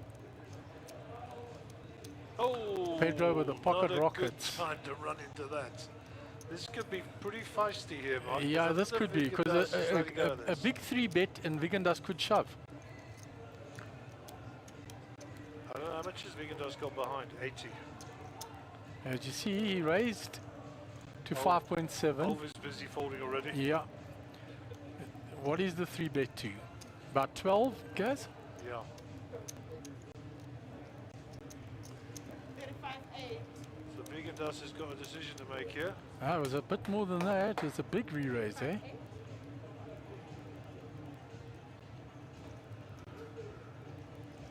A 35.8.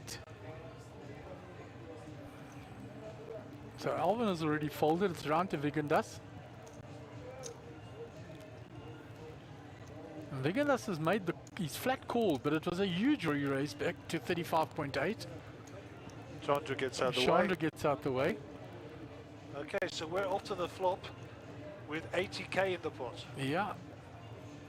Big hand brewing here. Jeez, ace or a king here.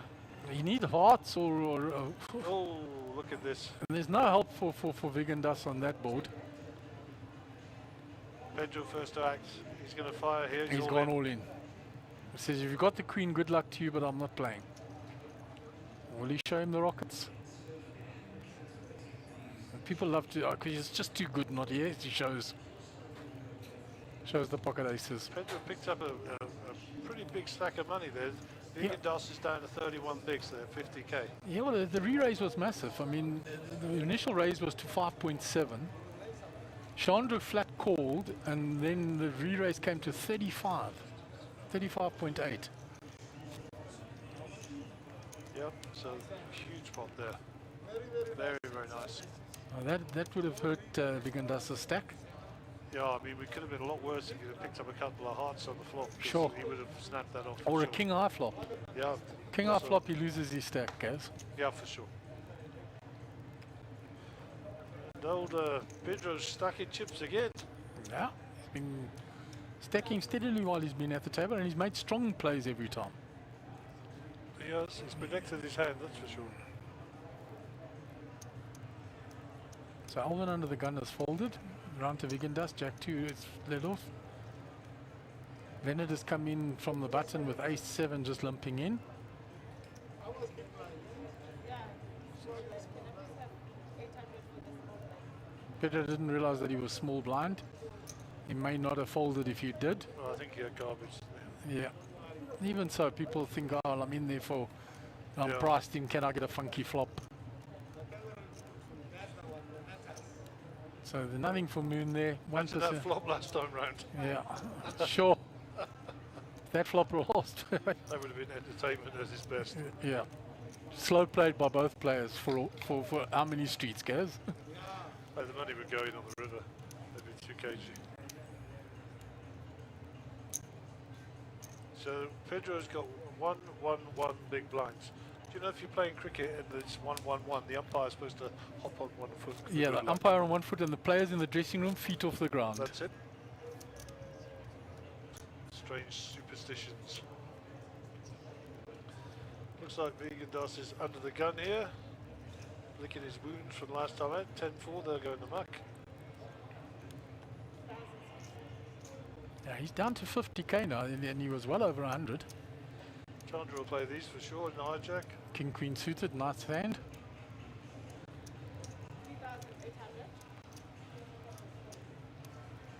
3,800. Again? Oh, Pedro with them again. And people won't believe that he's got them this quickly.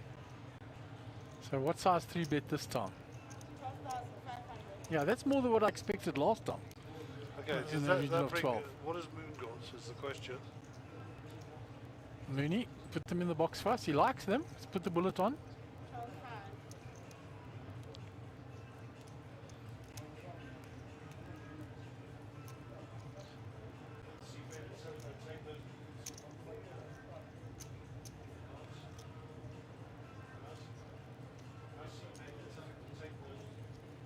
12,500. There he has now himself. Taken the bullets off, put them into the box. He's got pocket jacks here.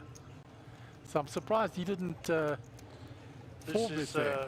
no, I like the flat here from Moon. I've got to be I honest. do, but with his style of play, he would normally push a bit. I'm with you. He's looking to spike a set. I don't think he's looking for anything else, because if the board comes it low, he's folds. in trouble. Chandra's going to come along here, I think. I think she's priced in now. Unless he's planning a move. She's That's a call. she's made the call. So Okay, it's to the flop. three-way to the flop. Ace, Queen, 5. That's a showstopper. Well, it helps Moon. Pedro will probably slow play there because I think it's going to be check to him. And he's going to check it, yeah? It's going to check. 2's a brick. No diamond redraw for anybody. So now Chandra is going to think, did he 3-bet me with jacks? Is my queen good, yeah? Oh, it appears that Moon thinks his jacks are good. Yeah, Moon's having a little go at it. They're all drawing dead, by the way.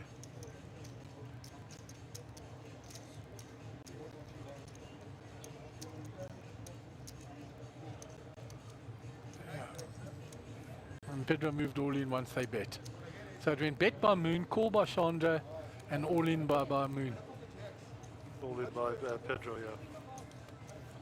And he shows the pocket rockets and they luck again. I think Pedro could have flatted that and just maybe got another street of value there, maybe. Yeah, I think there was maybe one more street of value there. Yeah, maybe he's worried about a backdoor straight draw was there. So hello to Greg Penlay. Saw Greg the other night. Always good to catch up with Greg. And he said he'll see us tomorrow. We'll say nice things about you, Greg, don't worry. Yeah, and he's saying nice things about us there, Gaz. Oh, yes. I always forget to read out what they say. Great commentary. See you gents tomorrow. Yeah, there you go. With a little bicep emoji. Power emoji. Yeah, he's in good shape, Greg, by the way. Hello. Yeah. He's got a beautiful Mustang as well. Love his car. Vintage Mustang or new Mustang, Gaz? Sorry? Vintage Mustang or new one? No, he's got the new one. Nice car, that. Yeah.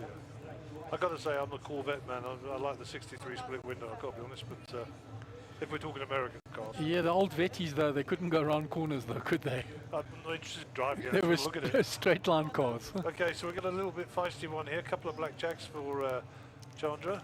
And ace queen for Pedro. I don't know what Moon's got. Pocket threes. So Chandra raised, Holding Pedro's gets out of the flattered. way. And Vigadas will get out Moon of is the way. called to look for a little crab there, crab hunting. Tray. Dealer just sorting the change out. Always good and professional. Tray in French is very, isn't it? Yes, I think it is. What have we got here? 10, 6, 2 diamonds. No redraw for The anybody. pocket jacks well out in front still. The Jacobs are in front for Chandra. Chandra has bet 15k. Pedro gets rid of ace queen, he's got nothing there. If Moon puts on ace king, he can call. Yeah, he's not though. She shows the jacks. What's she saying? Is that how you play pocket jacks, Moon? She says, you see, I don't steal, I've got it when I bet. Build that rep. Yeah, she's full of it. Because she steals like anything. We've watched her with Queen 5 just now from the button. Good strong play by her. No, she's a good player, Chandra. And always friendly and that to everyone Oh, around very her. nice. She's a very nice lady. Very nice indeed. A lot of support for out there in the sats. The people were putting a lot of comments in and on the groups and that, and saying that she's running so well that they're going to be supporting her to run like that through the series. But she's a nice lady, you know, I like her. So she's, you know, well liked by the players. So never any trouble, never any hassle, not controversial. So.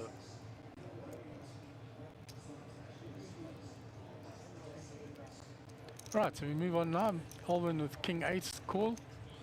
Vigendas with his third chance today to become a 10-jack member. Yeah, he's going to play it.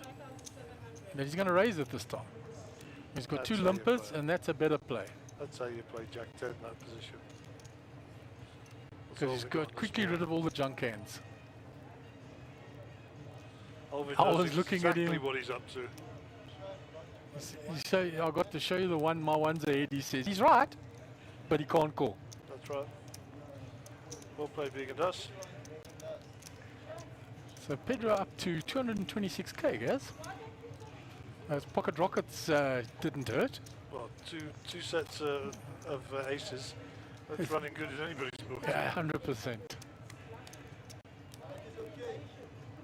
Okay, I said once a night I give you a walk. So Alvin's becoming a little vocal.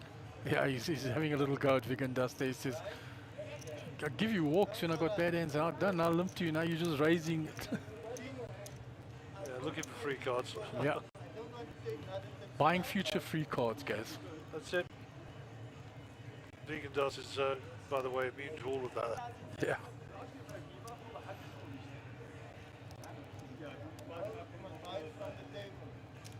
So Moon with a 10-8 off here in the hijack.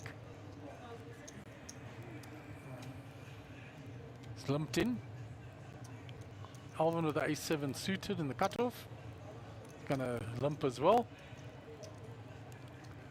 Vigendas on the button comes in as well for long for the ride. 7-6 off. Chandra completes from the small. 5-3 off. Leonard checks his big blind. With pocket fives. So I was going to say, pocket One of fives. these fives is sitting with Chandra, unfortunately for him. 3-9 queen flop. So, Jeebus, pocket fives are ahead. Oh, 10-8. The 10-8 is looking strong now, even stronger now that it's turned to 10. All black cards on the flop. Yeah, the only person with a spade is Vigendas, but it's only a 6 of spades. Yeah, so So Moon has bet 5k here. Or he's called it 4.2, but he put a 5k chip in. Vigendas, nothing to really call there. oh, here's the fold. Chandra folds. Leonard's pocket fives go in the muck. Mooney will show him the 10. No, he shows him the 8. No, it's the 10. It's the 10. Is it the 10 that he Yeah, showed it him? Yeah. Looked like he was showing him the 8. That would be No. Moon. That would I be don't, Moon. I don't like it when people show the wrong card. I gotta be honest. Not my scene, but there you go. You have to play mind games, guys. Yeah, it's, just not what I would do. Put it that way. Okay, so we're approaching a hand 100. This is hand 99.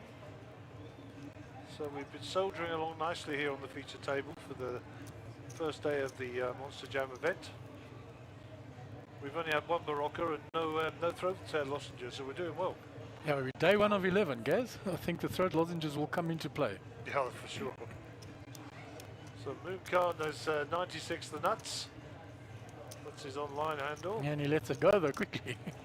Alvin Brooks 9-2 gone. Vigendas out of the way. Chandra with a King couple Queen again on the couple button. of picture cards here.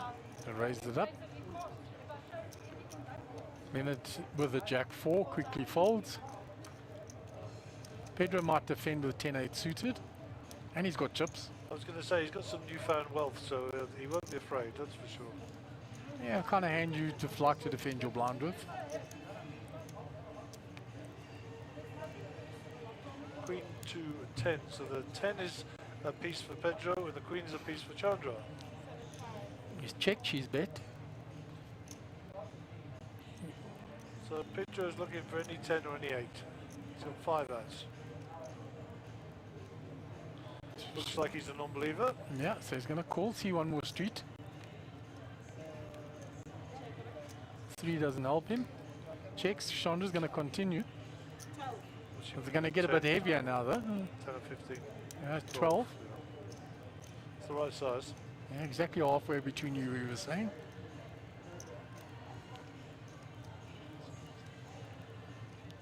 I think Pedro will let go now. He's going to look, and she raised. She bet the flop. She bet the, yeah, she shows him Yeah, trying to build a street red for when she bluffs later. from when she's stealing from the button later. Yeah. Yeah, exactly. So Pedro, 133 big blinds and 213,000 chipperoonies. He seems to be the big winner on the table for this session.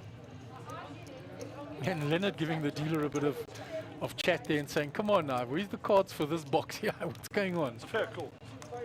No, he hasn't had too many hands. Pocket fives is probably the best he's had In a Queen long 10, I while, think. yeah. He had the earlier double up when he had the ace queen and he played it well against Pedro, and Pedro made a move against him, but that's been basically it. Yeah. So when we have a break in play in a second, we'll have a look at the clock and see how long we got left.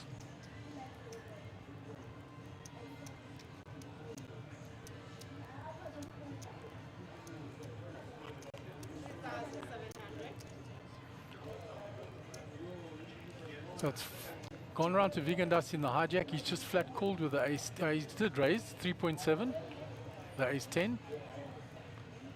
Moon with pocket kings. With the Kevin Khalil special.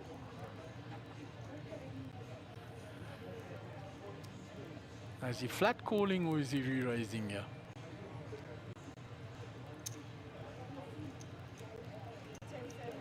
Yeah, 3-bet and Vigandas, let's go Snap quickly. Kind of telegraphed that, by the way, it took so long. Every other hand he's played quickly. So there we go. We've got 36 entries, 30 players left in.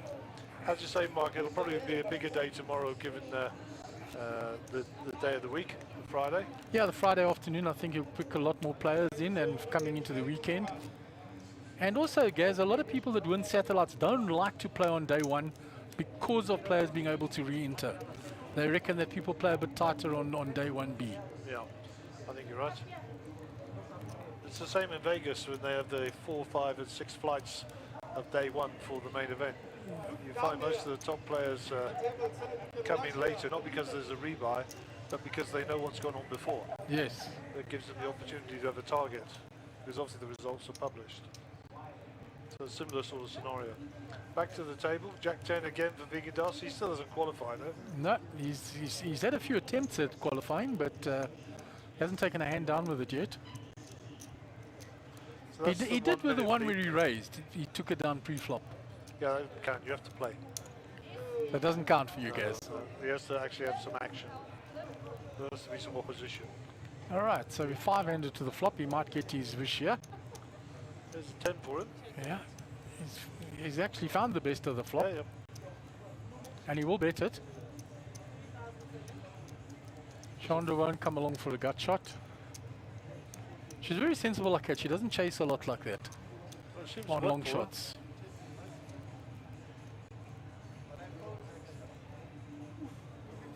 Alvin says, I've got the 4, but I'll believe you.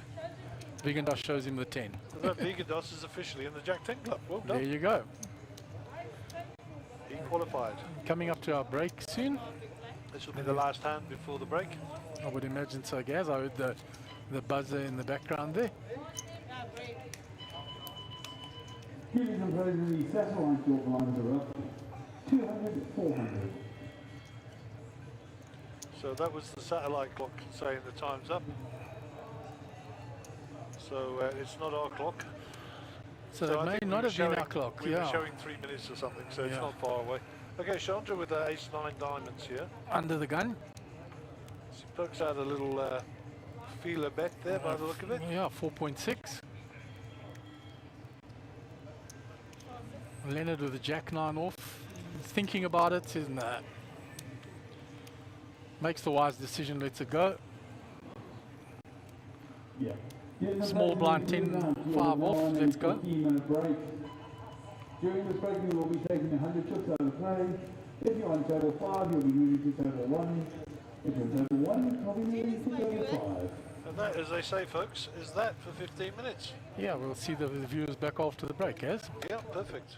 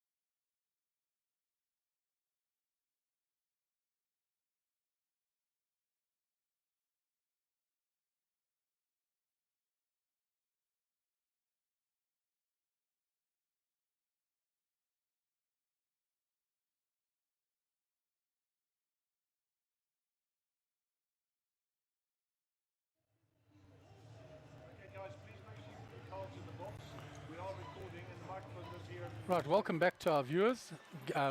Gary's just busy briefing the players to the table. They have to just be briefed on the table etiquette as to the do's and don'ts for the feature table and exactly where they need to put their cards so that the RF readers can pick them up. So the players are busy settling themselves down. Play will resume shortly. We can go around in seat one. We've got Carol Fabian. She also won a few seats in the satellite. She's on 65,000 chips. Roy Bitton is well known to everybody, multiple winner on many of the poker events, 173,500. Mark Elias, 68,500. Russell Wheatley in seat 5, 88,000. Henny Appel hasn't joined the table yet, but he's on 122,500. And round to Hendrik Ferreira with 56,000 chips. And Henny has also joined the table. And welcome back from briefing the players, Gary. Thank you very much. Roy Bitton under the gun. Roy Bitton, not known to many of you, 2 WPT final appearances and 2 WPT wins. Yes, and before that, back in the day, 2010, he went back-to-back at Gold Reef City in their 10K buy-in, won 2 in a row there. Yeah, so watch out for him. He's a dark horse, eh? Yeah, Roy can play very well. He's won multiple other events as well. Mark over the Elias years. there, I see ahead of me in Ewok mode. Yes. He can also play. Of course, Henny Appel, well known to all of us. And Russell, I don't know very well, but I know he's got game. So, and Henny Appel to the right, it's the Battle of the Baldies. And looks like Hendrik Ferreira down here on the bottom right-hand side. Carol Fabian was a winner in the Sats as well. Okay, we've got Carol in seat 3, I hope. Yes, we have. It's just seat 1 on here. So that's cool. I saw Carol and her husband earlier in the day. Looking forward to the event. Unfortunately, won't be here for the main event because they've got a golfing weekend.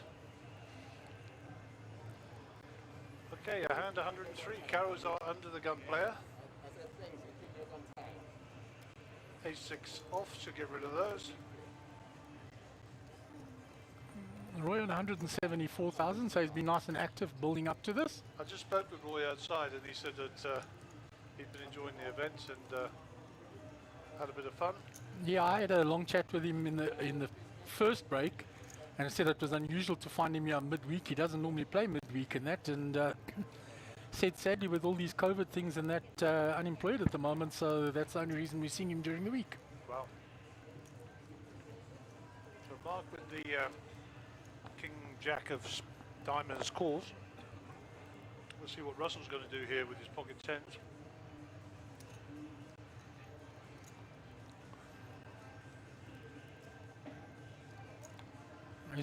He's just lumped in with the tens there, in position, not raising up there. And Hendrik has got Jack 10. Yeah. He's going to come along in the big blind.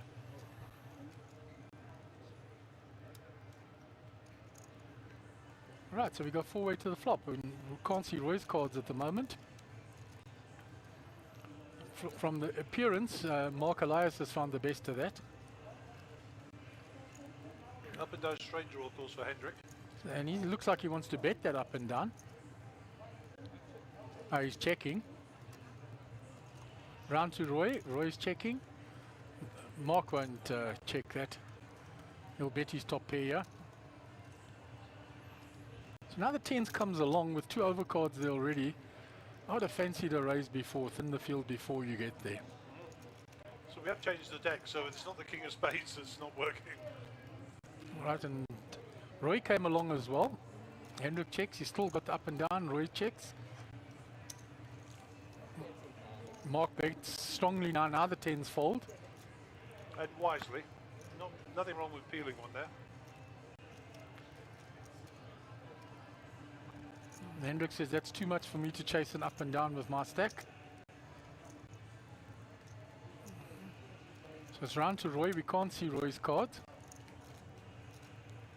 Looks like he called as well. The up and down would have got there on the on the river. He just didn't have stack to do it. Roy shows he's had the queen. And the king of marks is good.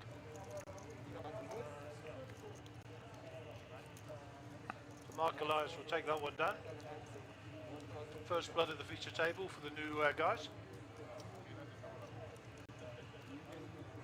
Welcome, healthy little plus 37 on the first hand. So Hendrik's problem was that he was short stacked. He couldn't call that 13 on with one card to come. No, not at all. He made it pay for his draw. I mean, quite a few comments on the Monster Jam group. I checked in the break as well, Gaz, that a lot of people are having problem with the Facebook, but it has been posted, and even on Twitch, that the YouTube one is working perfectly. So YouTube is working perfectly, my wife said. She sent me a picture of her at the guest house with her feet up. watching the YouTube. Watching the TV, making everybody else at the guest house watch it. So she said Good it's for working her. perfectly. Yeah, it seems like the YouTube one is working the best. I think maybe we should have a go at refreshing that Facebook one now. Feel free. Let's have a look here. So any folds. Hendrik's got king queen here in the small blind. And Hendrik, I believe, is the short stack. That's when we started, Gaz. So it's not. One limper.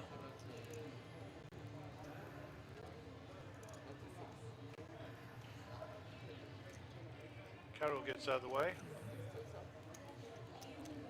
I'd say, unfortunately, Carol can't play the main event. She was telling me she's got a big golf weekend in the Wild Coast, so shame. But yeah, Hendrik gets there with the king, the queen at the moment.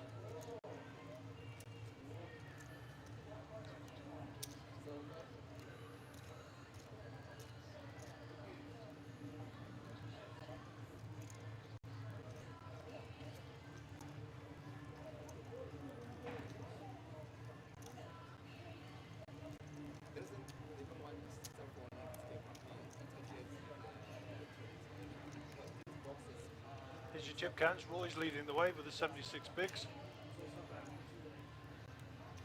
So we're 1,000, 2,000, 2,000 on the big blind ante.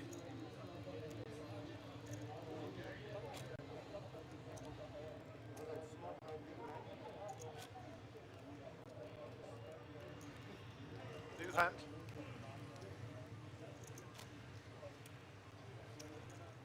So Mark will be under the gun. So it's one rotation since we've sat down.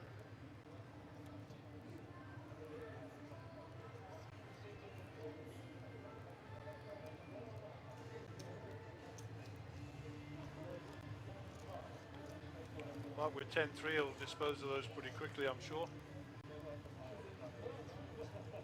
Henny with ace-3. In the cutoff. He's going to try and steal here from Hendrik, I'm sure.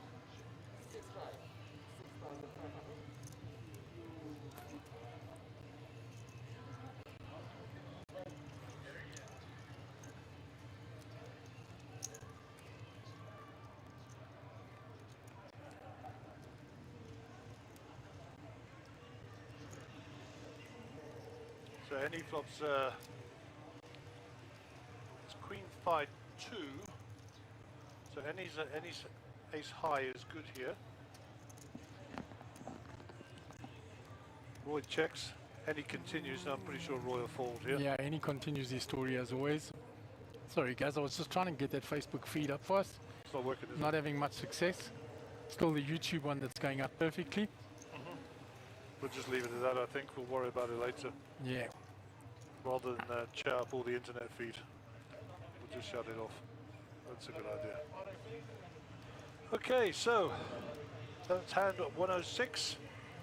Henny takes it down with the ace-3. And Russell, the top right of your picture with the blue shirt, blue mask, will be our under the gun player. He's currently got 75k, so he's on a starting stack still. And looking to make some traction, I'm sure. Yeah, you know, you 2 sessions in already, you don't want to be still on starting stack. No, for sure. So let's see what Russell's got. Russell doesn't put his cards in the box. Thank you very much, Mr. Dealer. Dealer showing him how. Any 9-2 off. Good Any- for doubling in blackjack, not for poker. Any old school at the feature table, of course. Hendrik ace-9 in the cutoff. Late position, short stack. He's got to make a bet here. Raised to 5-5. Carol 5-5 to call, she's folded. Round to Roy. Roy's going to call this off with King Jack. And Right. Mark's 3-2 will go into the muck, I'm sure. So 2-way to the flop. 10, Queen 7, so Ace High's still got the best of it. Yeah, but King Jack will like that flop. Flopped up and down. Hence the reason the percentages were so close. 4 on the turn is no hope to either player. On check, check. And that's a disaster for our friend with the ace because he's going to pay Roy off here. Yeah, so ignore Roy did not fold her. No, he's bet. Ignore our graphics. No, he will get paid. Roy shows him the straight. He shows the ace in disgust. Yeah. And he just got pulled into the spider's web there for one. Yeah, there was going to be a disaster for him after that flop if he found the 9 or the ace. I think you're right. In particular the ace.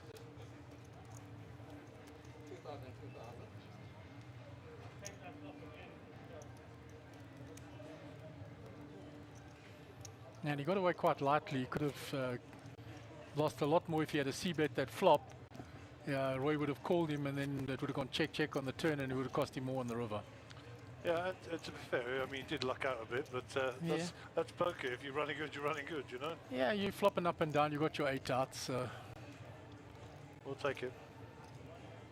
And he's got a relatively big stack, so Henny Apples are under the gun player, right of picture. Also looking fairly well stacked, 131k there. Henny will be grinding away. And Henny's one of those players that if he doesn't make it today, he'll be in tomorrow. 100%. Yeah, so loves his poker, Henny, good man. He's limping in with the ace-5 this time. I'm going to raise it. So a couple of rag aces out there.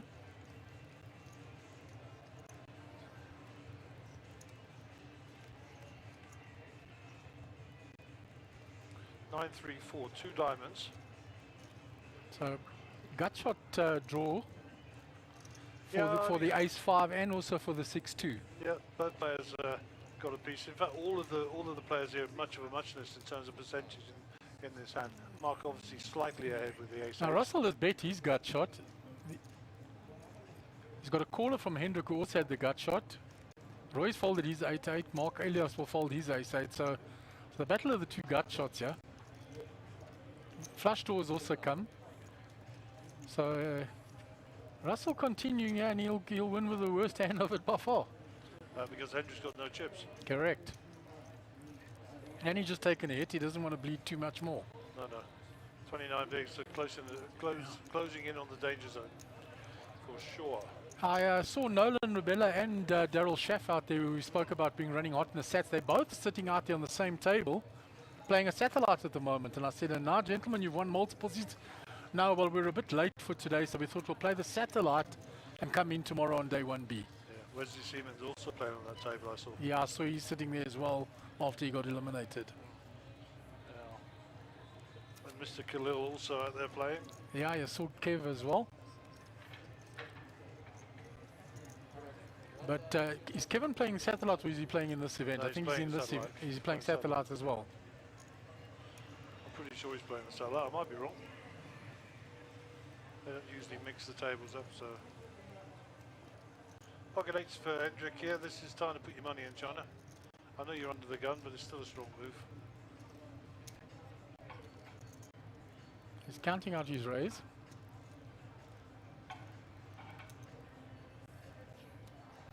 Decides to flat it off. That looks like Henny's dinner is getting delivered there. Then you can eat, eh? Yeah, he loves, and it's his kind of order. When I look at all those foils there, there's a platter there. Yeah, Henny's a professional eater. Him and Jared Solomon can go head-to-head eating for sure. Okay, 10-4-2, not the best flop in the world for pocket 8s. Unbeknownst to him, he's miles ahead. So let's check there. Henny found the bottom pair there. So C-bet, yeah, he might see one more because he'll think, look, he's giving him the eyeball. So are you just C-betting with the ace-queen, ace-king here? He's trying to get some information. Yeah, look at him.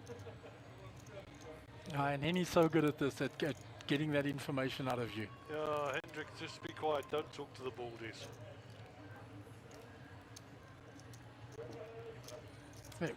And he got his information. Let's go. He says, only folding because of my food's arrived.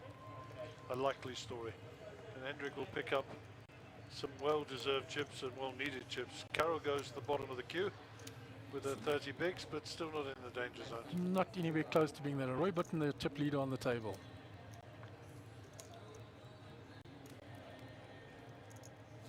Lovely lady, Carroll. Eh? Yeah, no. This is a great family. Seen her around the table quite often, her and her husband, so Yeah, just nice people. very nice people. And it's always nice to see the husband and wife combo going around. I know Shelley and I both play poker as well, but yeah, there's not enough partners. Yeah, no, there are very few. There's only a few of us around, so it's nice. I loved Henny's little speech there. He's in the small blind. He says, I've got my food to eat, but I can feel it. This is a big hand, so I can't go and eat right now, so I'm going to play this hand first. Typical Henny apple. Yeah, so he's picking up the hand before the time so he can make a move. Planting seeds, I think they call it. Yeah. There's Carol. She's got a caller with her ace jack there. Yeah, she's she's under not the raising gun, it. so. And, you know, she's got Roy and Mark and that to her left, so not the best spot in the world.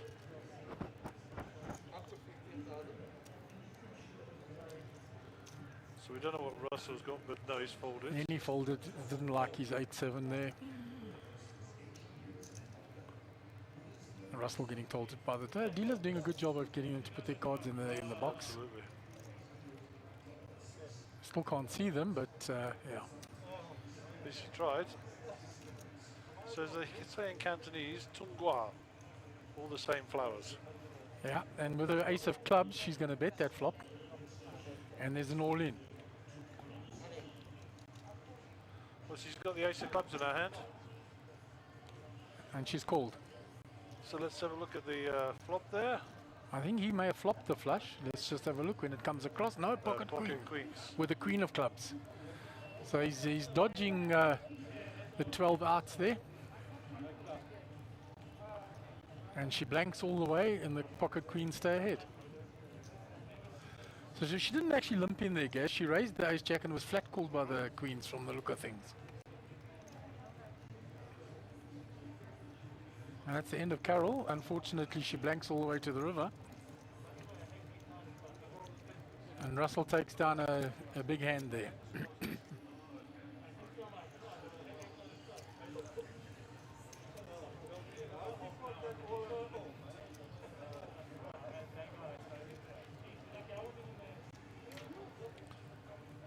Right, so unfortunately Carol's been eliminated from our feature table. And a sad loss, I've got to say, because just enjoy her company very, very much. Anyhow, we have to move on. So on to the next hand, which will be 110 and counting. And Mark Elias with 99,500 behind will be our under the gun player.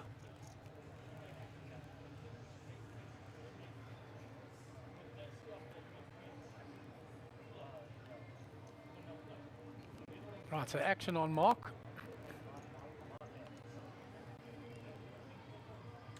So Mark to play.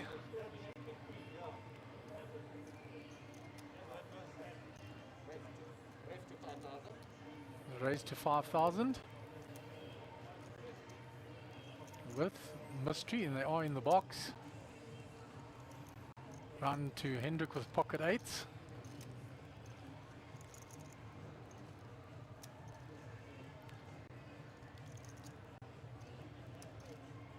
In the small blind, only one player bet before him. He's thinking about the shove here. Am I going to get a better spot? Answer, probably not. Get it in. Counting out, what do I have? I mean, you want to see 5 cards here. Let's not just flat it off. And, Yeah.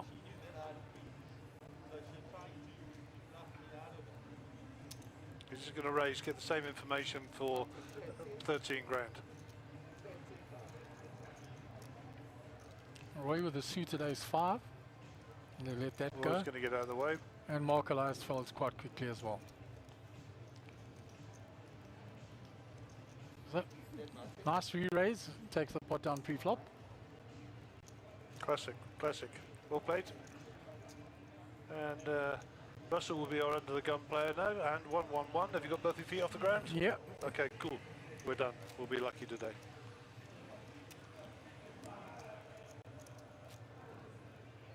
And the stream currently going out half an hour was when we were on a break, so maybe we can refresh that Let's go for it. Facebook thing while we're in the break. Why don't we do this? Are you going to restart the whole system? Yep. And so while Gary does that, we're under to the next hand. Russell Wheatley was chipped up very nicely now. He's 150k under the very gun well. with ace 10 off. Doing very, very well. And Henny, the customary 4 chips on the cards. We knew he was going to play.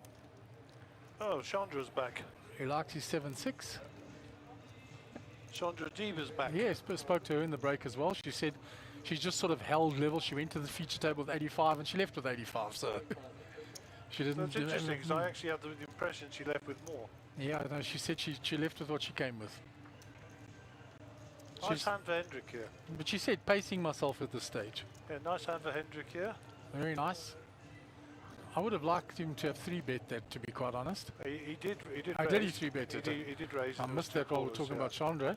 Yeah, a raise and 2 callers. And he's got a pair of 6s here. Russell's got a very, very bad flop, of course, for Hendrik's 2 red cards. Now this is where Henny's experience counts. It's check to me. When I use that position, I've hit a pair.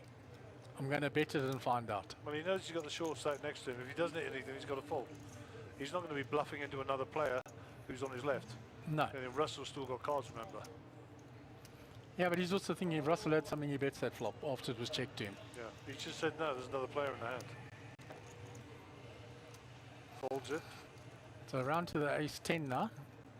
Is he going to see one?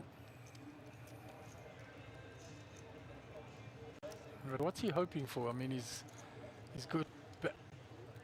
Backdoor runner's always got to hit his ace. Yeah. He can hit, he doesn't know, but his 10's also good. Yeah. That's not going to help. 7 doesn't help him at all. Gives Henny now 2 pair. Yeah, he can only hit an 8, that's it. And Henny will keep it going. So 10, 11 grand, something like that. 11 grand. 15. At 15 is a yellow and a purple.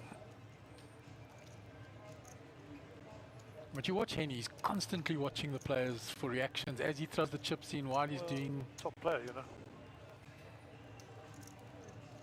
Yeah, no, in good class player, Henny. Been around for a long while.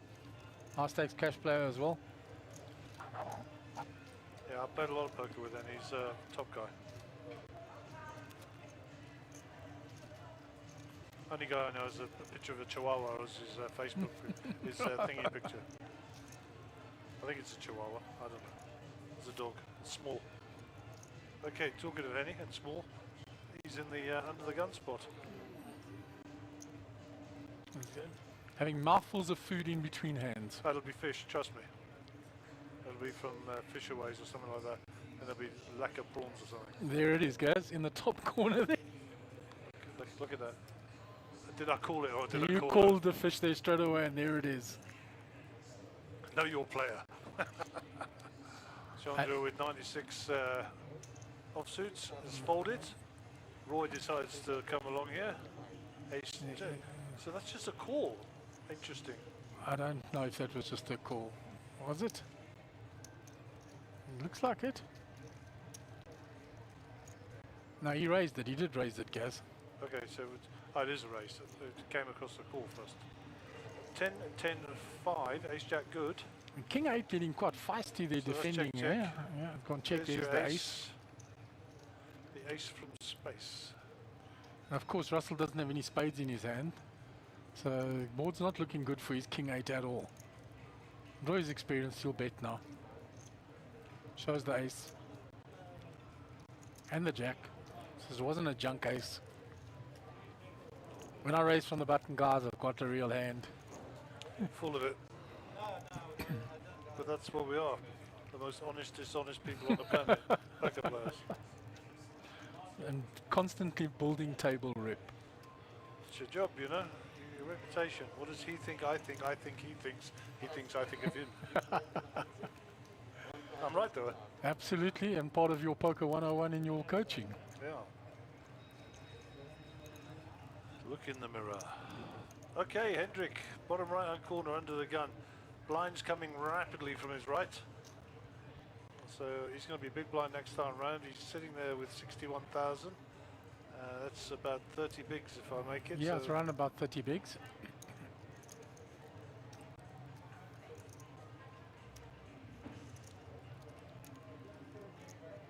But only 12M, yeah? yeah, nearly in the danger zone. Almost. If you get down to 8M, they reckon you're in the danger zone.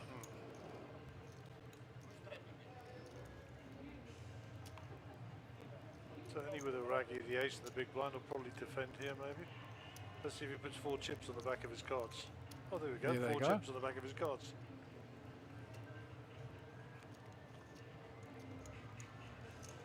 Still counting out his newfound wealth from the previous hand. Or the hand before that even. He hadn't stacked it, he was rather eating than stacking chips. Perpetual eater. So Mark Elis has got these two guys drawing dead, eh? Yeah, he has got them drawing totally dead. There's no more aces left out there for them.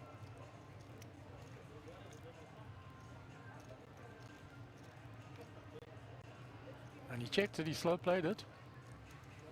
So now, unfortunately for young Mr. Ferreira, he's going to bet his ace now. Flat call.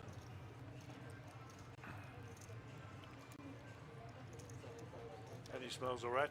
Yeah, look at Henny straight away. Henny's too experienced. He gets rid of it. That flat call by Mark Elias there, he knows. Hendrik first to act. Only way he can win the pot is to bet here. Did bring a flush to the table as well, but there's no Re-raise- way. No re-raise ways. is coming. Up to 20, I think. Yeah, 2 yellows.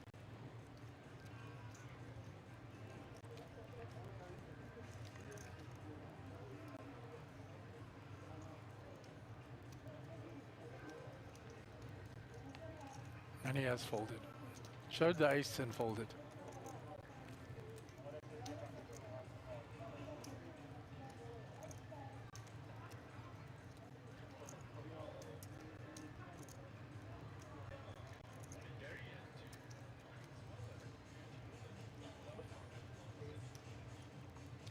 So I've no idea what's happening with the Facebook feed, but Yeah, and I see, because if you go to the link, it's from the start of play this morning. Yeah. How do you get to live play on there? it's not showing. And that's Unfortunately. probably what's messing people around as well. Anyhow, the good news is the Facebook feed is working. I think you can scroll it along, but then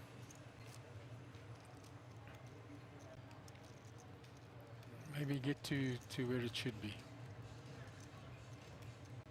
Anyway, we're going to move to the next hand. Chandra D will be under the gun. Yeah, Chandra's name is spelled wrong, I believe, so I apologise for that.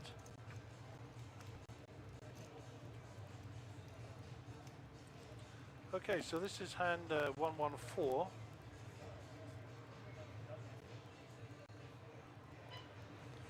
She's got Jack 10 suited, Gaz. An Well, opportunity has arisen. she's just called. Roy with pocket kings though. There goes the raise to 7,500.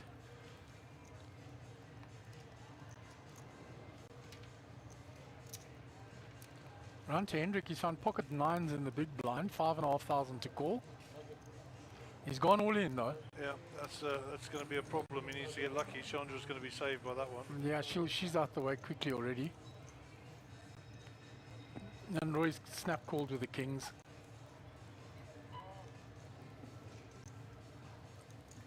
Okay, good luck, team. So he's looking for 2 outs here, Gaz. It happens.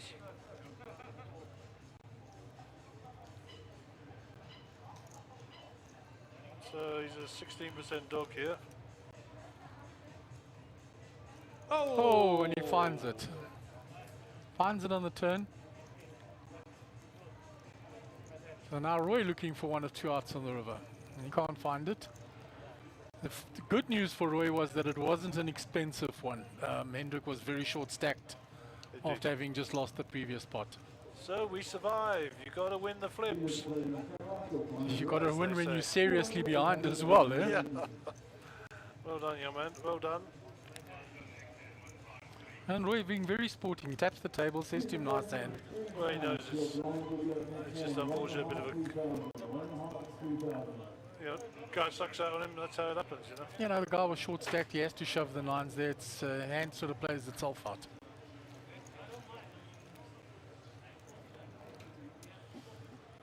No complaints.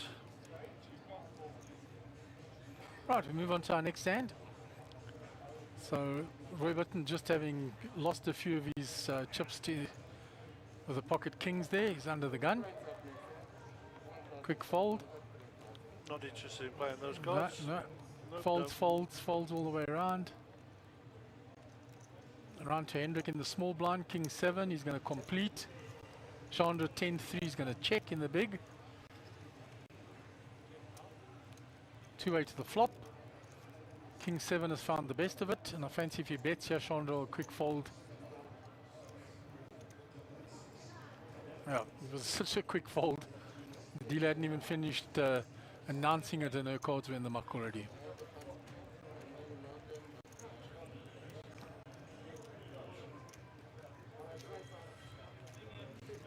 Right, moving on to the next hand. Chandra will be in the small blind, Roy will be in the big blind, Mark Elias will be under the gun.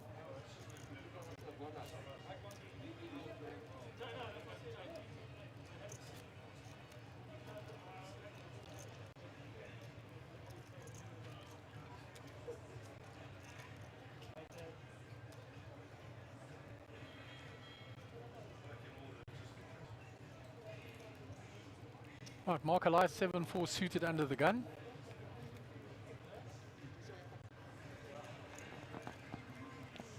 Did Mark call that? Sorry, I missed the...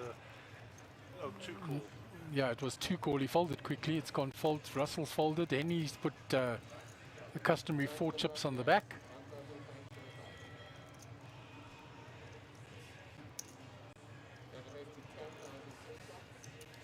Eight, 7 suited. Henny is raised.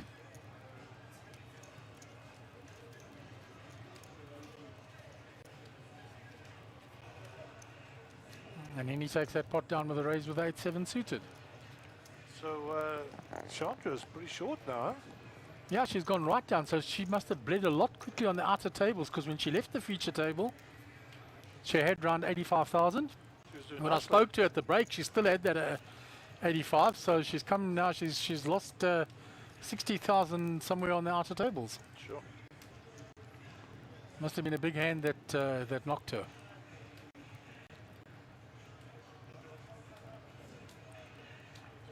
Okay, so Russell, top right of the screen, is under the gun player, 9-2. They'll probably go in the muck, I think.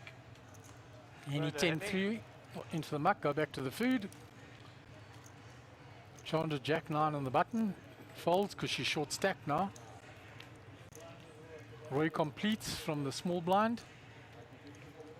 And it's checked by Mark Elias in the big blind. So 2 players to the flop. I don't know what Roy has. Oh, there it is, 8-6. So he's found the best of the flop. Going to check, it's gone check, check. 5 is no help to Mark. Roy's going to put a bet out now. And Mark gets rid of it.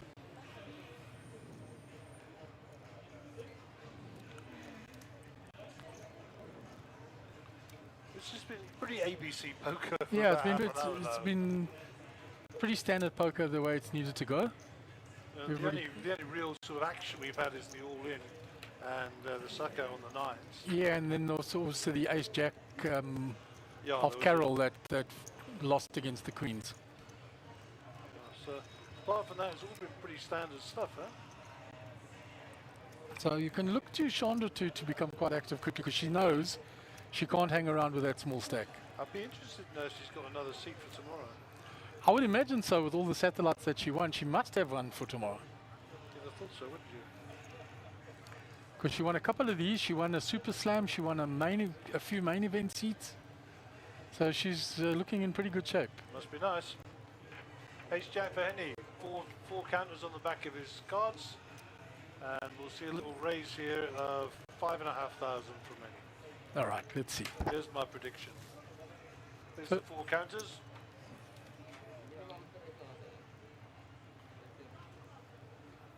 He's just limped in, Gaz. What a lightweight. That's so weak, Henny. Wait till I That's see so you. unlike Henny. That is so un-Henny-like. It's so unlike Henny that it almost rings alarm bells for the other players. Yeah. If I was at that table, I'd be folding jacks downwards. Roy Bitton's called on the button with 6-4 suited. Good on you, Roy. Mark Elias with a come in with a pocket 5s. 4, 10, 7, all spades by the look of it. So the weakest hand they pre-flop, the 10-3 off in the big blind, has found top pair. And Henny's the only one with a flush draw, trust me. Yeah, Henny's the only one with a spade. But he's going to fold it quickly, eh? Out of the way, go back to the food. He's harvesting. He's got more important things to do, Henny. And Henny, so unlike you to limp in, if you raised, everybody was folding and you would have taken the hand down. And you could have got back to your food a lot quicker. Yep. Chandra's right down to 8 big blinds now, Gaz. I think she's got to be in shoving mode now.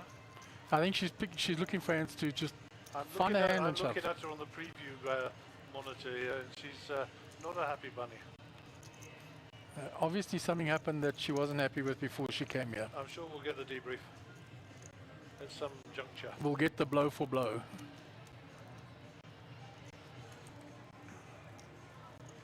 Right, so Henny's in the big blind now. Hendrik under the gun.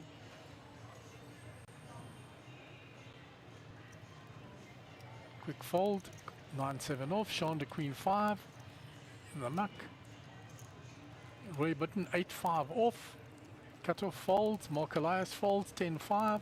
Russell wakes up with a monster. Ace Queen. Raising. Blind on blind. He's raised, and Henny's found Ace 10 suited in the big blind. He might pay to see this. Okay, and he's going to see what he can solicit from Russell to start with.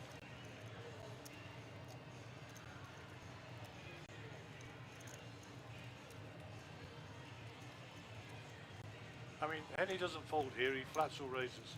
Yeah, he's going to flat because of who the player is.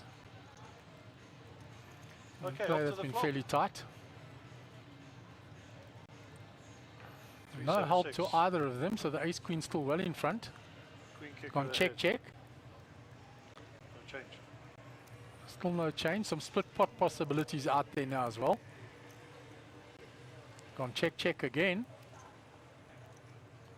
King is no help, so the ace queen is going to win here. He's going to bet, and Henny will probably fold you and say you got lucky on the river.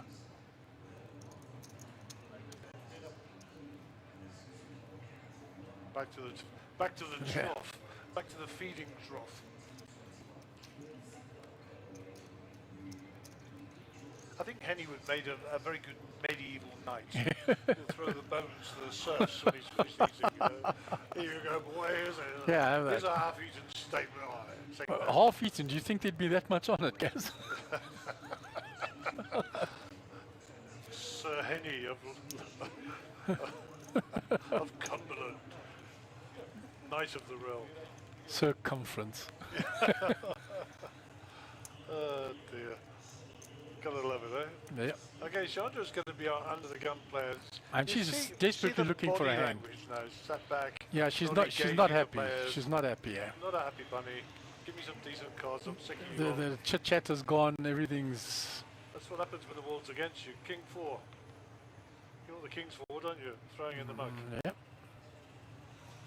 And she's looking. I mean, she knows she's big blind next with a big blind ante. Well, she made the right move there because Mark Baird wakes up with those pretty little ladies. Quick fold from Russell. Ladies 10-6 off. never go out alone. Any 9-5. Dolly Parton. That'll go into the muck. Any. Look at it, he's making a mess of my cards. Yeah, he messed on them and he knew it, so he was trying to wipe them off. Hendrik Ferreira, the Jack 9 suited, says I'll see a flop. Okay. Excuse me, will you? You go and sort any out. Yeah, I'm not going to go on camera. I'm going to stay up here. Right, so we've gone to the flop. Pocket Queen's well in front here still. And nothing really for the Jack 9 on that flop. There's only one club there. So I doubt that Hendrik will see any further action on this hand, and he puts his cards into the muck.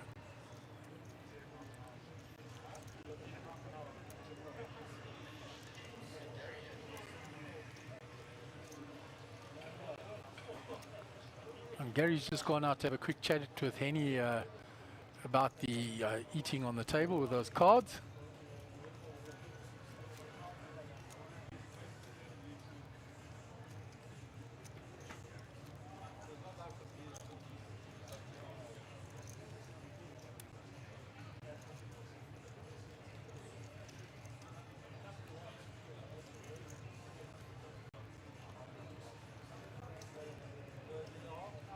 Right, we move on to our next hand. Roy Button will be under the gun.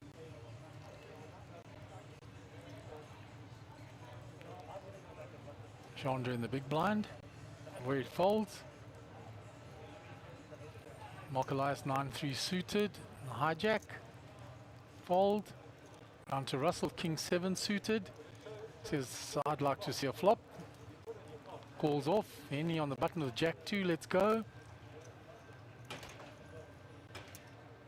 Round to Hendrik with 5-2 off in the small blind, but it's a limp pot, so he says, I'll complete. Chandra with Jack 8 in the big blind checks her option. And we go 3-way to the flop.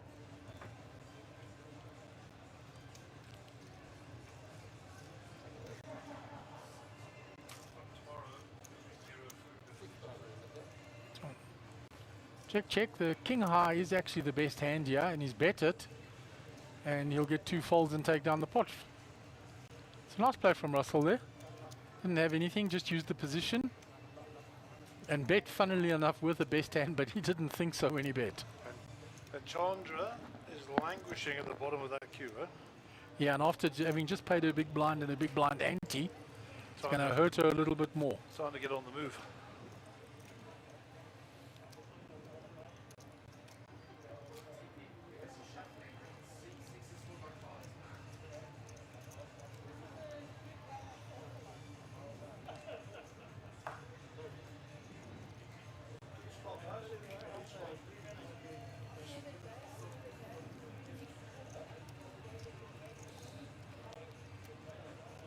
Right, so while the dealer is shuffling, Mark Elias will be under the gun. Chandra in the small blind looking desperately for a hand now. And 122. Well, I don't think Chandra survives another orbit. No, I think the chips are going into the middle before that, Gaz. This is any ace time. Because if it gets round to her again and she has to post another big blind and an ante, it leaves her with absolute fumes. Well, to be honest, she's already running on fumes at 6 bigs. Pretty much.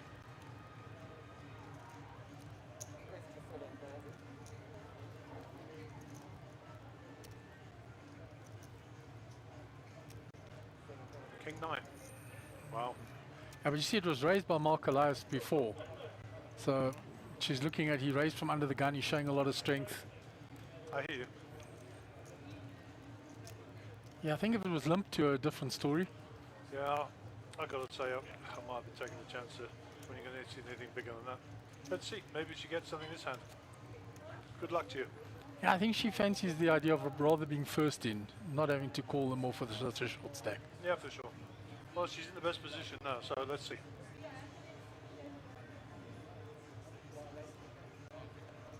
Well, she's got a free look for the next few hands. So Russell's changing tyres here, so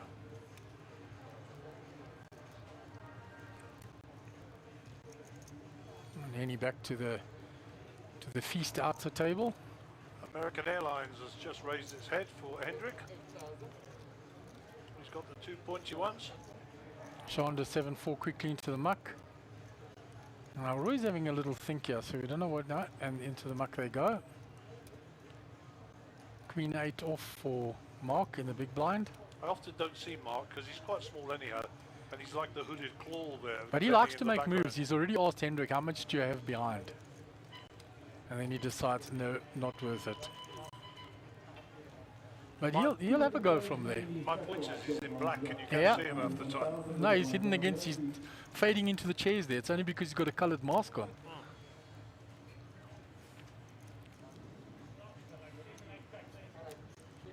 But he did ask, he asked Hendrik, how much have you got behind? He's looking for information and also to see, can I make a move here?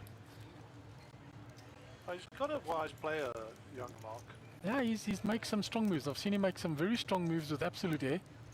And his game has come on tremendously over the last sort of 18 months, 2 years. I mean, since I've been watching him play. He said, you know, I used to play regularly with him at a home game as well, and he's put a lot of effort into his game over the last few years.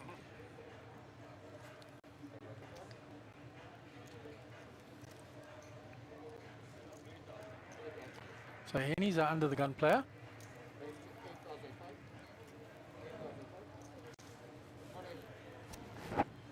And he's raised it up with mystery cards. So Hendrik Pols, pocket seven. Chandra's gone all in, she has to. She's found a pair.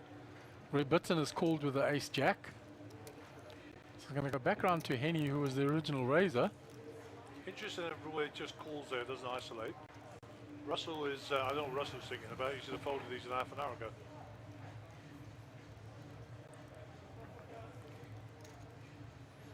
So now Henny's left with a decision. He's asking the same question you did. Why did Roy flat and not isolate? Has he got that strong a hand? He's asking how much has Roy got behind. Okay, so any apples on ace king or ace queen here, trust me. Or yeah, he's got and he's going to isolate. My bet is he's got pocket queens.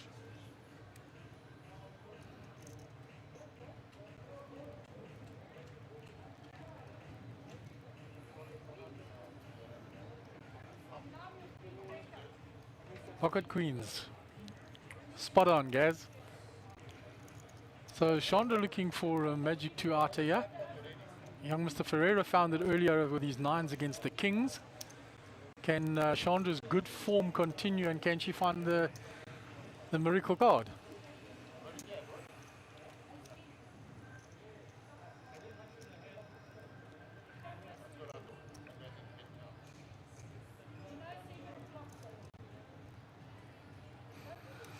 So we're off to the flop. Oh.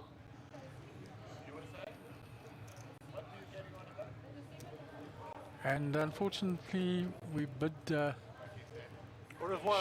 Chandra goodbye after that. She had backdoor straight draws on the flop. That was it. And he pretty much sealed it on the flop when he flopped it at the top set. So very nice hand by Henny. And he goes up to 60 bigs, 182,000. Roy Bitson bled off quite a bit there because he flat called that, and then Henny shoved on him. As soon as he flatted there, which is good news for him, and didn't isolate, the alarm bells would have to be going off. But any too strong a hand, that's why so much he had behind and shoved on him. And he was willing to take the chance. Either way, correct. That's why, on the basis Roy flatted, so he puts him on like an ace-jack hand type thing, you know.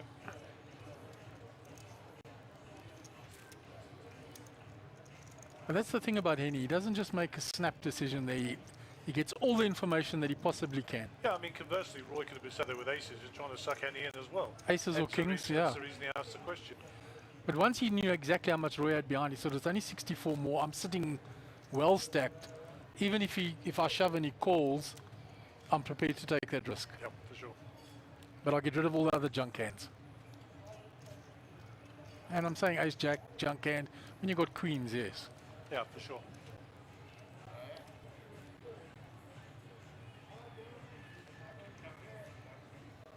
Do you want to come? It's up to you. All right, Mark Joseph is going to come and join us. I'll vacate my seat for a little while, Gaz. Go for a little walk out there. I'll be outside, Jack. Send one of the lads to come call me when you need me back in. Okay. Thanks, Mark.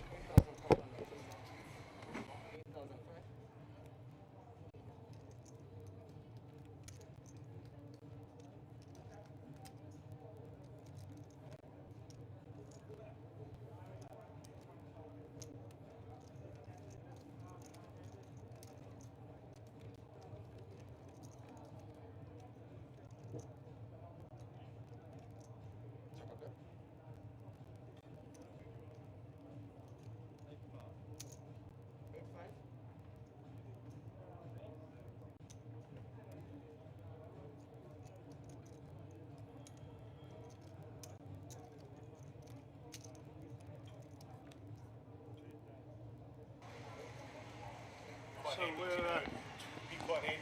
How come he should?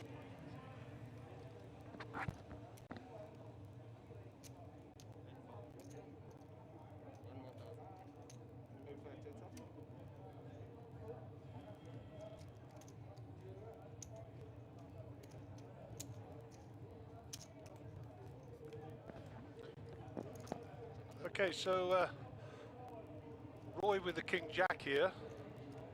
Lots of clubs in play, all black cards. So looks like Roy with the option is a check from Russell.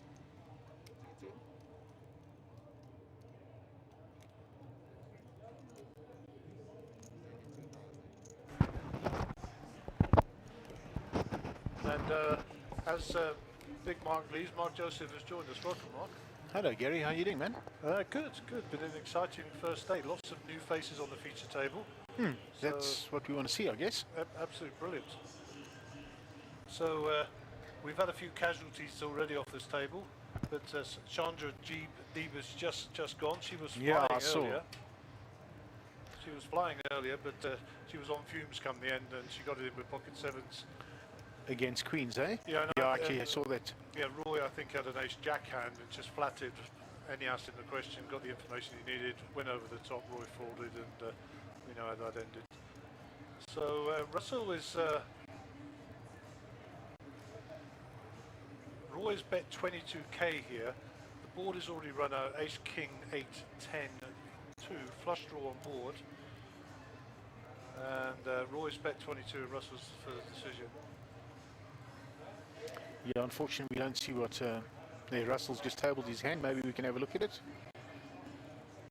We just see a queen of clubs, so he was obviously drawing for that club. Yeah, he missed the club draw, obviously.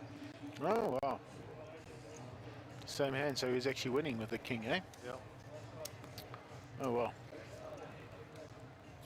So, yeah, it's nice to be back at Carnival. We've had a very successful set of satellites, and we're pretty excited about this series. We were just talking now about the amount of satellites and the multiple winners that have been... Yeah, the same guys. Look, it's not really ideal for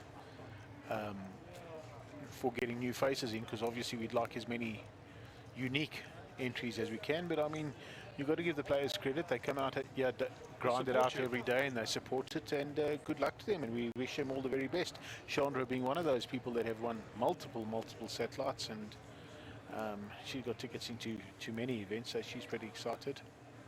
Yeah, and she's good for the game as well. She's got a nice demeanour at the table. Yeah. Always nice to see her at the table. Never any controversy with her. So Roy under the gun here, and Roy very successful in many poker tours, and not to be messed with. So nice strong start here. Comes out raising 7.5, which seems to be the stock raise on the table at the moment.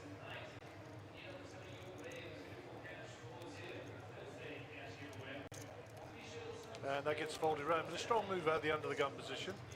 So I had a few questions about what's happening with the Monster Jam Tour, and I based my answer was, and hopefully you can build on this, is that head office Sun International still talking, to be decided. That's what I've said so far. You're pretty accurate. You're right on time. All our deals are currently just like in a bit of limbo with COVID, etc. But I don't think it's gloomy at all. I think we'll be out there soon with some new stuff coming out. So you know, we just as amped and excited as we are every year. So you know, as soon as we know, we'll let you know. We need to get it out there as soon as possible. Yeah. So I mean, the one thing for sure is that Monster Jam is alive and kicking, and that's the message we've sent out. No, absolutely, we are. Yeah. We are, and loving it, and it's always great to be at Carnival City. You know, it's a little touch out of the way, but not so bad. And well, you know me. Once I get here, I don't go home. I just stay till the end. It's easier on petrol. No, but I like Carnival as well. It's a nice venue. It's nice and compact, and we've got a great relationship with the staff here. I must just say a shout out for them. You know, the guys who sort the internet, the guys who do lighting, the guys who do electrical supply, the guys who just sweep out the floors, you know, all very nice. You know, got to know us very, very well. So, all right. Well, look at this. We have quite an interesting flop. Henny's in here with King 9, And Russell's got a 10. Yeah, so Russell's got top pair with a 10 here. Obviously, as you say, Henny got a piece of it with the spades. He bet 15k, and Russell snaps him off by the look of it. Option on Russell. Absolutely. So And we that see comes- he's out to the top of the table there. King 9. Is Henny going to continue? Well, Russell's going bets. nowhere with this hand, right? I mean, he's got top pair and he's drawing. Yeah, so up and down is up to Henny to decide now. We'll have a piece of that. Henny's a non-believer at the moment. Let's see. King And he's or a looking 9? for a king or a 9. Oh, my Oh, word. word. Bingo. Bingo. And This could take Russell for some money here.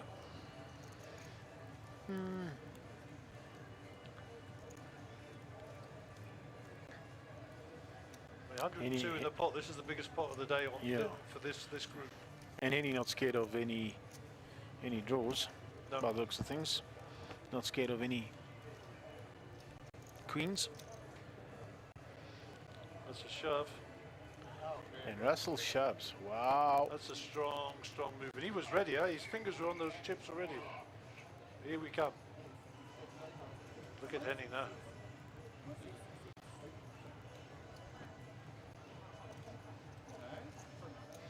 So Henny what's will probably Henny try thinking work here? this. Is he Jack Queen? Yeah, he's got to start thinking about it. He would have. I think Henny might have thought that he would have been raised on the. No, he's called it. He's called it. Oh wow. Has he set call? Yeah. And Henny's just checking out. Is there a straight? And he's going to go no straight. And these two pairs. Give And me the that'll see money, then a honey. Russell. 100k plus for Henny.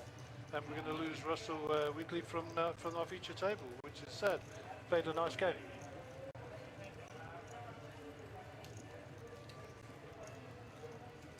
Good call, Henny. Still wiping his hand from his dinner, and he knows he shouldn't be eating at the feature table. Yeah, well, we'll be putting that pretty strong tomorrow, and your guys are going to do the same, I'm sure. The food is banned from the feature table because it damages the equipment, it's not good optics, you know, and all the rest of it. So, but anyhow, let's get away from the food issue. Henny's got another problem now. He's got to stack chips, which is a nice problem to have. Of course. It's a lovely, lovely, lovely problem. So we're Dave, the just, tournament director, just doing a little bit of a balancing act there, trying to get his tables together. so we've got a new player joining the feature table. So, Gary, when we originally put out our structures, we put them out around the COVID restrictions that were at the time, and all of them would say their play closes about 7:45. We are going to extend those hours on certain days. And then on certain days, we're probably going to stick to them, make sure that the casino gets a little bit of their action. So in real terms, I was kind enough to get your ops sheet from Caitlin, and we were asked this question, and I've said that the times will vary, but if the latest you're going to go is 9:45 to 10 p.m. 9:45, yeah, that would be our so that's latest, right. yeah. And that will vary and be announced day to day based on how much actions take place and how many players are still in, etc. So you can keep with your schedules. So that's the message we kind of put out. Okay, cool. So this is day one of the 6K freezer. Obviously, if you fall out today, you can join in tomorrow as a new unique. But obviously, you Yeah. can't rebuy today. Plus, out it of is a day freezer. 1A, you can play in day 1B. Okay, I need to tell you that we are out live on the Hender Mob. Okay, Our stream cool. is streaming out there on the Hender Mob. So Beautiful. that's a nice welcome to all our international viewers that would be watching some poker down here in South Africa. Awesome. Unfortunately, travel restrictions do make it a little bit difficult for people traveling. I know that a few of our loyal supporters from across our borders, our close borders from Botswana and from Mozambique, unfortunately, due to their internal quarantine issues, will not be coming. Well, I spoke to a gentleman in Tanzania this morning who took a COVID test, who's getting the ferry to Zanzibar so we can get a flight to come here to play in the Grand Oh, Slam. wonderful. Oh, who's that? That'll be Joe Steggers. Oh, fantastic. Yeah, Joe is a full-time player, of course, in Tanzania. Okay, that's awesome. Yeah, so he said his words were, I thought they were going to take the rest of my brain out when they did the test and they left the poker piece in. So yeah, this is his plan. So if he comes back with the right test, then he's going to get the ferry to Zanzibar from Dar es Salaam and then fly here, which that route's still open. Oh, that's So awesome. it shows Phil. a level of commitment, doesn't it? Absolutely. So this is one of our new camera angles. You missed it very quickly there. We've got 2 new cameras that are down at eye level at the back. Unfortunately, the screens don't really give us a good enough shot, and any fingerprints are picked up on the screen, so that's a bit unfortunate. But we are trying to improve with those eye line shots that you were looking for. Okay, back to the table, Mark Elias, who's hiding away in his hoodie there.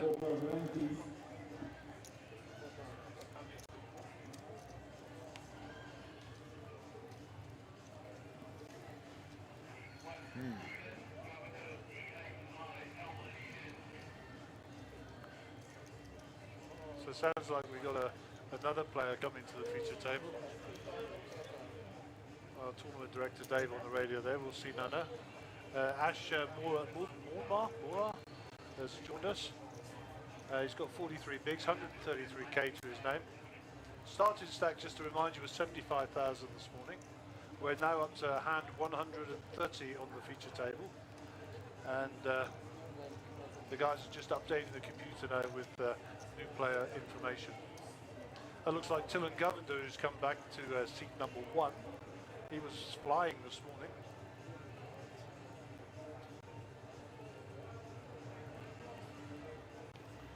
Indeed it is. So Dylan picks up 6-2, not a very nice welcome to the table, but Ash gets out of the way, 7-3 suited, 6-5 for Roy, King 2 for Mark, Randa Henny Apple in the small blinds.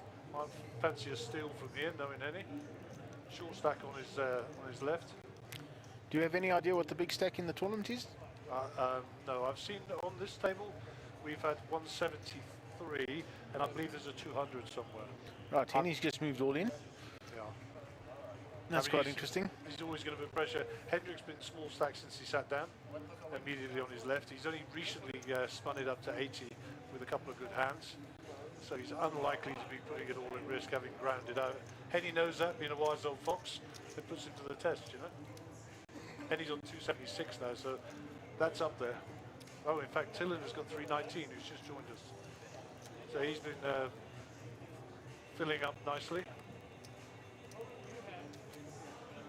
Yeah, so if you haven't played Day 1A, you're welcome to come down tomorrow. It starts, Day 1B starts tomorrow at 12 o'clock. And we've decided to put on a free roll at 10 a.m. tomorrow morning for players who want to have a quick hyper-turbo satellite to try and catch a seat into the 6K tournament. So if you're watching and... so tell us about hyper-turbo, is that 10 or 15 minutes? 10 minutes. 10 minutes, 8 levels. 8 levels of rebars and an add-on. And the add-on? How much is the add-on? So I think it's a free entry, single rebar 300, double rebar 5, add-on 5. Okay, so same format as yesterday. Yeah. Okay. Just try and see if we can generate a few seats for some players that may not be able to. Well, we had a little debate, Mark and I, before you come and sat down, and we reckon that you're going to be better attended tomorrow because it's the Friday. Absolutely. You know, Absolutely. But today's not too terrible. I think we've got about 40 odd in. But that's good. That's good. Yeah. Yeah. Tomorrow I think we'll be well over 70. So Hendrick's got it all in here with pocket nines. Tillen Governor with ace king. Oh wow. But I mean, what is Henny doing? I have no idea. So Hendrick's got it all in 27k. Dylan's obviously deciding whether or not just a call or he's going to isolate here. Mark gets out of the way. Has Dylan called? Yeah, he's called 23. Oh, Hendrick's all in with 27,000. I thought Henny was all in with 9. Sorry, I just misread the screen. I couldn't understand this. Okay, so we'll go to the flop box and we'll have ourselves a little race here. We do know that one of the aces are dead. We saw that with Mark Elias's cards. And that's a fairly decent that's okay. Yeah, flop for nines. A queen is no good though. Backdoor straights. A queen is no good. Any jack will make him feel a little bit better. It's a brick. You've got the 12 outs at the top there, you'll see Tillen. Oh wow. And there's the shot to the heart. And there's the shot, the gut shot straight. Yeah. That is so sad. And such a sick game. Sick game. And it happens. It just happens over and over and over again. But you know, we keep coming back, so we must enjoy it. And yeah, Hendrick, you're playing well, you battled well. We like And, getting abused at poker for some reason. Yeah, he played super well today, Hendrik. Super tight. Got some good spots, and just credit to his game. So he should go away with his head held high. Yeah. And Gay, if you shoot our camera over to the other side, to the other pitch, you'll see that there's 2 or 3 tables going there. That's a main event satellite. This side.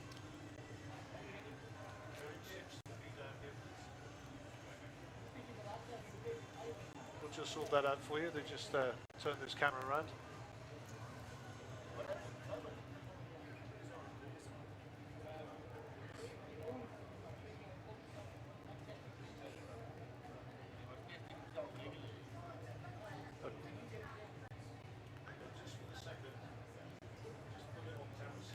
Right, so Roy Britton has folded with Jack 8 under the gun. Hello. Just, I couldn't let Mark get away without getting his face on the TV. Hello everyone, how are you doing? Okay, so we're still following the action on the feature table, but Mark's in sporting the short sleeves. I'm the one who sat here under the air conditioning all day. As you No, I'm can see. okay. But we'll swing off the camera now. Pocket aces for Henny, so we'll go back to the table. Yeah, this is an interesting hand because Mark Ellis, I think, is quite short, right? Not that short. But ace 10 of 90K. diamonds. And has he opened? Sorry, I'm missing the action here. So Mark Elias has raised to 9,000. 9,000. Henny's going to repop this here by the look of it. Yellow chips 10,000 each. So that's to 22.5, is that Yep. what it is? Teal and Governor will bin that. And Ash has got 9.6, so he's not interested. Background and snapfold there by Mark. Oh, wow. So a bit of respect for Henny. So we'll try and get our camera 6 to spin around and look down the other aisle there for a minute.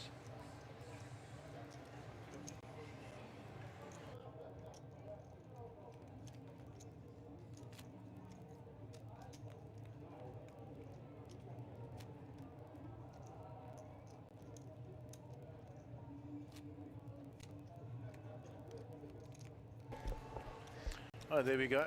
There you can see. Is that the satellites, Mark? That's a satellite table. There's 2 tables going there. It looks like about 13 or 14 players in that. And the structure set up quite nicely. That should generate 2 seats at least. 2 main event seats. That'll be a 30,000 rand prize pool.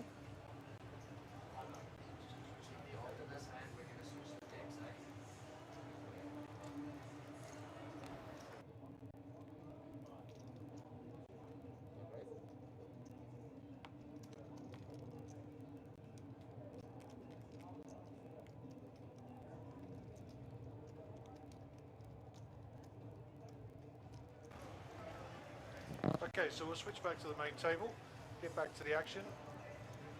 Henny got aces again. Oh my word, are we seeing And a replay here? they look the same aces. Okay, 2. 2 black aces.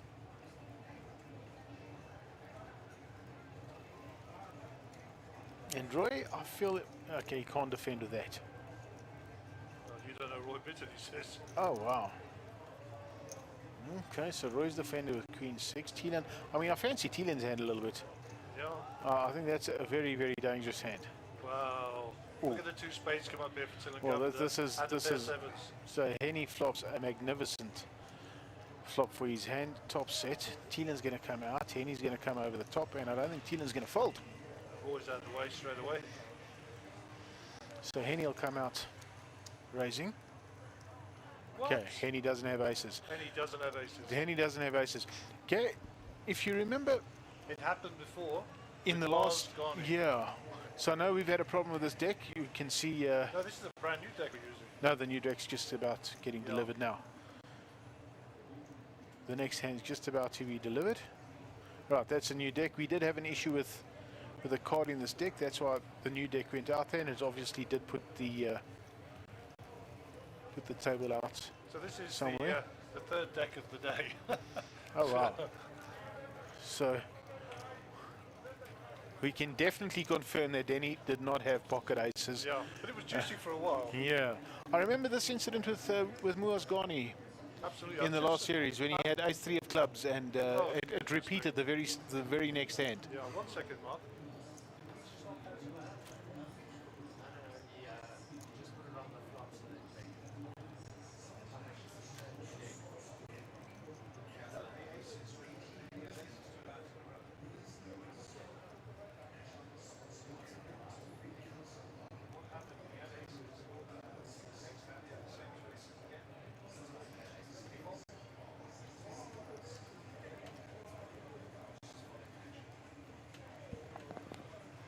Okay, so our new player is young Melissa, one of the Khalil clan. Fairly decent player, actually, Melissa. She Oh, gets she's out got there. game. She's pretty aggressive.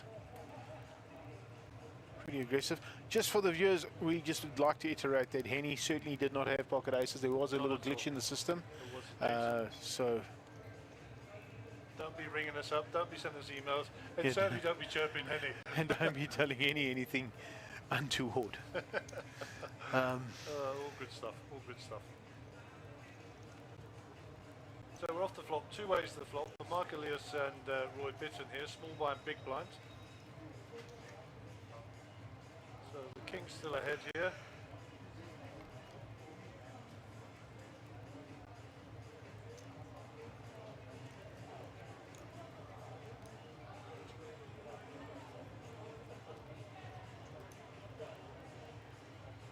And Roy will pick up a small pot for his trouble.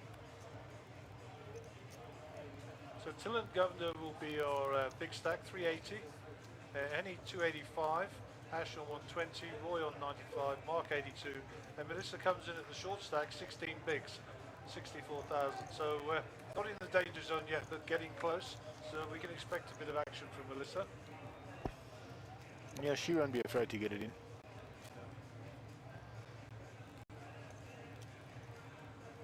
This is hand 135 for the day, and under the gun player will be Mr. Henry Apple to the right of the screen. Queen 3 in the bin.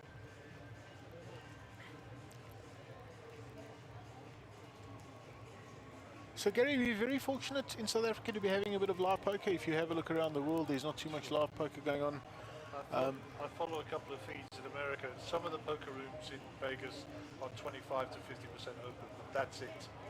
You know, they're very restricted, but tournament-wise, very, very thin on the ground. Cocker Kings here for Mark. Interesting, and Mark, I'm sure Thielen is going to defend with that sexy-looking 8-5. So little raise up there. Melissa's coming along as well. And Melissa's hand not visible either. Well, she hasn't put the right cards in the box yet.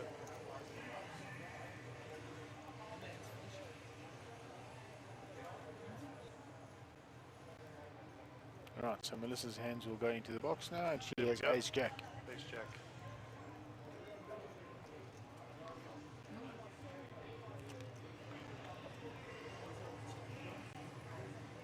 And that's a thing of beauty for Mr. Mark Elias. Who Right, just flops top set. Melissa has a gut shot.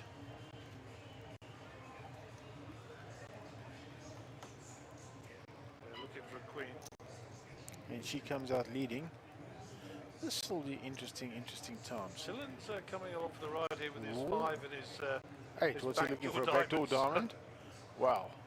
Some Just, interesting things happen. diamond on the queen of diamonds. Oh, Mark, are you trying to spook? Mark is super strong here, right? Super strong. Gary's really trying to spook some people, so...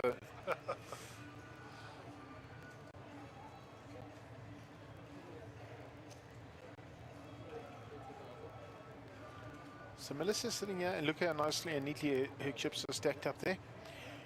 Okay, she gets those in the bin, and I mean, Thielen certainly... He's got a deep stack, but I mean, he could be just blowing it here. What are you going with it for a 5 or an 8? 5 or an 8. In and- his mind, he's already drawing dead. Of course. yeah. And Mark will slide this across the table and pick up 55k to the. That gets him a little bit out of the woods, because Mark was a little bit... Yeah, A little bit short. He was sliding in the wrong direction. So Melissa's now left herself absolutely shoving stack now, I would think. Yeah, any ace, any pair. And she's in the blind, I think, now. Yeah, blind's 2.5, 5, right? And a 5k big blind, so 5k anti. No, she's on the button, actually, I think. If Tillen is... No, Tillen's under the gun. No, she's a small blind. Looks like the button's at Mark Ellis, yeah. So I'm surrounded by poker royalty here. Young Bozo's just walked in to annoy us. David, good afternoon. So what I'll do, Gary, is I'll make way for Bozo to come and sit and have a Let little it chat come with sit. you. I haven't seen him for a while. I don't want to be kissing him though. Make sure he's wearing a mask. So before I go, just a big thank you to everyone who's come down to Carnival City Casino today to come and play in the events. Everyone who joined us for the satellites pre this event, thank you so much for your support. I'd like to take an opportunity to thank the casino, Carnival City Casino, and their staff led by Anami and Emma. We thank you all for all the services you've provided us, and obviously Central Head Office for everything you do for us. My mate Martin Olkers, who's always behind us and supports our event. Thank you, Martin.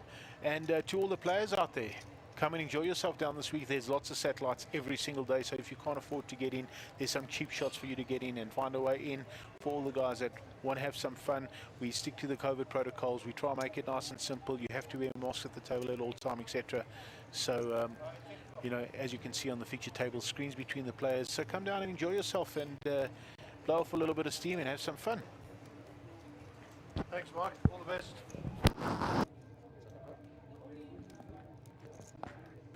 So we'll just give David a time just to settle into the seat next to me. He'll give me the thumbs up when he's comfortable.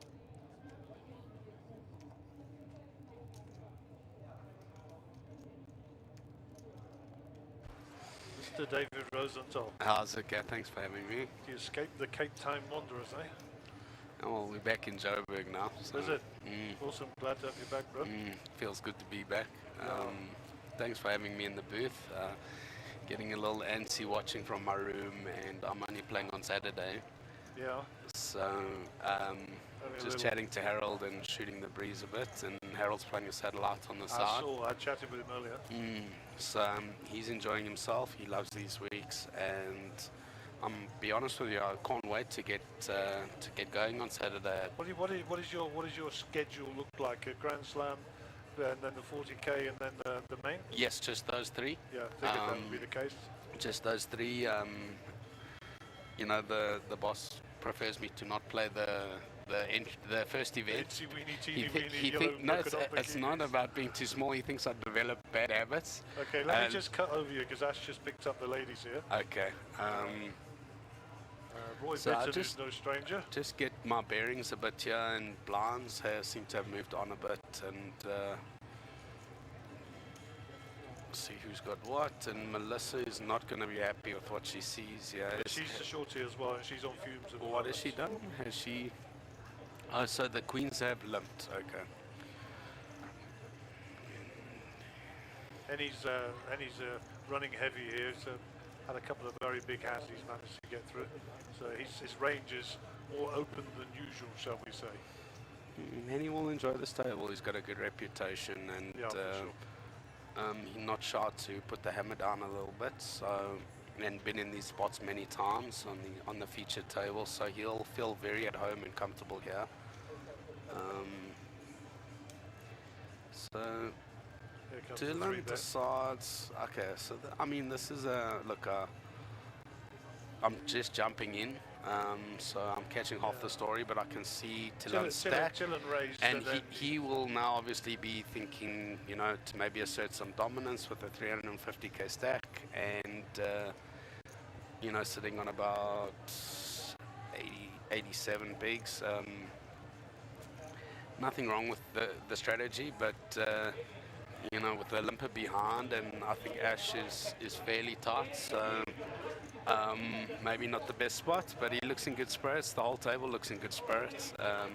Well, Henny's just been harvesting seafood, so he's full and happy. Well, Henny is forever eating at the table. Well, and I joke with him. Solomon, who are the most perpetual eaters. I like to tease Henny and steal his food when we're on the same table, because it seems to put him on tilt. But it looks like he's enjoying himself. Great player, and wish him the best for the series. Roy, not a regular on the tour here, so good to see him playing. But good results, of course. Roy's got a good rep, and he's had some great results on other tours. So to be respected. And as I've got a few, yeah, I mean, I'll be secretly supporting Henny and Melissa. Well, Tillen's just come out firing here with the ace-10 suited, so we don't know what Ash has got at the moment. Yeah, look, 17,000, that guy would have been exposed. Oh, okay. That was a small blind on big blind situation, so Yeah. that might explain the sizing a little bit. Can see Melissa there just trying to. She's looking a little bit despondent, but she'll find her spot to shove soon. Yeah, and the button's just passing her, so she's got a few free goes now. She does have a few hands. Nice table you've got going here. Mark also very good. Roy, as we know, Henny, monster. Yeah, she's a nice lad as well. We got there's Who's no that? controversy. Ash on the left here. Yes, I played a little bit with him over the years, and a very pleasant guy. Can't really recall how he plays, but He's fairly good to see him there. Face I haven't seen in a while, and one thing I have noticed is slowly but surely there's some of the old faces are filtering back into the poker Yeah, room, for sure. and expecting a good turnout this week. A good friend of mine phoned me maybe a week or two ago, and I was not 100% sure whether I was going to be playing the series just because of moving and so on and so forth, and just the feedback on the numbers was enough to pique my interest. Yeah, and for sure. I think we got 40 odd units for this event, and this is Flight A, day one. Flight so A day one, and I can tell you, And in Friday's my gonna stable take there's a couple jumping in tomorrow, so I think tomorrow will possibly be quite a busy day. I think so too. There's also a free roll tomorrow to get into this, a hyper-turbulent. But, okay, that'll that's give cool. people another opportunity. That's nice. And yourself, are you able to play anything this week? Handcuffed to the chair. So Handcuffed to the chair. they need somebody who knows what they're talking about, so that's why you're here. Yeah, I was going to say then why you here? Oh dear. So Shelley is here as well. She's only here for a couple of days. She's at the guest house. But So very she excited sent to see Sent me her. a picture from the guest house. Her feet on the TV screen. That's a watching the nice phone. guest house. Yeah, it's on the lakeside guest house. Okay. I'll give them a shout out. You must get me a room for the next series. It's please. beautiful there. Huh? You're right on the lake. all And the it's fishing and I gear. actually, you know what, it's not that bad to be just a little bit away from Oh, for sure. the poker scene for a little bit. 7-minute drive, but it's far enough. Get away from the loonies. you know? Yes, correct. So yeah, that's kind of where I get off. And that looks lovely, and all my love to Shelley. I haven't seen her in some time, or spent some time with her in a while. It's been a But she'll be around this weekend, of course. She's here looking after her man till Sunday. okay. And she'll go back and earn a Fruit crust. platters. Yeah, so I can stay retired and do nothing. Yeah. And then she'll be back the following weekend to pick up the washing, and that's Okay. you know how it goes. Okay. She'll be sat watching this thinking, Don't know what yes. you'd do without her. Okay, so there's Melissa. Is just called. That's an interesting with a small stack. I mean, maybe she just doesn't want to scare people off. She wants someone to bully her. I mean, she clearly wants action, and I think Ash might be giving it to looking her. at Ash's cards, she will have made the correct decision.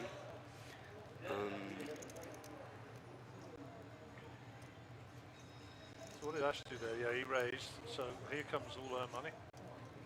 Unless Mark's got something he wants to. Well, a king queen. Mark might. Got children in the field. So here we go, and then Melissa's plan has Yeah. worked out perfectly. I mean, she's up against exactly the two hands she wants to be up against. For sure. She's basically up against Jack Queen, and I think, I mean, she's got at least one caller coming her way with the pot odds as they are. Ash will give this some thought because he will understand Mark's called behind him, and that will have put him off. So Mark needs to make the decision. Now, Mark's sitting on 132k, so it's not that big a chunk of change. I think Mark, once he's decided to call the raise from Ash, he's kind of left with no choice but to call here, Yeah, and I he'll just come think to that of course. conclusion.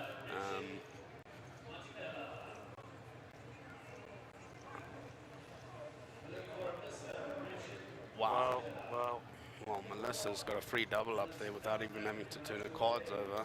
She's And very- Mark is shaking his head, but I think even knowing what Melissa has, I do think that the price is good enough for Mark, but I'm not at the table, and I don't understand the dynamic going into it, so not to be critical about it, but he's called a raise out of the big blind with a limper behind him. And I think once you take that line in the hand, Especially with you his should stack be size past there, him, yeah. Dave, you know. He's sitting on 130 plus, you know. Yeah, look, Anyhow, he's got we're over not there. 30 bigs, but like I say, each to their own. For sure.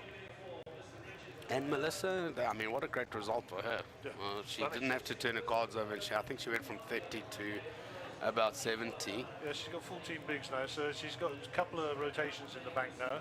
Yeah. We'll let her pick another Yeah, spot. she's literally doubled up. She went from 7 to 14 bigs. That's exactly what she did. Okay, Tien has shown a propensity to be floating with these sort of offsuit connectors. It's kind of his thing. And it's actually proved quite fruitful for him earlier on in the tournament. This is his second stint at the feature table. Earlier this morning when everybody was very deep, he was cleaning up and hitting, and I was quite interested.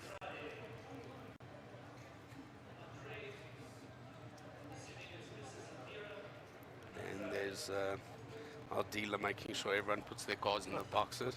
I think they've been briefed on me. They know you're coming, David. They know I'm coming, and I don't like to show my cards, so I don't get away with it anymore. You guys are too sharp. In a galaxy far, far away. Maybe. So what was the flop here? 10, 10, 9. So based on what's out there at the moment, 2 diamonds for Mark, obviously, and then the pocket fives for Roy. Melissa's cards have now become visible. Queen, Jack. Melissa might opt to shove, yeah. She's got an up and down. And even though Tien's got the bottom end of the draw, Oh, she just flats it off. So she's looking for the miracle, and not a diamond. No. Mark checks. Melissa checks. Tillen with the option. Checked all the way around. No help. and who would have thought that on that flop fives would be, what? Yeah. And he's going to win the hand, Roy.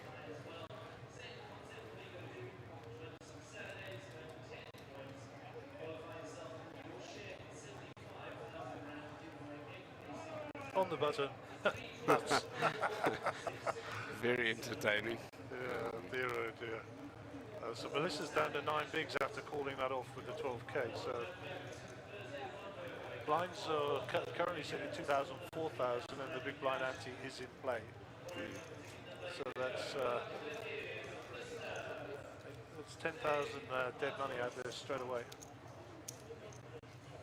So Tillen, Well, it bottom depends left. who's in the big blind. It's not so dead if it's any apple, because Yeah.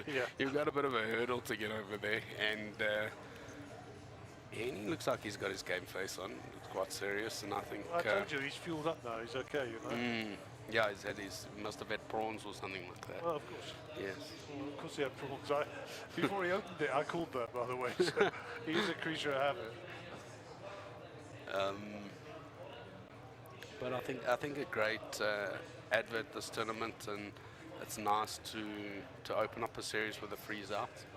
Yeah, and with Mark, who was in before you there, part of the plan of this is to give players more exposure to the stream and the feature table as well.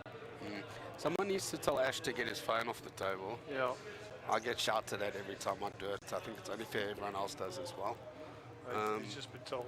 Tien's been very active since I've got in the booth, and with the structure as it is, and he's well aware. He's giving him a speech. I'm not sure exactly what he's saying, but for sure he's giving him a Unfortunately, speech. we're battling the 6 o'clock draw that's going on outside. No, Annie likes these sort of hands, these connectable hands. Yeah, but 9-8 offsuits. It's got soldiers in the field. It's raised to 16. Yeah, maybe he'll defend. He's definitely defending. At least defending. Looks like that magazine is getting full of bullets. And as we speak. Henny's talking to him there, and he's very experienced, and he'll be gauging, he'll be trying to get information from Tien. And there you have it. Raise. And no, I'm always a fan of the pressure. Yeah. Any would probably 3x it. It looks like he's put another 20 odd on top there. At least 20. There's 2 yellows there. So if it was raised to 60 now, I would expect him 34.5. 34.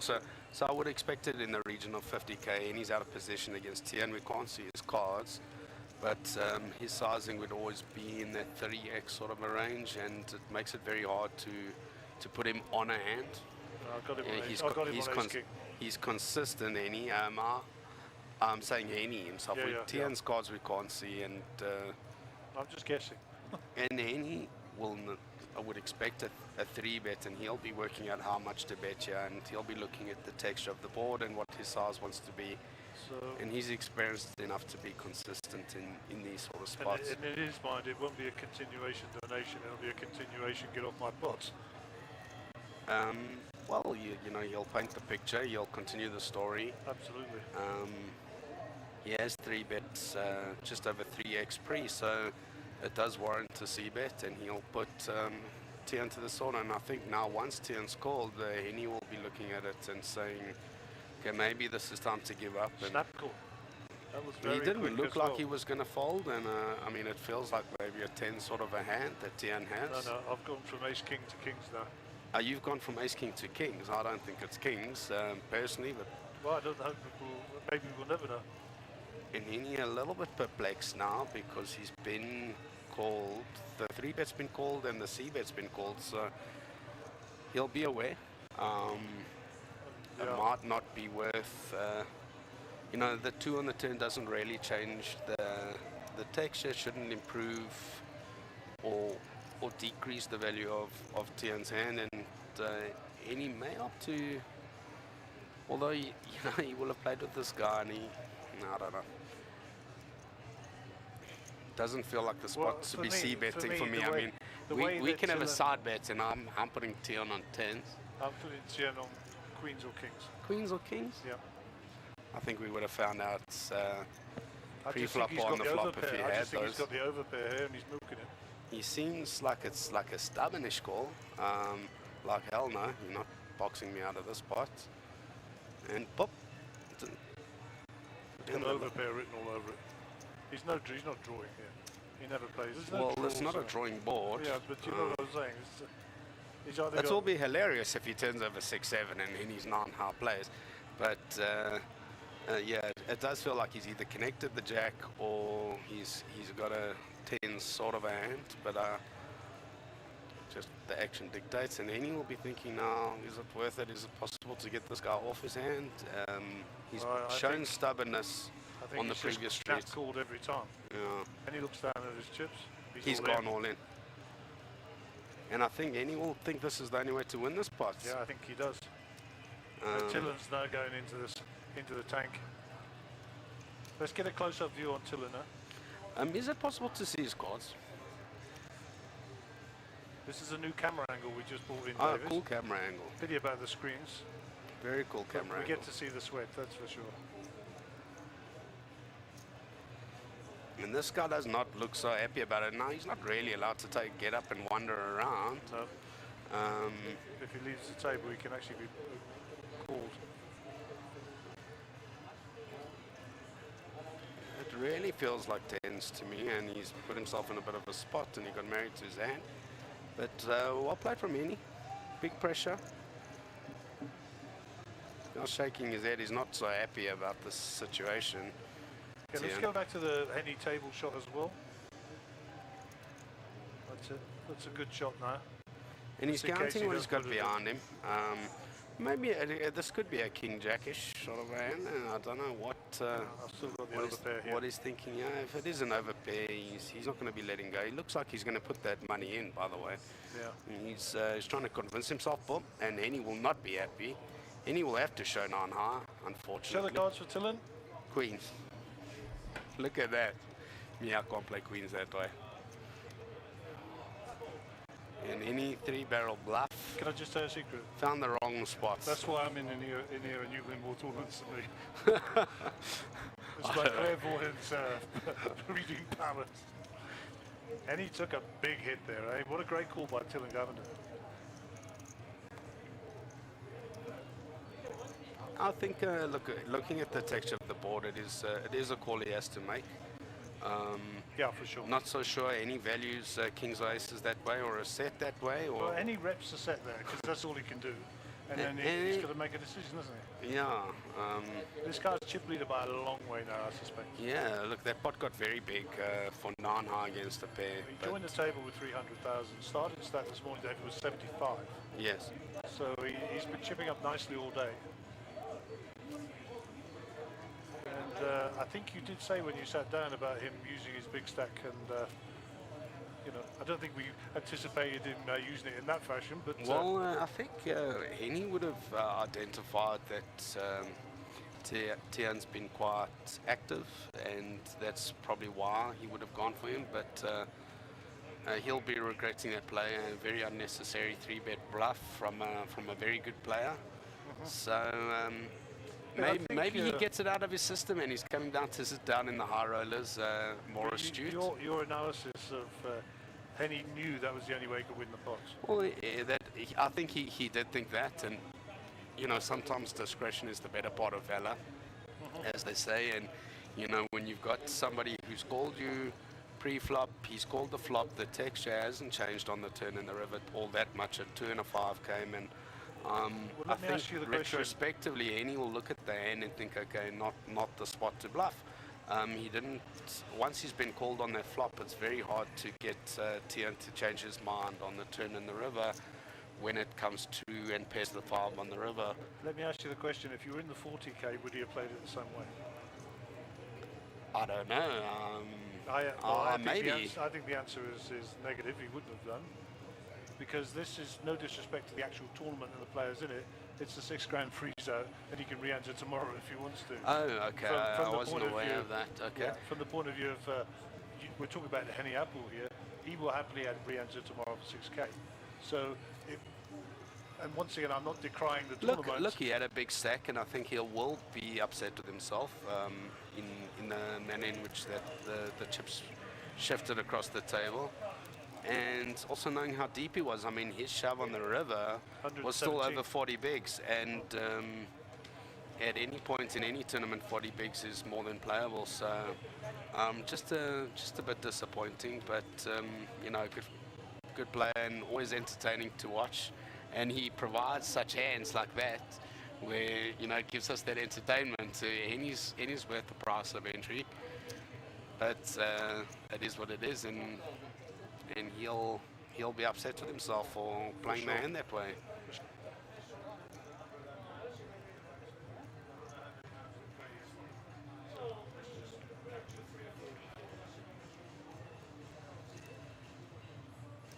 I was actually just telling the guys that just remember the number of the hand, so we can go back and cut it out and maybe use it on a highlights reel, or for a discussion piece, because Mark's very keen that we do some of that as well. So we found out how to do it now with the cutting software, so okay. it's good. And Tian's got so many chips there that he's played 2 hands and he hasn't been able to stack his chips yet. So that's always a good sign. It can be a bit confusing with the screens. It looks like the chips almost double up sometimes with the reflection. But I don't think he needs more chips at this point, Tian Govender. But well done, sir, and well played. He, you know, I think his activity got induced Henny's actions as such. Not sure. I've got a funny feeling he showed. Did he have kings there, guys? He got 10s to folds, if I'm not mistaken. And Mark Elias folded the 10s. I mean, he's got more chips than the rest of the table put together at the moment, so yeah, for sure. He's in a great spot. Do we know how many entries are in this tournament? 1 second, I can find that out for you. We'll get the tech team to get us a clock shot, and that'll give us the uniques and the current average, etc. I think we were over 40 when we last looked at. And in fact, Mark said they were over 40. So with probably over 3 million chips in play, I mean, Tian's looking at a great percentage of the chips in play at this point. Oh, for sure. He's certainly going to enjoy bagging and tagging those later. Yeah, you might need 2 bags at this point. I don't think there's any plans to be chipping up just yet. No, well, I mean, What will the last blind level be tonight? I don't know how many levels. We were discussing with Mark, and it's whatever happens, the latest will be 9:45 finish. 9:45, Yeah. not 7:45. It may be 7:45. Yeah, I think it's scheduled as the whole week is scheduled at 7:45. I had a look at the structures last week and just phoned Mark to confirm, and it was done that way because curfew was changed recently, and also to give the guys a chance to gamble a little bit with the casino closing at 10 p.m. And and indeed, a lot of the plan guys. is to stop at 7:45. That is the plan. But if we don't get far enough through the structure, or there's so many players left, then they might continue on for a couple of hours Okay. just to cull the numbers. So here we go now. We've got 38 entries. 38 entries. 60 Okay. players, 16 players. Still Okay, in. so you're looking at 2.85 million chips in play, and that leaves Tian with a huge percentage of the chips in play. 665,000 is his current chip count. So, well, there you have it. And a good prize pool so far. You know, a lot of the guys that I've spoken to, given that it's a Thursday start and it's the start of a 2-week series, I think a really good sign of things to come. Yeah, for sure. And I think people want to come and play some poker. For sure. And, I'll be honest with you, I would have loved to have played this event. I got given an emphatic no by the boss, not even a chance, no, don't consider it. He told me there's nothing you can say that's going to let me allow you to play this event, so I just kind of taken it on the chin, and that's why I sent you the message. I said, Gaz, I'm bored out of my mind, can I come commentate with you for half an hour? I don't know if you got the message. I didn't get the message actually, because obviously phones are not really allowed. Oh, right, okay, so you'll look at it later. Yeah, indeed. But yeah, I've got a bit of FOMO. Looking forward to Saturday's event. I know a couple of my buddies from Cape Town are coming up on Wednesday, and it's looking dangerous as far as the players go. But sure, am I looking forward to this high roller? Yeah, well, I suppose the last tourney was here. Yes. Yeah. Yeah. And you know. And Melissa has now found her suited ace and decided she got less than 15 bigs. She wanted to shove in. She had seen Mark fold previously tens, so thought maybe she could get him off something. She's got a live card there and I suppose live six as well. And rightfully so, Mark cannot fold his Melissa's range is too big. Mark, an absolute gentleman. Melissa, a good friend of mine, and I suppose I'm not allowed to show favoritism, but I always love it when Mel does well. So good luck to them both. Good luck to them both. That's where we get to. Yeah. Listen, I'm not employed by Cardstream, so I can show favoritism. If Harold's sitting on the table, you know who I'm shouting for, and I'll be quite vocal about that as well. We have no problem with that. We like a bit of bias. Boom! Like a good thing. Like it was supposed to happen. We saw a suck out with a 9 earlier on the turn. She's got 2 running options, but I don't want to be an oopsie, drawn dead, and that'll be the end of Melissa. So look, the result was fair.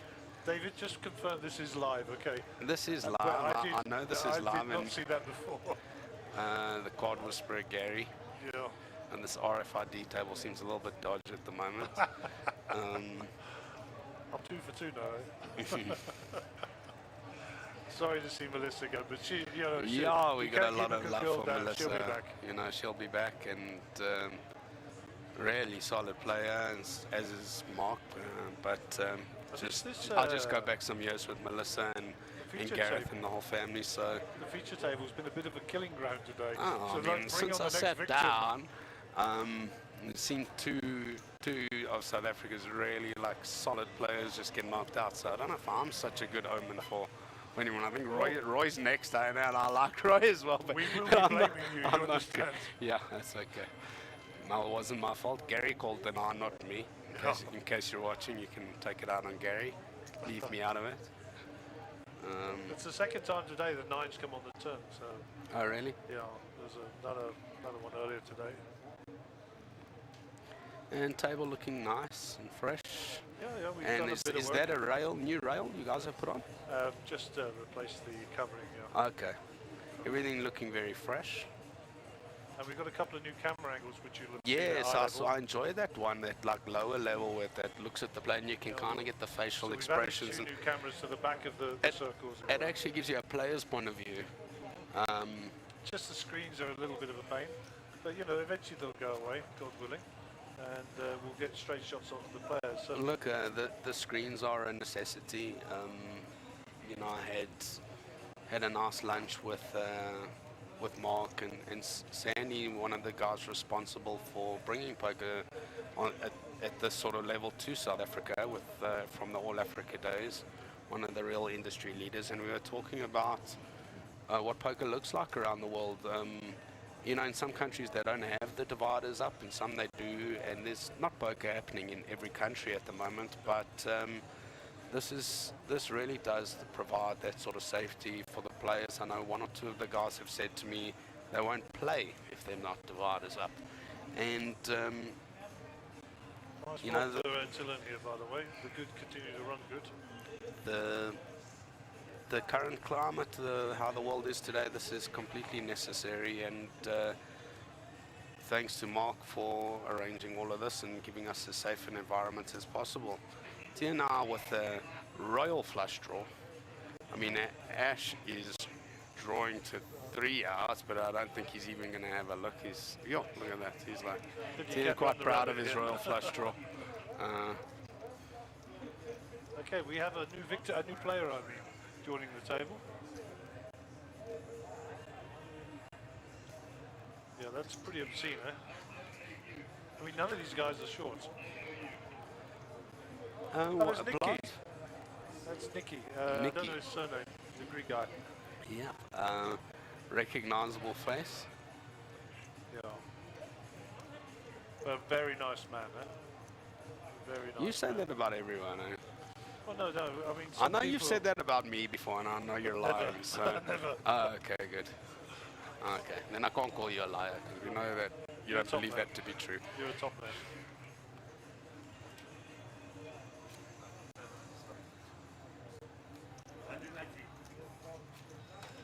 Yeah, so Nicky Layo has joined the table.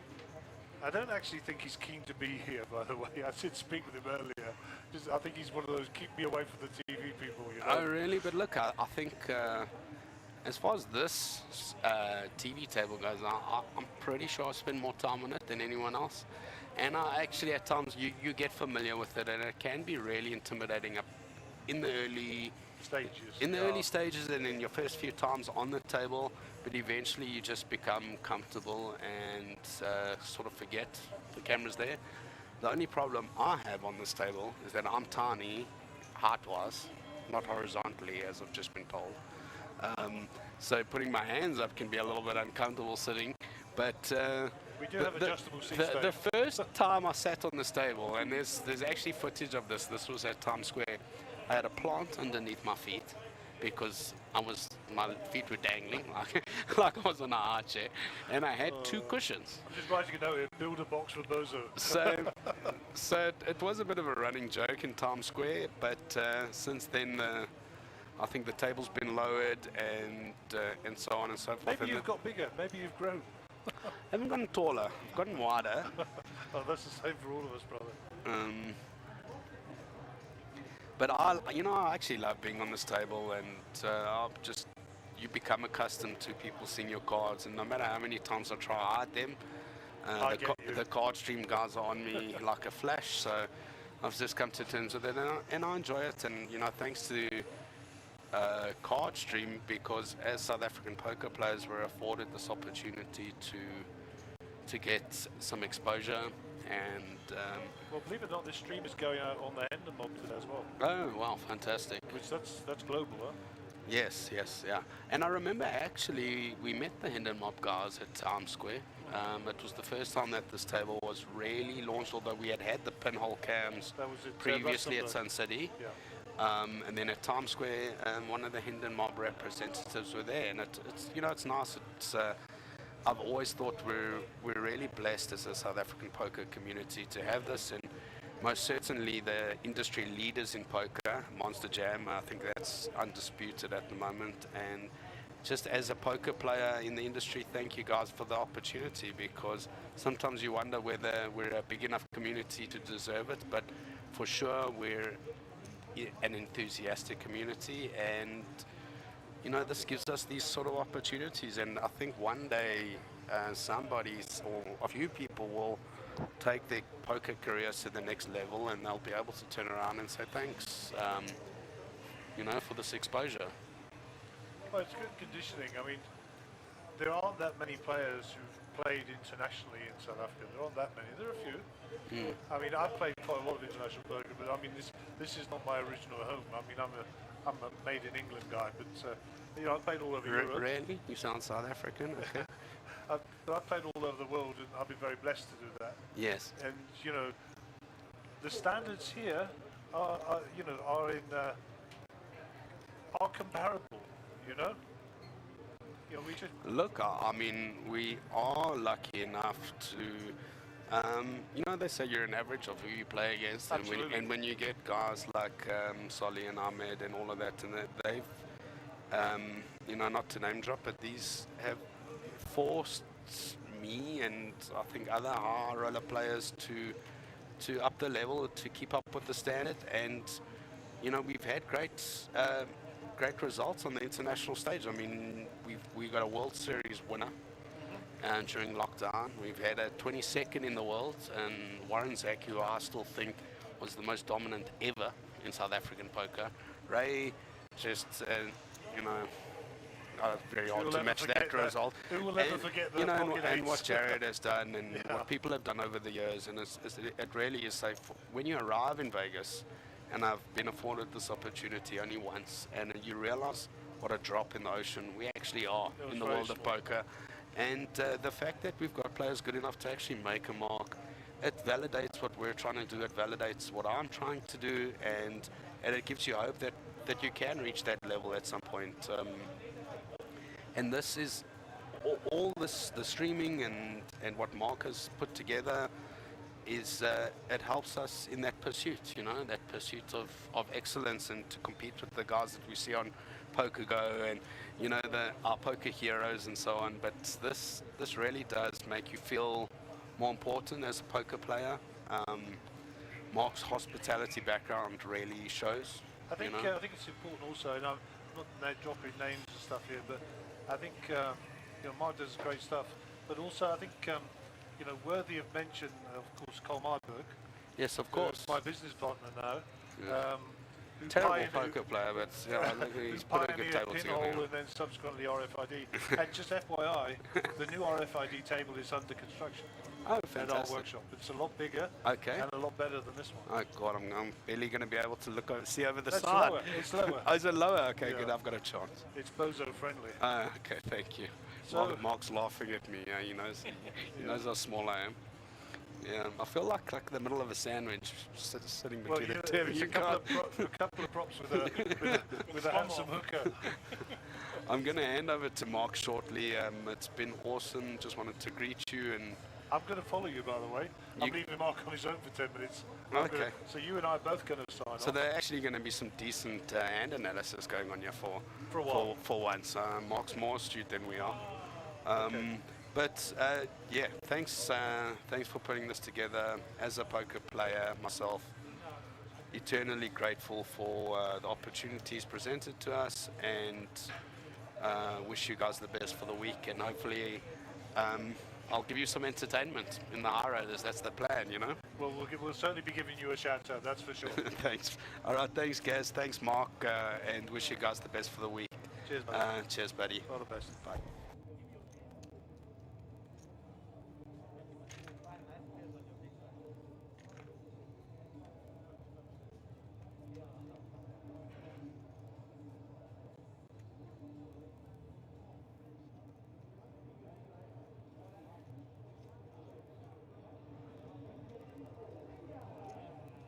And we have it right. 16,500 total. 16,000.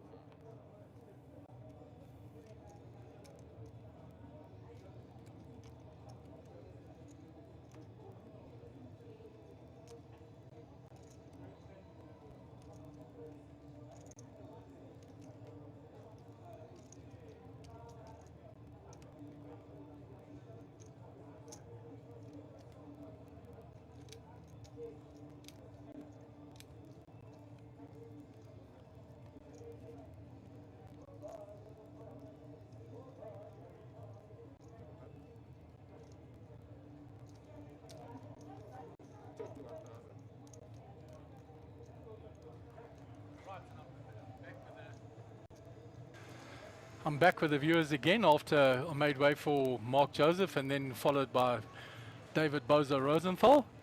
Gary stepped out for a quick one. Back on our feature table here, since I left, I've seen a monster stack has developed there for Thielen Govender. Apparently he is involved in a couple of huge hands. And under the gun, Roy has raised with his ace-king.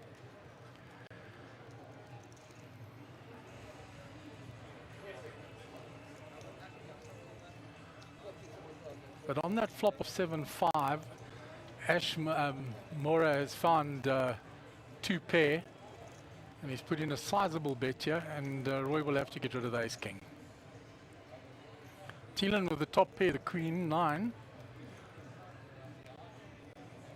He's got a lot of chips, but he's going to ask for an exact count to see how much this is.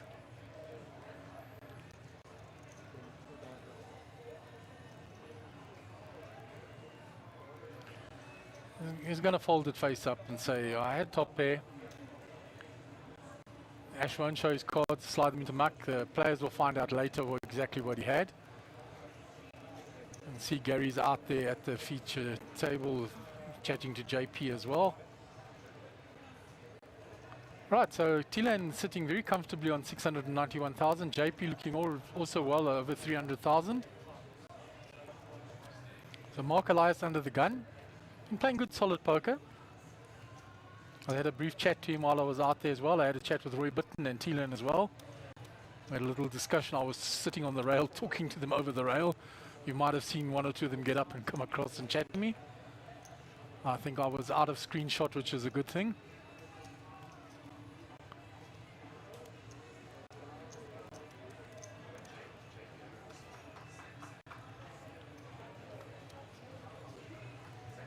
Right, so Mark under the gun here with the king 3 off. I'm sure those will go quickly into the muck. Does the right thing, puts the reader in the box first, then has a look. Folded around to JP, who's now joining us.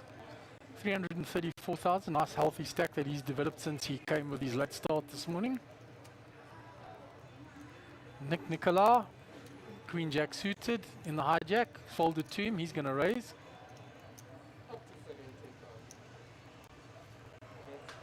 Raised to 17, which is just over 3x. Thielen's folded quickly. Ash's card's going to the muck. It's around to Roy in the big blind. The identical hand in different suit. So I'm sure he'll defend here. So the interesting hand developing. Both players with the Queen Jack suited. So it's going to come down to who fires first or who gets the better of the flop suits wise.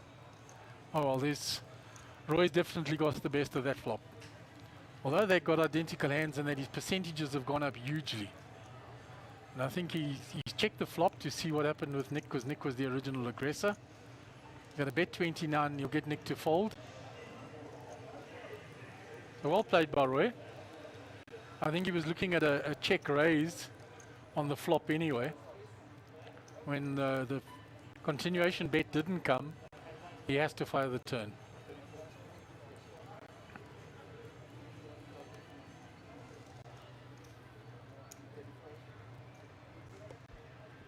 Right, and we're up to a hand 155 already for the day. I missed a few there while made way for Mark and then for Bozo.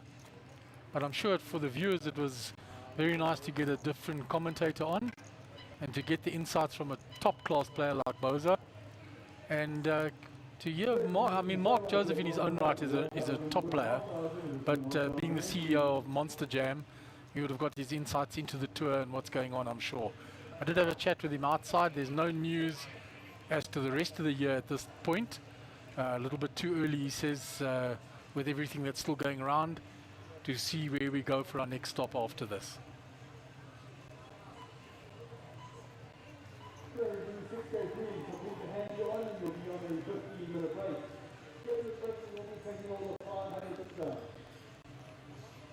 I'm just listening to Big Dave in the background there saying that we're going to be going on a break soon.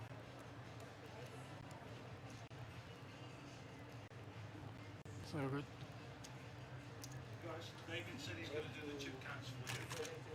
Chad Curry, yeah. The hijack is just flat called, the pocket sixes. T-Lane looks like he's put a raise in here.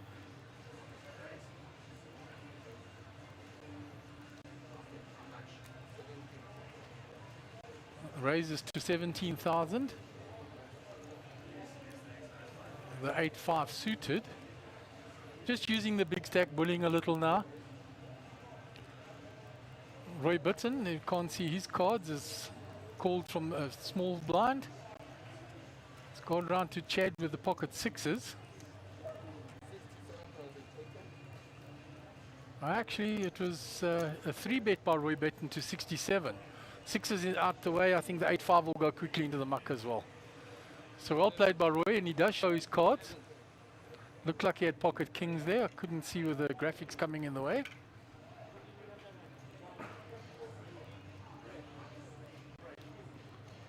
And we've gone on a break now. We'll see the viewers back in 15 minutes' time.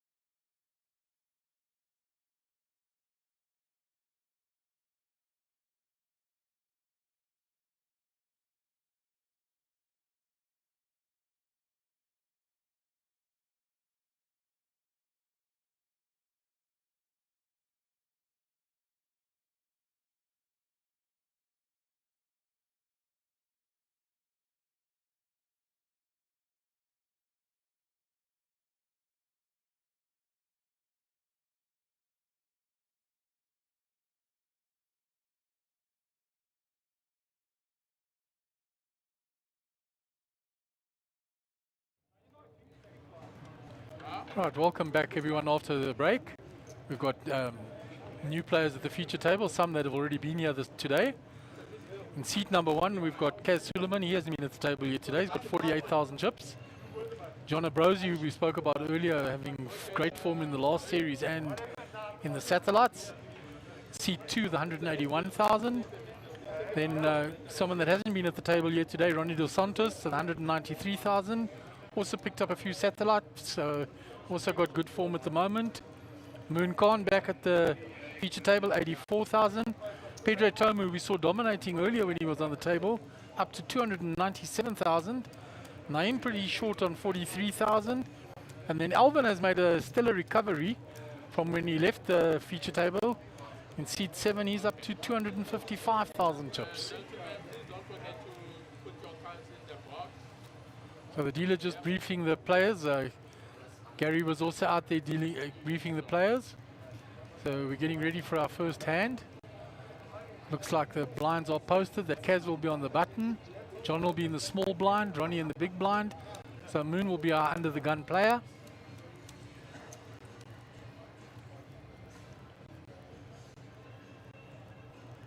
And blinds are up now to 3,000, 6,000 with a 6,000 big blind ante. The antes are starting to bite a little now. It's folded all the way around. Moon folded the ace 3. Naeem queen 3 into the muck. Round to Alvin in cutoff. 5-4 off.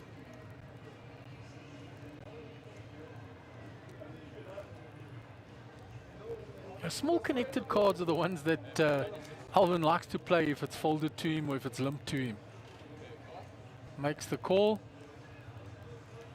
Kaz on the button with the jack 4 is let go, so I'm not changing any tires. John Abrosi in the small blind with ace 10. Only one limper before. I fancy a raise here by John. And there the raise goes in. So Johnny's raised it up to 23,000. Ronnie Dos Santos in the big blind with the ace 7 suited, 17,000 to call. It's going to fold. Back on Alvin now. 17,000 more to call. He's only got 5-4 off suit. They'll go into the muck. Johnny will get the respect.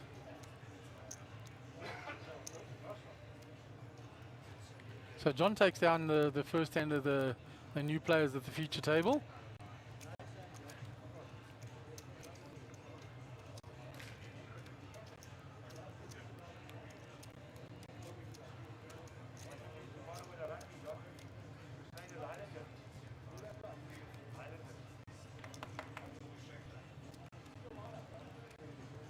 So Moon will be in the big blind. Pedro Tome will be under the gun.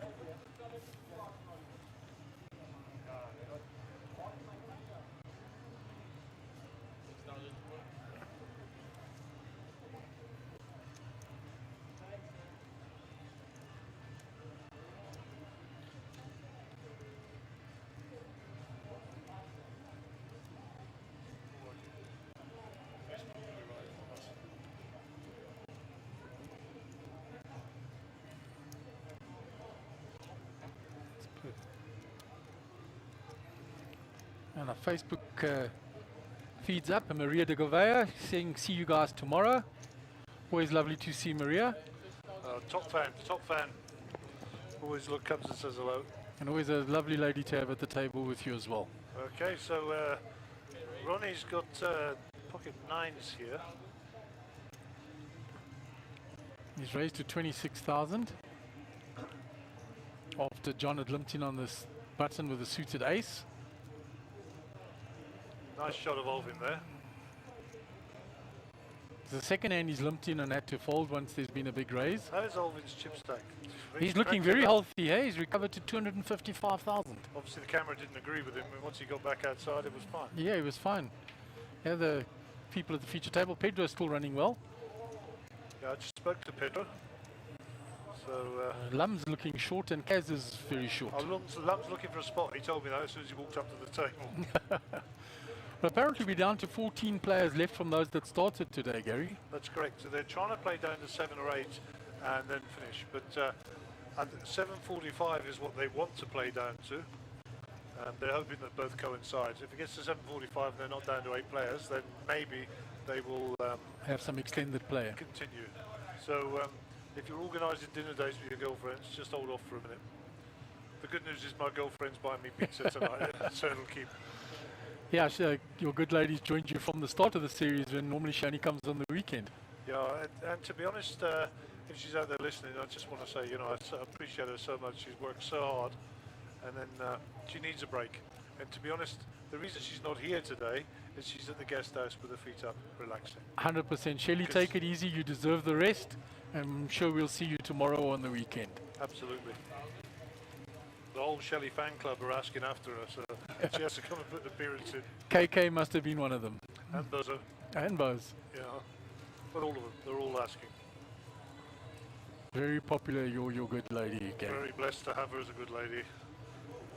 Okay, pocket sevens. Pedro's cards are a mystery to us at this point. So Moon was the initial raiser of the sevens. He's going to continue. And the re-raise by Pedro, as he's done all day, he's loved to re-raise and taken pots down. He doesn't show his cards.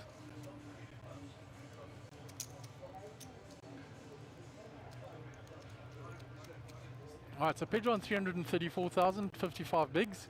Down to our short stack Moon now. After that hand is down to 35,005 bigs. So the three players at the bottom, they are looking for spots to shove now.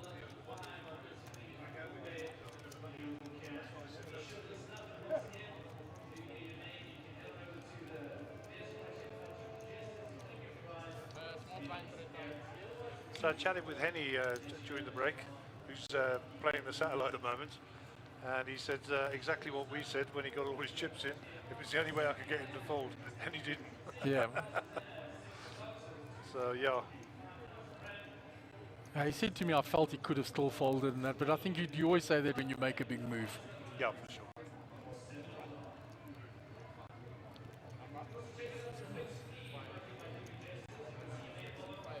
So it's folded all the way around. So Ronnie DeSantis. He's got ace-7, but he's folded to him in cutoff. He's going to put in a raise, I think. It's just called. It's limped in. So I think we're going to go four-way to the flop here. Pedro with his suited connectors there in the small as well, sniffing around. Hits his 6. Yeah, he's hit the best of the flop there.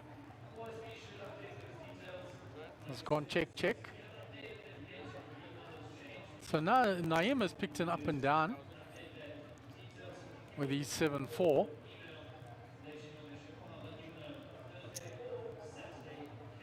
And puts it all in.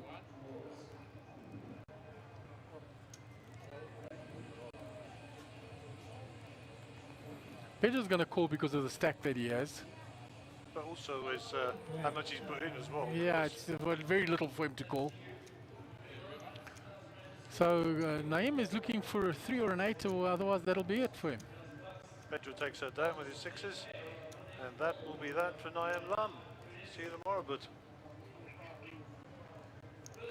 You know, the way Naeem threw the chips in was a frustrated thing. He's so short stacked. He's said, am I going to find a better spot? I found the up and down. I need to get lucky on the river.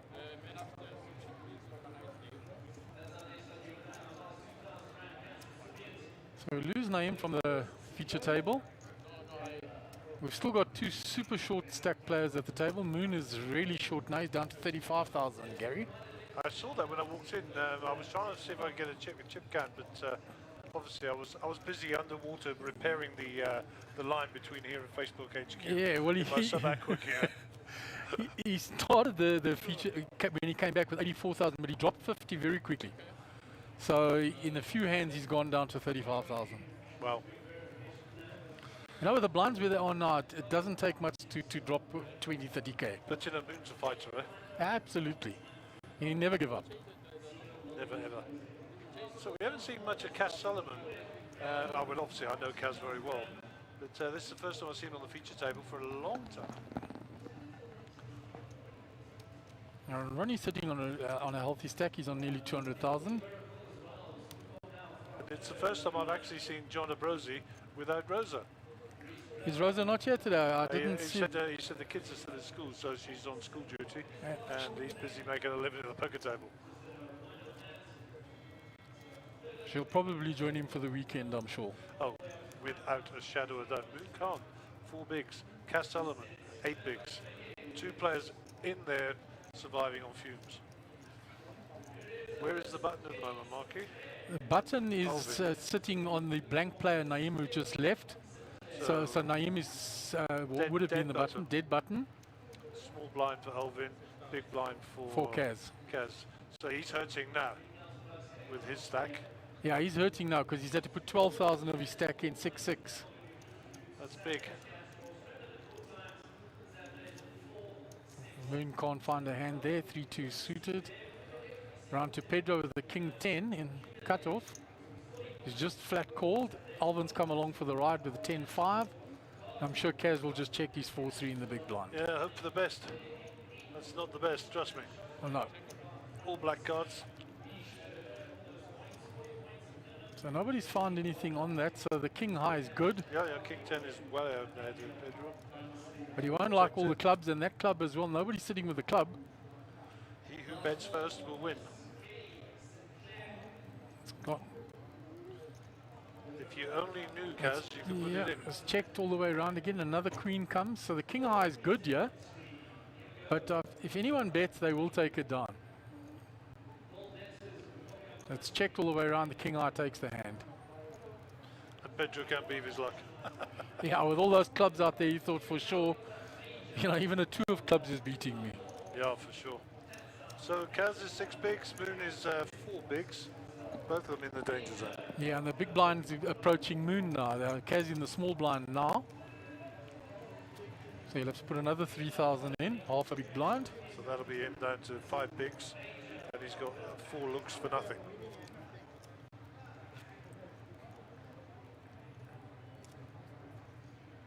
So who's he dealing? Is that my mate 1D? Can't see from here, Gaz. If it is, he's changed his face mask. Because he wasn't wearing a blue one earlier today. So that must be Tabo then. Okay, it's Tabo. They both have the same hairstyle. Oh yes, now I can see. You have to recognize people by their face masks nowadays. Yeah, good old Tabo, a great dealer also. Nice lad. Moon's got it in. King 7 suited. As you've always said previously to players, you find a suited king like that, you short stacked. Got to go. I'm going to call him here for sure. And Yeah, we'll I'll be off to the races. Kaz is going to keep out of the way. I think Moon will be quite happy when he sees that he's in a coin flip. John Abrosi not interested. King 7 over they go. Pocket pair of 5s. And Alvin's ahead, obviously. It's almost a flip. Almost. I think because of 1 or 2 cards that were folded.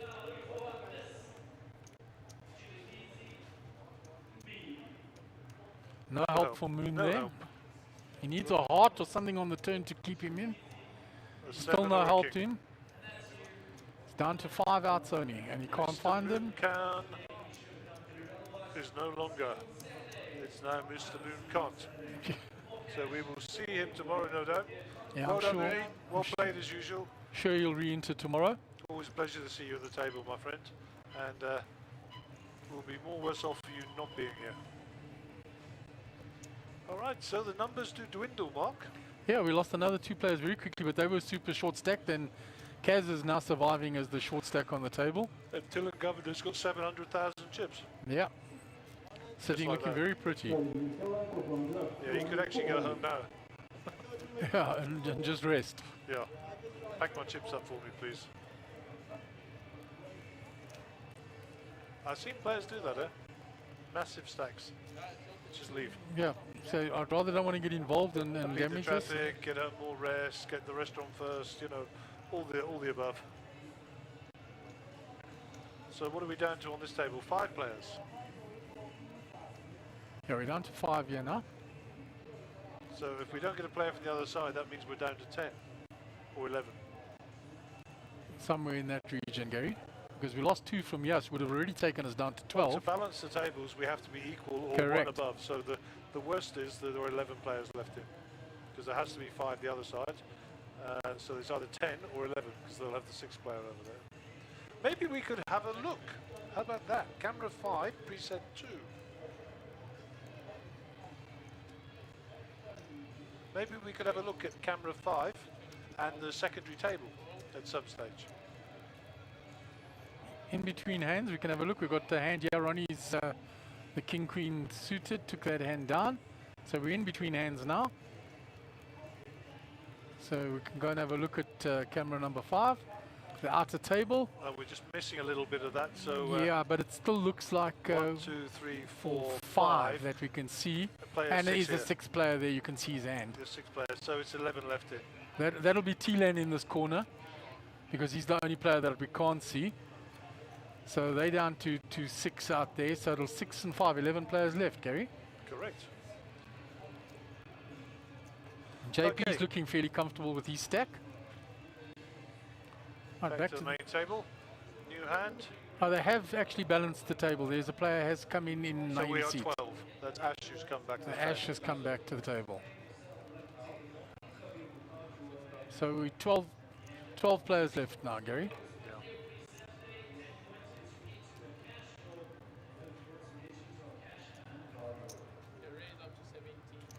And his first hand sits down, raises up to 17. He says, hello, everyone. Alvin's a quick folder. No messing about. Folded round. Pedro with the queen 10 in the big blind. Going to make the call, so we'll go 2-way to the flop. We don't know what Ash's cards are. There's no help to Pedro though on that, so he's going to check, and if there's a continuation here, then Pedro can't actually continue in the hand.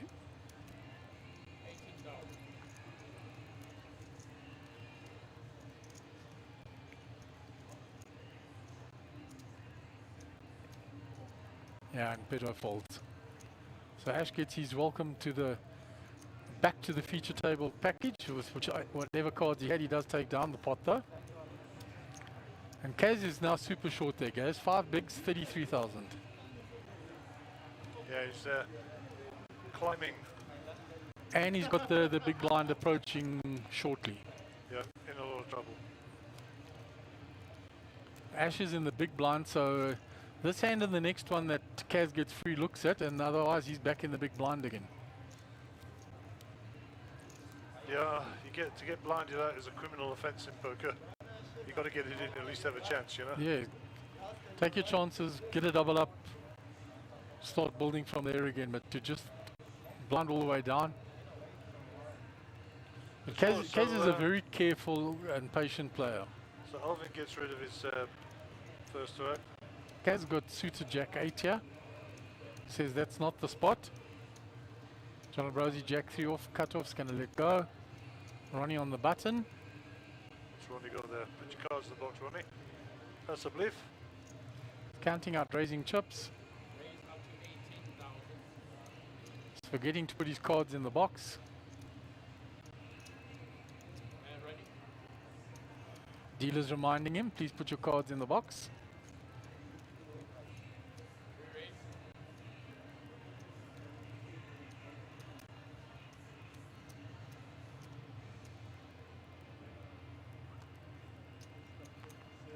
Pedro with the pocket kings come in with a big 3-bet there. That was raised, and he's re-raised to 62,000. We don't know what Ronnie's call's going to the muck.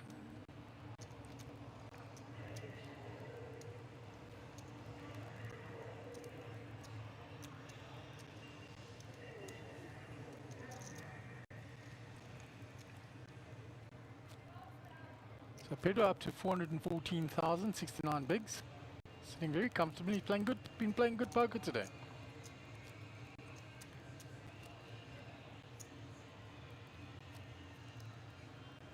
While Gary's been going through on the Hendon mob, having a look there. Well, Mark did tell us that the Ender Mob are putting out our stream. Whether or not they're just putting out the link or the stream, I was just checking it out. But suffice to say, whatever the case, it's still a massive coup to get our link up on the international side like this. So pretty awesome. Yeah, they've got the whole schedule up there on the Hendon Mob site. Oh, for sure. Okay, Kaz is all in with his ace king here. So John Ambrosi, 33k to call in a hijack. He folds. Fold. Quick folds around. I think Ash is going to call with the fives. He's got 188,000. It's 33,000 It'll be more is than the line holding. for call for him. He's going to ask how much here. He's asking how much.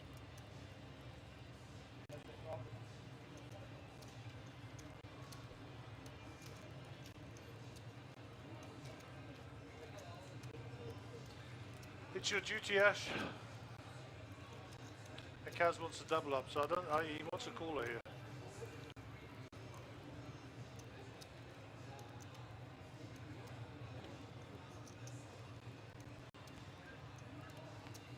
I only folds them, Gary. That's very surprising. Alvin with the queen 3. Maybe that's why he folded, because Alvin was the play after it.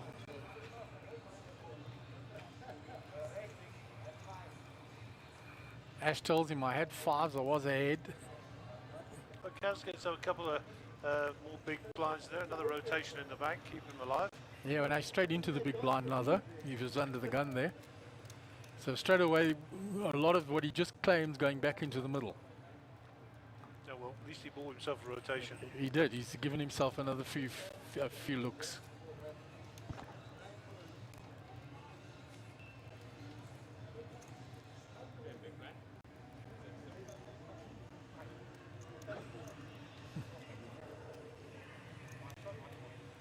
So Geely says, I just realised whose voice it was. Nice one, David Rosenthal.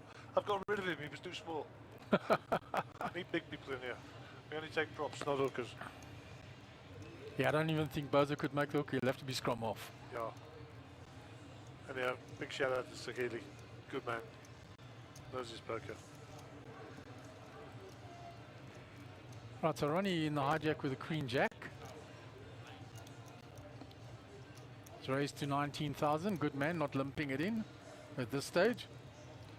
Pedro with the ace-9 gets out of the way. Queen 10, he might have a look at this in the button here. In position.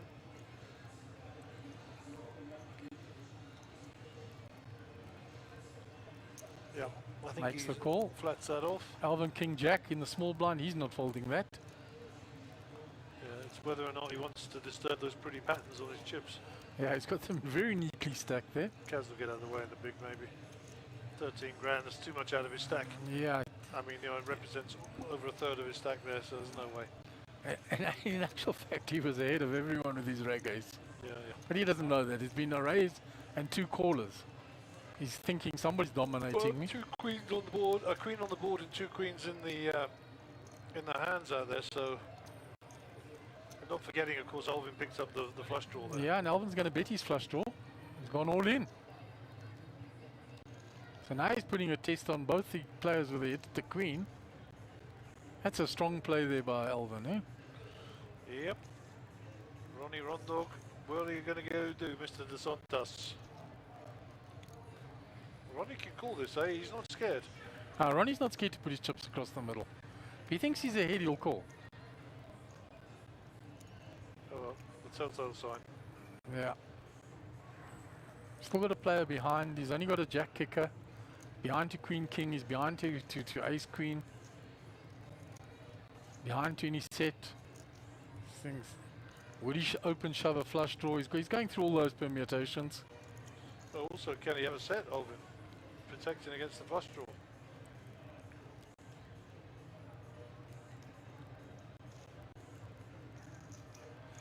I think it's all your chips, Ronnie. Yeah, it's all into call for both the players that are still in the hand. So that's why it's such a strong move. As Doyle Brunson said, put a man to the test for all his chips. For sure.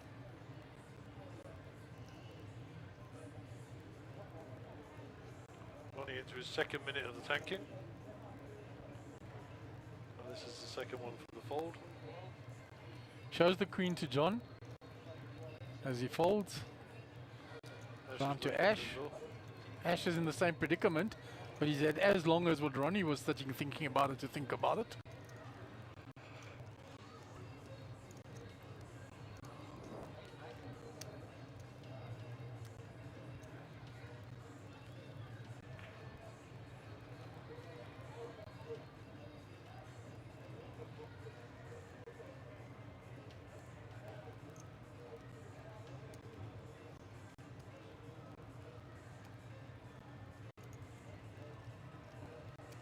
I think if he was calling, he would have already called Gary because he had the extra time. He shows the queen. Alvin won't show his hand. I'll show you one, he says.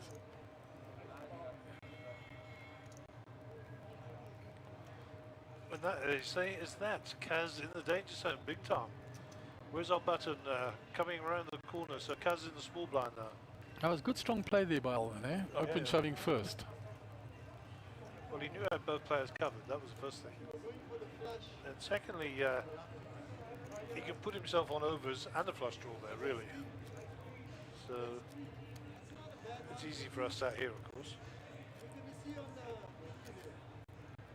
Yeah, Alvin just told him, you're going to see it on the stream just now. You'll see what I had. Assuming they're watching the stream. A lot of players step back with that big screen that's out the front there in front of the feature table.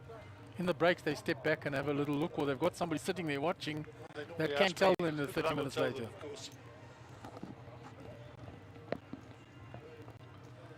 Okay, so Ronnie De Santos is under the gun, so it looks like he's just flatting this off.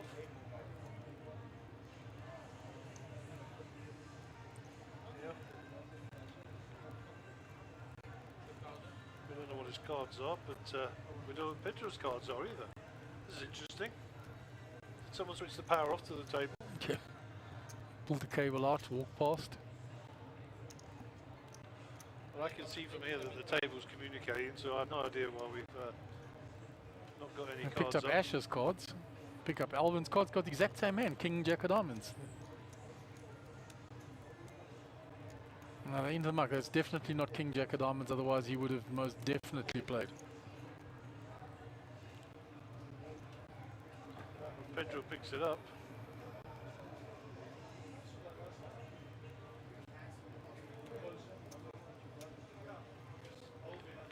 Right, so Kaz is desperately in need of looking for a spot here with his 5 bigs and 33,000. He's got a few free looks now. He's on the button. Ronnie in the big blind. Pedro will be under the gun.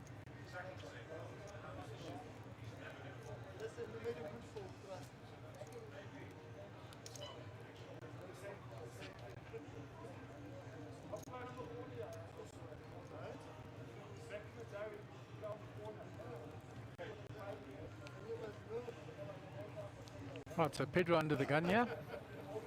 5-3 off into the muck. Round to Ash with ace-10. Fancy hill raise from there. 6-handed, of course, quite strong. Raises to 18.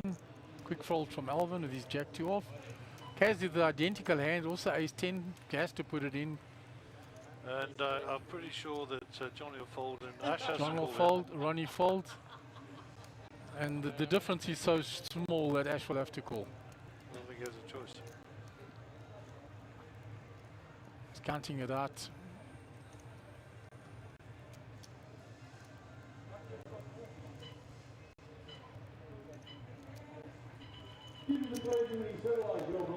He doesn't like it, because you know, the ace-10 doesn't feel so strong when somebody shoves on you. When he sees ace-10 as well, he'll be quite happy.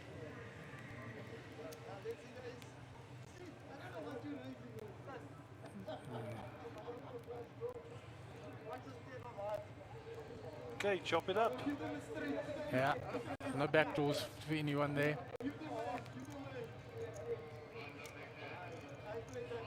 Split pot. It's only a plus 7.5 for Kaz. He'll take it. He'll take it. He's back up to 6 bigs from 5 bigs. That's all it was.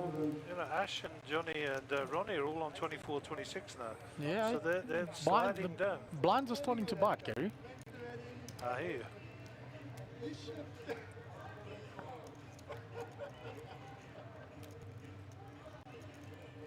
Must be the phone button. Just press the button. If every now and again between hands we must just have a little switch to that outer table and have a look and see what's going on there.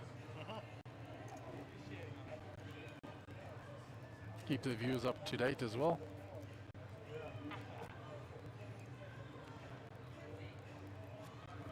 Right, so Ash will be under the gun.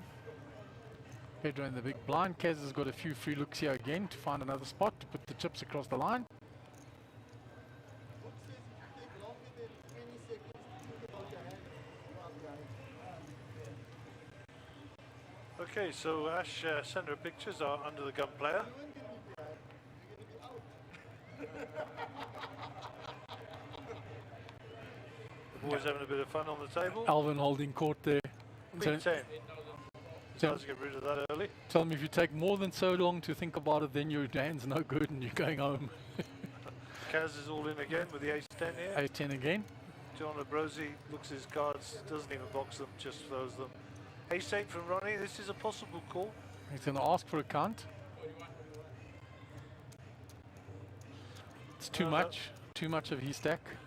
Jack-9 for Pedro.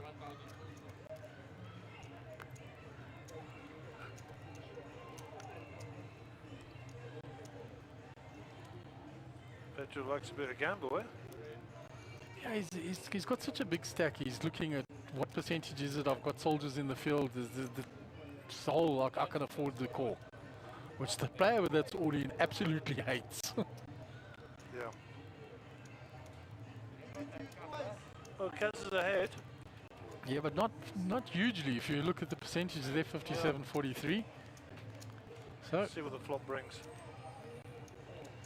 well, Good there's news, that. Oh, bad news. bad news for him on the flop. 10 in the window, but Jack and the trailing card.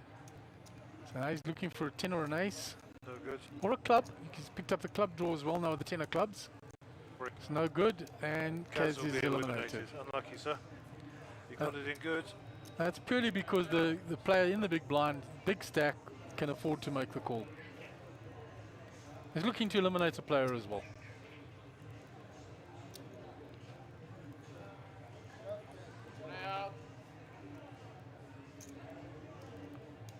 Right, so we back down to 5 players at the feature table. We get a little switch to the outer table, see how many they are there. We'll go to camera 5.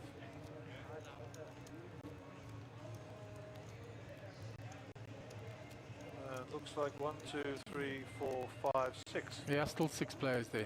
Because Tilan's sitting in the bottom corner where we can't see him. Yeah. But we know he's got a monster stack and nobody else has got a monster stack in front of them, so they haven't taken the chips from him. And we can see his hand occasionally in screen. So we can switch back to the feature table. Still 6 out there, 5 in here. Nobody's super short here at the table now. That, although 26 big is starting to get down there, but they're not in desperate trouble yet. Not yet. They're getting close. And we may take a while to lose a player now unless there's a big hand, because everybody's sort of trying to nurse their stacks a little now. Make it to the end of day 1, as they say. Looking for a bag. John in the cutoff. Put his cards in the box. He's raised with Queen 4 off. Getting active. He says, I haven't played a hand for a while. To be honest, his rep will get him through this, maybe. I Ronnie's think got Ronnie some- called him with King Jack.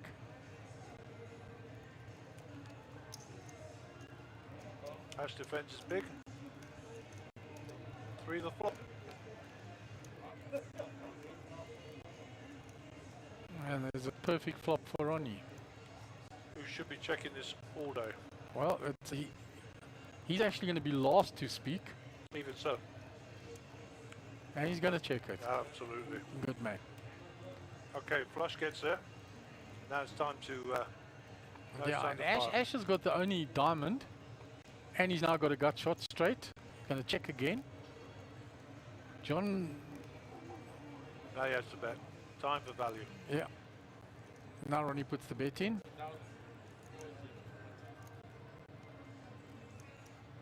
He's now getting concerned about the backdoor diamonds and putting a 40,000 bet in.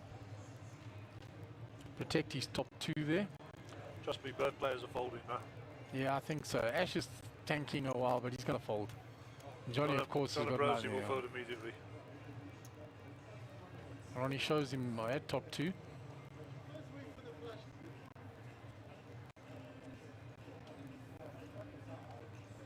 I think somebody chirped him and said you were waiting for the flush. Alvin down in the bottom corner, but then he taps the table and says, nice hand.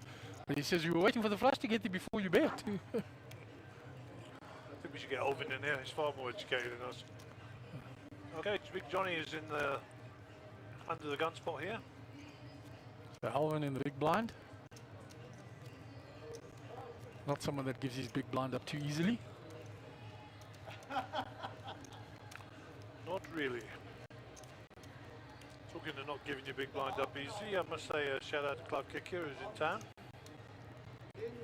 Yeah, we'll see Clive. I'm sure he'll play tomorrow. Up from Peter Marisburg, flew up from Durban this morning.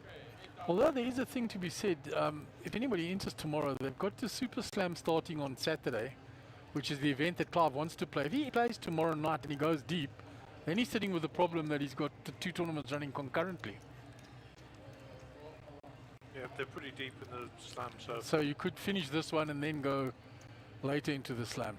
Yeah, I'm pretty sure. Clive doesn't like to sit around. He'll get in straight away, maybe. I think you're right. I think Clive will play tomorrow. Alvin with the ace-king suited here. All in. Oh, well, he's going to take this down very quickly. Gets rid of all the limpers. Yeah, Alvin's not messing around here. Ash can't call this.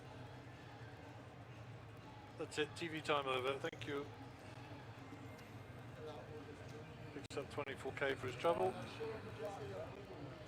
And they say you're bluffing. So Alvin says, let me show you the bluff. Shows Not his into ace 4 king. players, he's not. It shows ace king suited, yeah. He's never bluffing in the 4 players. Yeah, I've seen Harold do that though, hey? I've been at the table with Harold when it's limp, he's big blind, he just puts it all in if he's got a decent sized stack.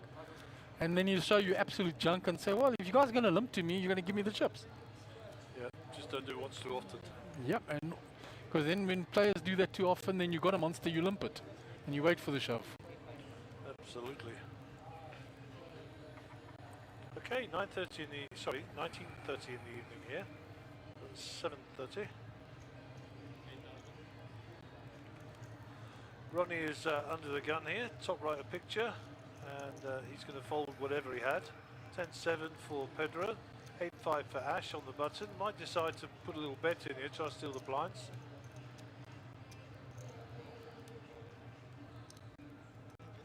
Just a call. Alvin with 2 hearts also. It'll be interesting if we get a heart from draw. And Johnny will smash it in here and say thank you very much for all your money. And fold, and then we'll move on.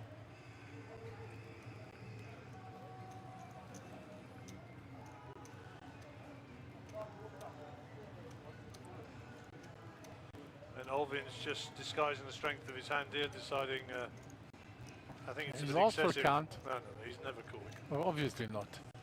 Just making Johnny sweat a little.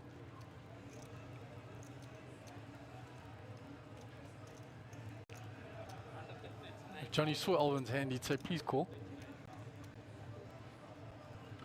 5, 4, 3, 2, 1. Time to fold, Alvin.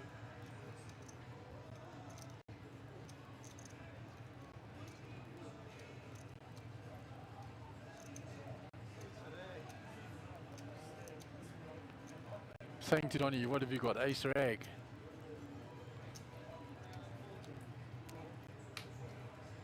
He folds. Johnny's not going to show them. Oh, he is. No, he didn't. He was tempted to.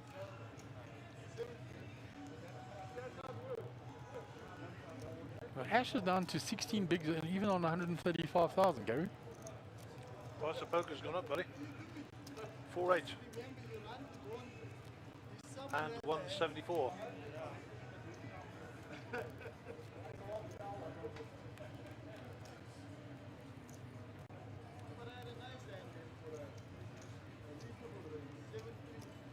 Yeah, Alvin says to them, I had a nice hand there, 7-3. I can get a straight flush with it, really.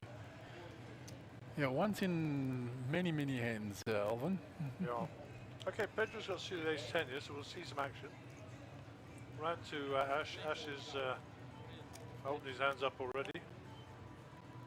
Suited hearts again. Quickly into the muck. Right, Alvin's Alvin. king 3.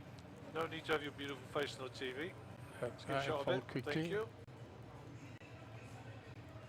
Round to John, 8-6 off. They'll go into the muck. Ronnie in the big blind's already folding. Jack 4 suited.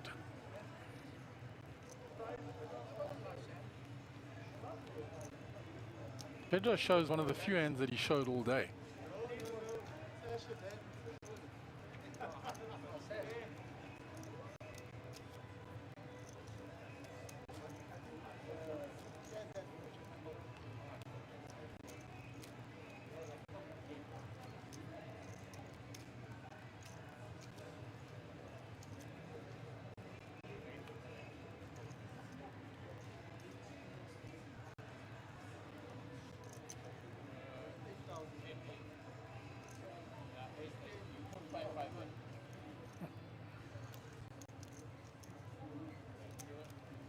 Facebook stream's running beautifully again, Gary.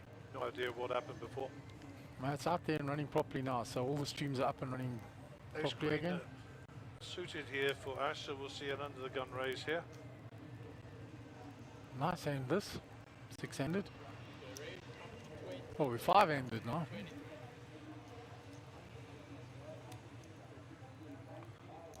Alvin with 5-3. I assume he's already folded, as Johnny's folding as well.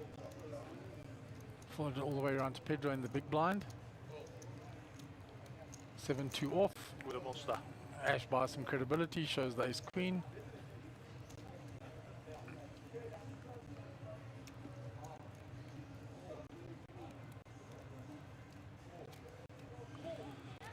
So looks like we're 1, 2, 3, 4-handed here. Yeah. Oh, Thielen in the bottom, so and the Roy's there. Mark Elias gone. Or are those chips to the right of the dealer? No. No, it's no chips there, Gary. It's just the 4 players we can see in screen. So we're down to 9 Oh, players wow. then. Looks like 9. And Nick looks like he's getting quite short there. I think I'm going to just excuse myself and have a wander around there. Go and have a check out quick what's going recce on. outside there, Gary. Keep the viewers entertained while you're gone. Alright, so it's folded round to John, 10-4 in the cutoff. They'll go into the muck. Round to Ronnie on the button. Jack 3 off into the muck. Pedro completes the ace 7. Round to Ash in the big blind. It looks like he's going to raise his option. Can't see what his hand is. He's got ace jack suited. Yeah, he had to raise there. Pedro's going to say in his own mind, is he just stealing here? I've got an ace, blind on blind.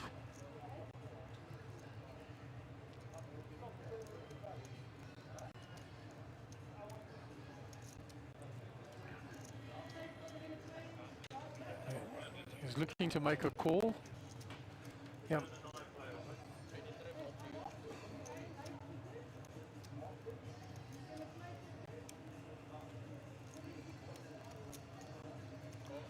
Nine-handed confirmed. Right, so the action went, Gary, that it was limped all the way around to Pedro to ace 7. And the small blind he just completed.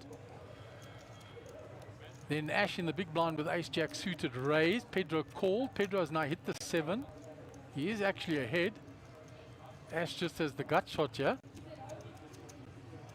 Well, the jack would be good, but he doesn't know that. They've got 6 outs. Any king, any jack.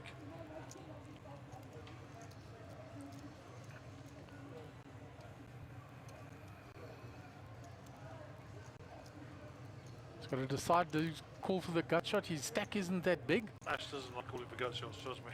And it's 35,000, huh? He's made the call. Maybe he thinks he's ahead. Maybe he was looking back for Draws as well. Pedro will keep the pressure up. He goes all in. Oh, well, that's the end of that. Ash will tank for a bit, but that'll be done. Extreme pressure on the shorter stack. Yep.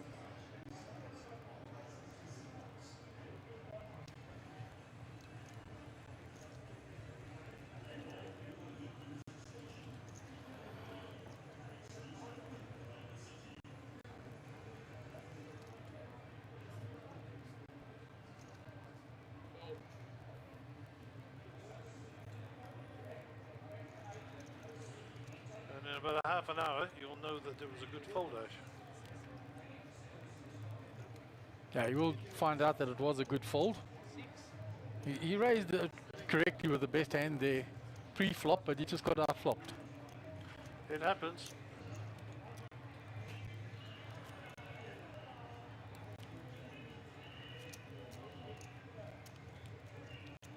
Right, so when we go to the next hand, John Brosey will be under the gun. Been fairly quiet on this, played in only 1 or 2 hands so far on the feature table. So just for the folks at home, we will be starting, I believe, at 11 o'clock again tomorrow morning. Subject to change, of course, but that's the current plan. So, and that'll be flight 2, day 1, flight 2. At 11 o'clock or 12 o'clock, Harry? What did we start today? 12 o'clock? 12, yeah. Yeah, 12, so we'll be, oh, Ronnie's all in with the 6s here. Alvin with 5s.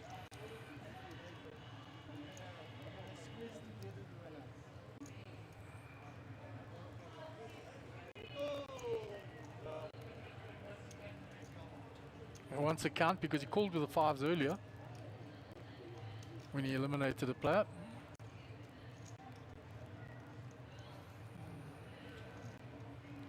I think it might be a little bit too much to call with 5s here, Gary. I think so.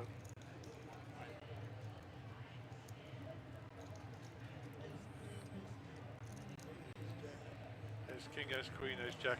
He's hoping you've got one of those that I'm actually ahead here and I can call. Could be talking himself into a call, yeah? Yeah.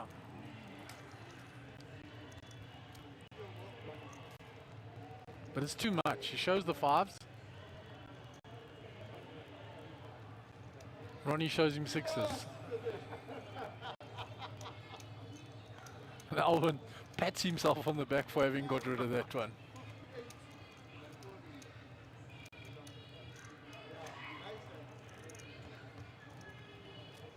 Alvin taps the table and is very relieved that he didn't make the call. Somewhat gingerly. Right, so Ronnie will be under the gun. Big John in the big blind.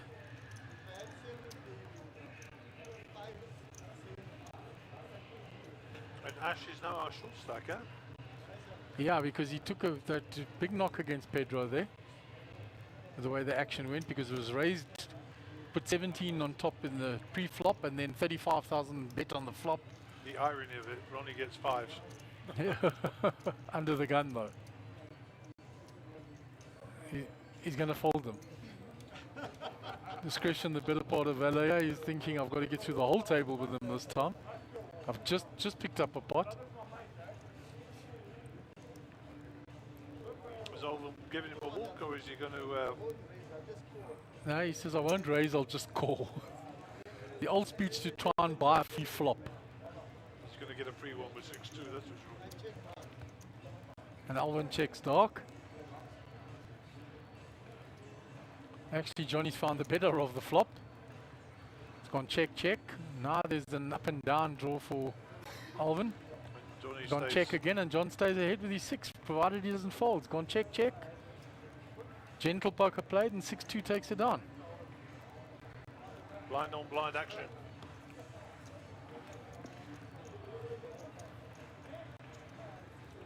Yeah, Ash down to 9 bigs there, Gary. Yeah, I thought he was getting short.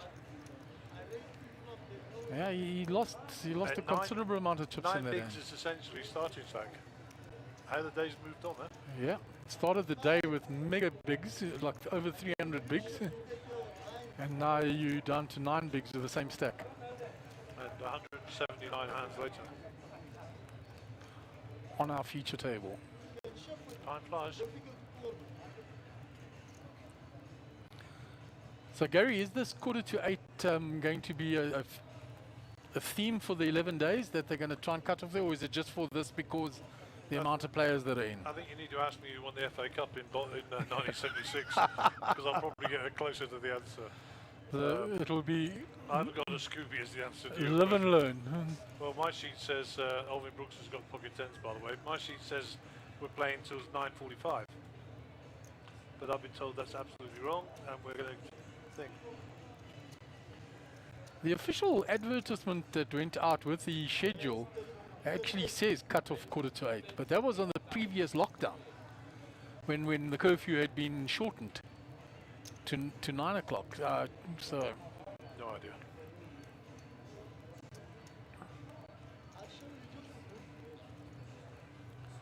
Alvin says, I'll show you my 10s for free.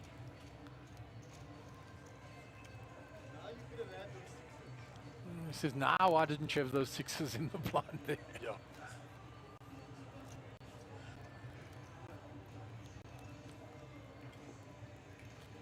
Look, we'll soon find out if they lose a player on the outer table there, because then they'll be down to 3 players and they'll have to get one from here Oh, to for make sure. it 4-4. Well, Caver did say they're going to play down to 8 or 7 this evening. And they were looking at 19:45 as a cut-off time. So it is now 19:45. What I'll do is I'll get HP Source next to me to give us a shot on the timing screen when we go to the next break in the play.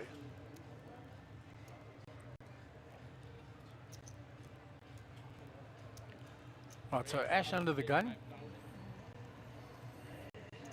Put in a sizable raise with 2 mystery cards.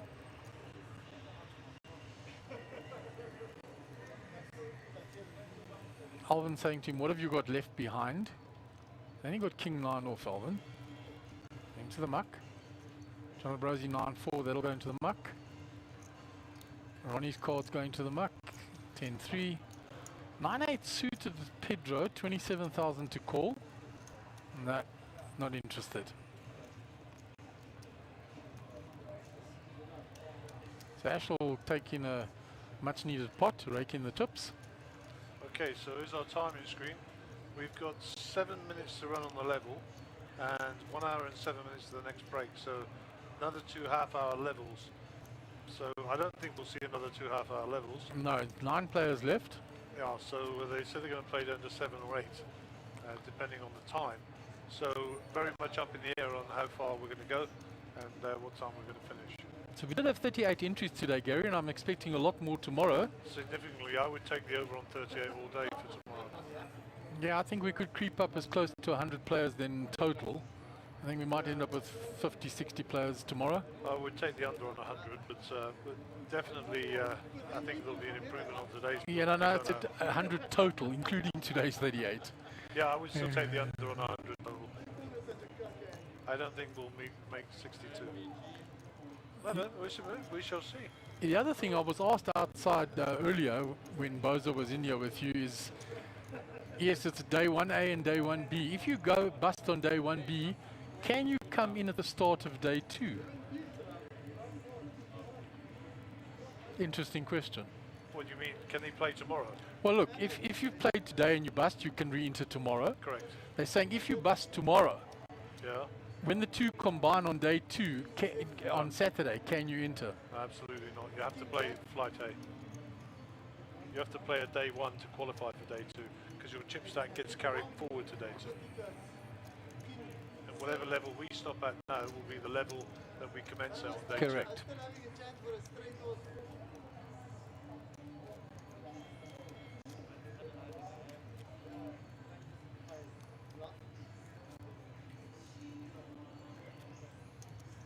So Pedro's at 500,000 chips now, 526,000. He's picked up a lot of pots along the way.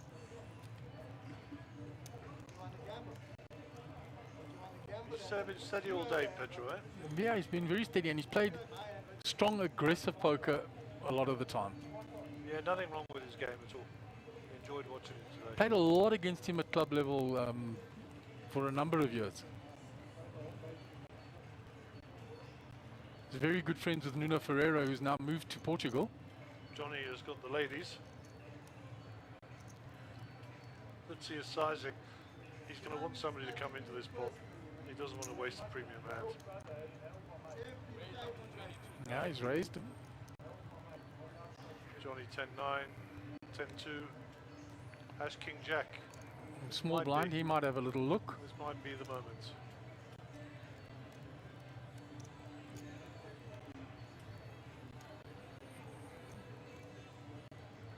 He's got 18,000 to call off the 76 that he's got there. He's going to call. Alvin with the ace-9 probably won't fold his big blind. 14,000 to call into that size pot. He asked first, Ash, how much do you have left behind? 60 in the pot already. He's going to fold,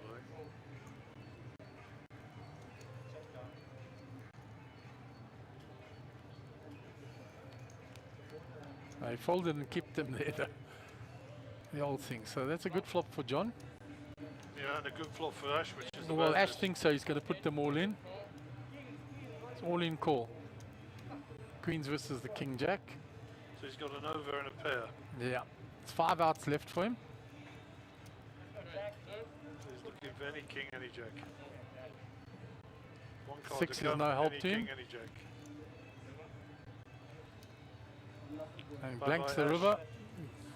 Ash is eliminated. John picks up a healthy pot. 177,000. And we're down to 8 players, Gary. We are down to 8. 4 and 4. We'll let the tournament director know we lost a player. There he is. Big Dave. And we shall see if it's 8 or 7 that we're stopping at. I think if it was me, I'd play to the end of the level, which is probably 5 or 5 minutes. And Call it a but, day then. But that's not up to me. That would be the sensible call. Well, that's all a matter of opinion.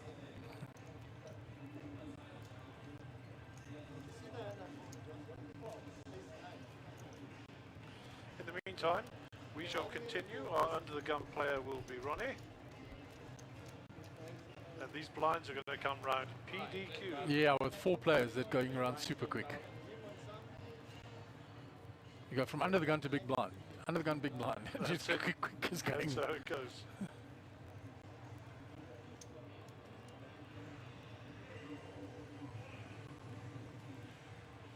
Ronnie folds, Pedro folds, round to the small blind. As quick as that. Alvin King 9, small blind. There in the muck. No, he's going to defend that. Johnny Ambrosi. Ambrosi is Alvin raised, he didn't call. He said no, he's going to. Before Steal. I ended now, I'm going to steal with that. he's going to steal. That's what he's going to do. That's what he's going to And he knows John's a fairly tight player, so you know, John's not going to defend loosely.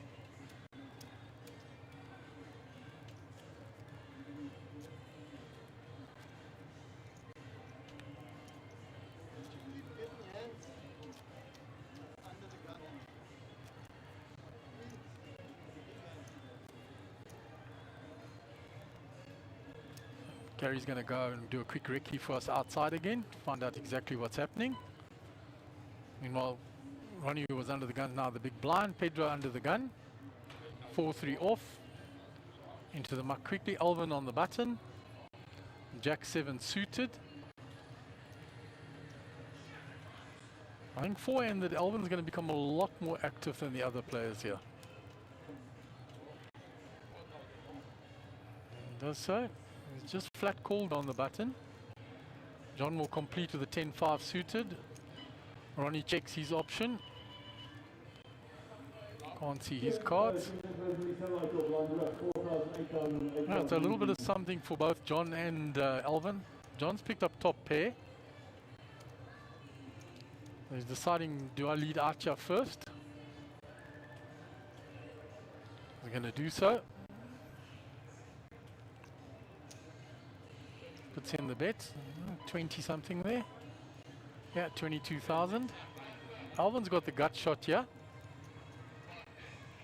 Gut shot on the 1 over.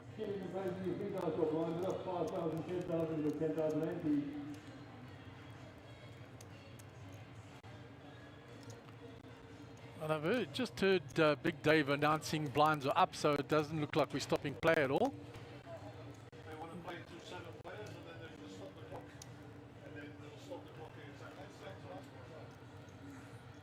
Right, so there we have it from Gary as he walked in. That's mad.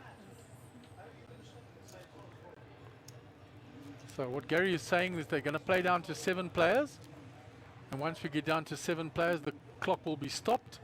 And that will be the same stopping time for tomorrow evening for Flight 1B. That's currently the plan. Who knows what can happen?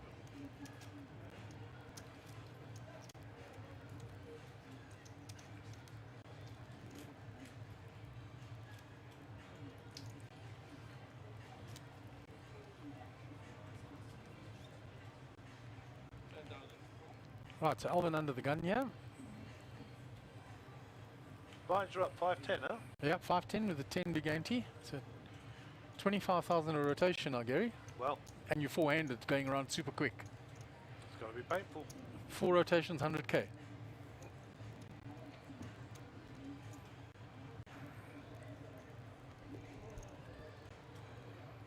Alvin folded his 8-7 off. Johnny on the button folded Jack 6. Ronnie folded it 10-2. And Pedro gets a walk.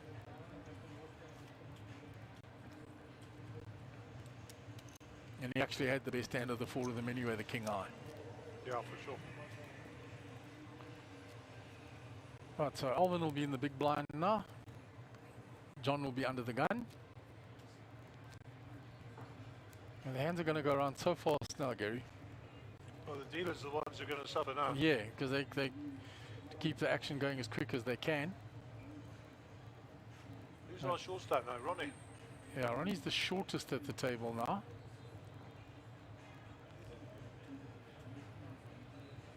John, King 3 suited under the gun. These hands become more valuable now as the ranges change, being so short-handed. And he's raised. Ronnie with a pocket 3s left with a decision now.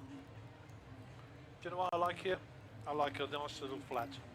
Go set hunting. But yeah, he unfortunately can for go him, all he in. doesn't know that John's sitting with one of his 3s. So it's all in or fold, I think. And yeah, he's gone all in.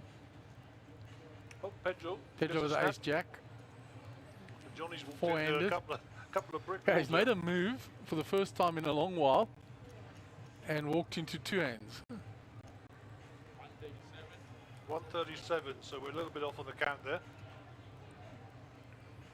Yeah, his total all-in was 142, 137 to call for Pedro.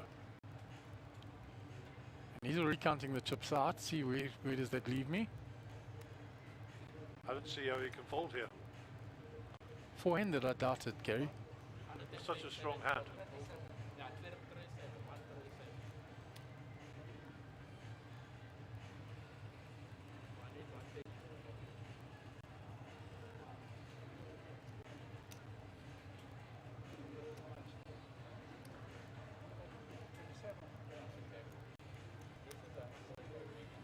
I don't know if he's called or he's just counting it out. Yeah, he's just counting at this stage.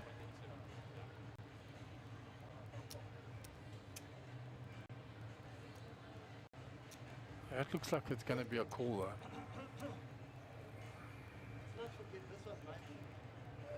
Yeah, he has called. Chips are gone across the line. Okay, so we're going to see some action. Alvin doesn't mess around now, Alvin John. will be out of here. And John will go out of the way quickly. So I made a move. 2 hands. And here we got the classic race here.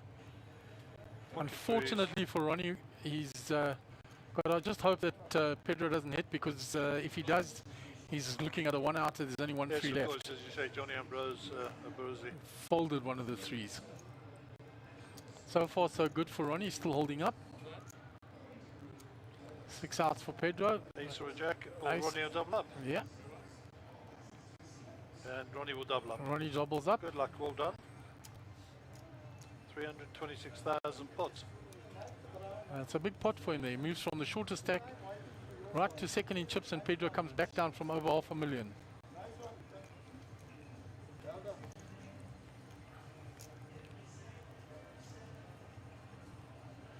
But I think whenever you shove threes, you're never happy when there's a call from behind you. No, no, not at all. When he saw the hand, he was a bit happy, yeah, that he wasn't facing an overpair. Well, he started in front, he got it in good. Yeah. And put it in first.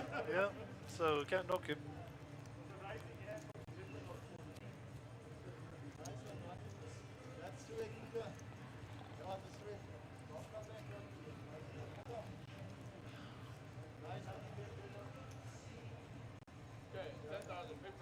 So John is the big blind. Ronnie will be under the gun. Breathing a little easier, as they say. Yeah, no, it's even the stacks up on that table now. Everybody's sitting around about the same amount, Gary. Pedro's still slightly in front, but everybody else over 300,000 as well. And Johnny might be slightly under now because he raised and had to fold. So now we're looking for a cooler.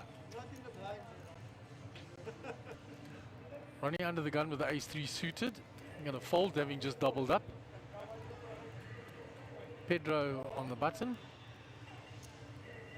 That's a call. That's a call with whatever he's got. Alvin Queen 7 off. So it's a button call. He's going to complete. Big John in the check his option in the big blind.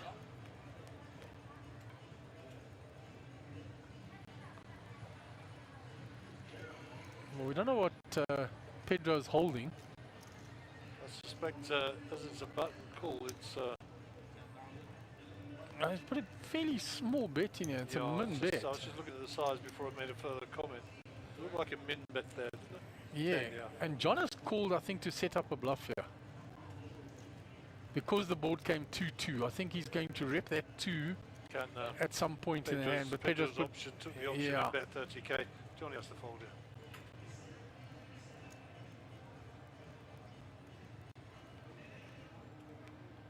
but that's what Johnny was hoping for. He was hoping for a check behind, then he can make the bluff on the river.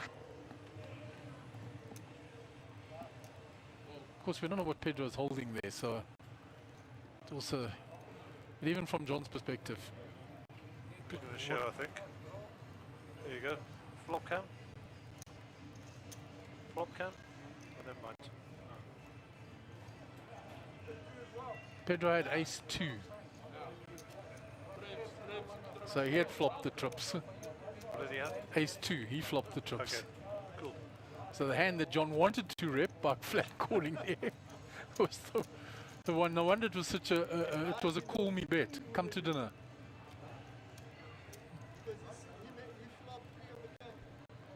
Yeah, he flopped 3 of a kind, Alvin's telling them. Quick recap from Alvin Brooks there. You will have to give me in here at some point over the 11 days, Gary. Yeah, I don't think he'll come, but it'd be fun if he did. Okay, so where are we? Pedro under the gun, no longer has ace-2.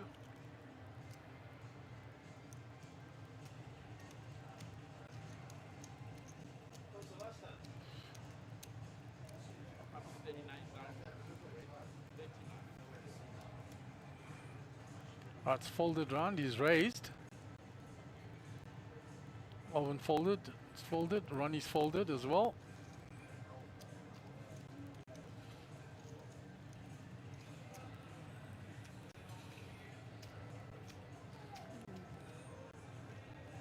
Pedro picks up another hand. Yeah, and quickly Pedro's getting back those chips that he lost off to Ronnie. He's back up to 454,000.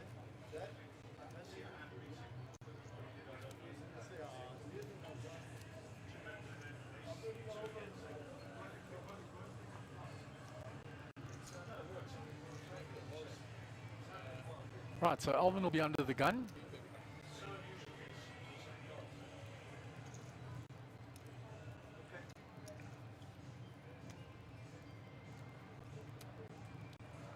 Alvin under the gun, Jack 3 off.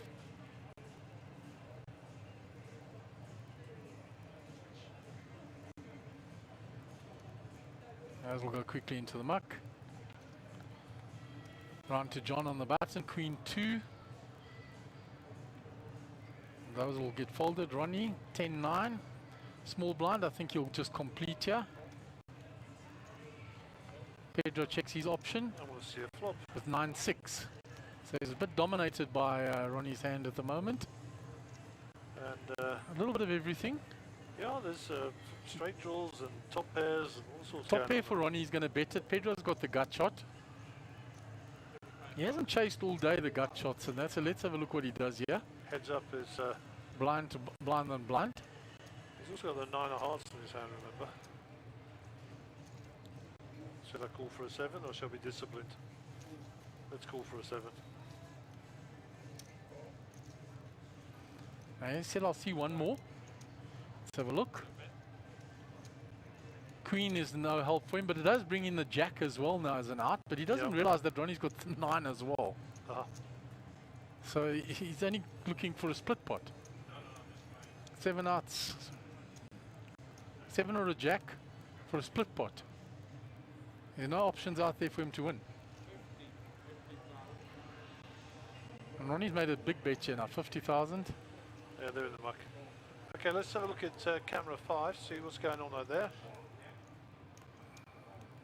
We're back out there to there. Tillen's still Tillen's, sitting with a monster stack out there. Let's have a look. Any shorties out there? Yeah, so that's Nicky at the end of the table. Nicky's been sitting short for a while. Roy's got quite a few chips. JP's got a lot of chips as well. Uh-huh. And of course, Tillen's got a monster stack still.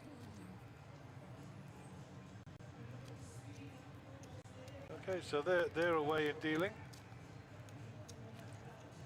We'll go back to the main table. We know there's 8 players left in, 5-10, so 18 minutes to go to the, I think 48 minutes to the next break. So Johnny's going to be under the gun. Sitting on 22 bigs now, John. With 226,000. Yeah, price of poker's going up and the blinds are going down. So we don't know what Johnny's got here. 10-8 off, 10-8 suited, so suited one gappers. On the button for Ronnie. He normally likes to play those cards. I'd like him to play the cards. He's just limped in though. Pedro all in with the pocket 4s. Maximum pressure. And Alvin eyes to the sky with his king jack. He knows it's a big hand four-hander, but he doesn't want to be. Does he want to be calling off? He'd have preferred to have made the move himself.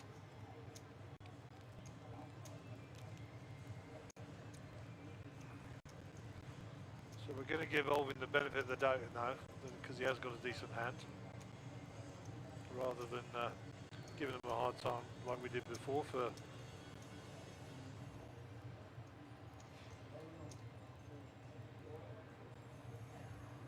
And Ronnie will fold quickly. Show Johnny I had a nice hand to see a flop, but that's it. It's kind of where he gets to.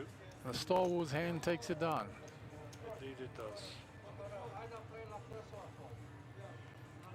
Okay, Pedro so shows them the 4s, and Alvin says, if I knew that I would have called. And Pedro says, it's the only way I can play that. And he says, I'm either all in or I'm folding. probably could have found out the same information with a big bet, but whatever floats your boat, as they say. Yeah.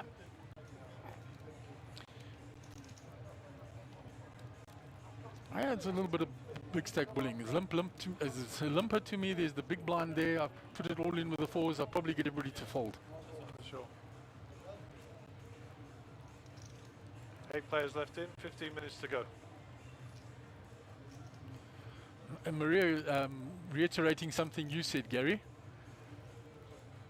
She says, I think a time button should be introduced. Players with junk hands taking far too long to fold. Absolutely. One of my pet hates, to be honest. Yeah, and Maria's just typed it in there for us. I did change the language slightly. Yeah, she was a bit more blunt than us. Read it for yourself, viewers. We can't read that out verbatim, but I agree. There's nothing wrong with taking a little while to disguise the strength of your hand, of course. That's part of the game. Okay, so 3 players to the flop here. Ace, 7, 9, 2 hearts. Pedro's got the best of that by far, Yep, so but it's 7. bottom pair. But it's checked to him, it's in position, he's going to bet it. And he'll get quick folds from the other 2 players. He hasn't even finished counting out the bet. Looking to show the 7. Flashed it quickly to Alvin.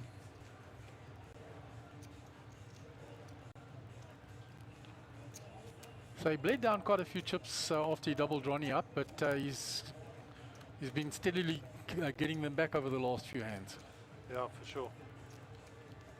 And unless there's something happening on the outside table, this has got all the hallmarks of going to the end tonight.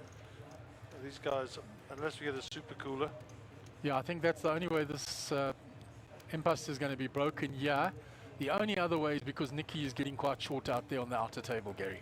Yeah, I can't see exactly what he's got, but he's a lot shorter than the other players.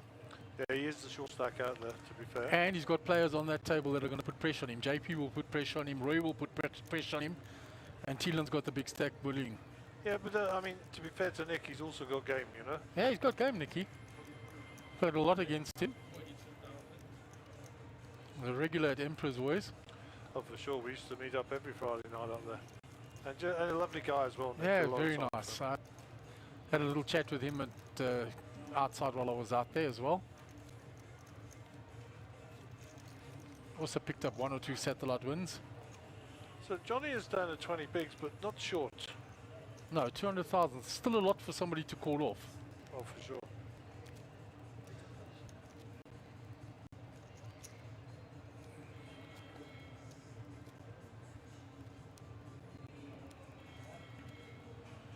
Okay, Mr. Dealer, off and running. Alvin is our under the gun player.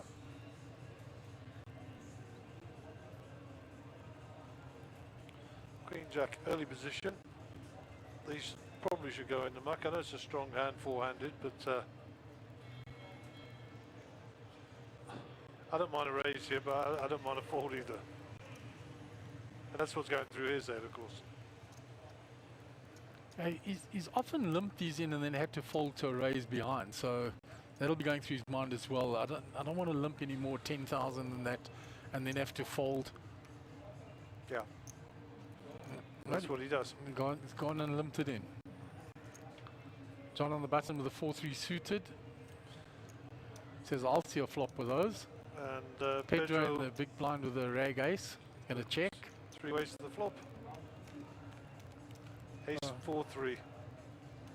No. Right, so the Queen Jack picks up the gut shot there. Ace are still slightly in front. Johnny's looking for miracle running cards, really. Probably going to check all the way around this.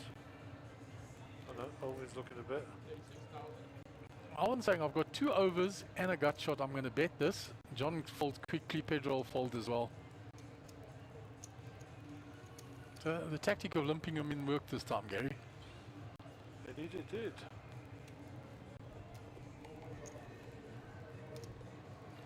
We get a quick switch it out. Maybe we can see how many chips Nick has got. Well, we've got a camera 5, please, HP.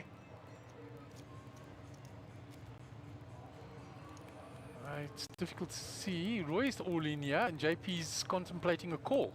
Okay, we'll stay with this. It's counted out the calling chips there. We'll stay with this table for a second. We'll track the action, but we'll stay with this picture. So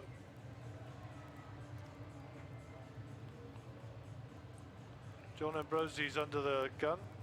He folds. Here we go. It's all in on a call.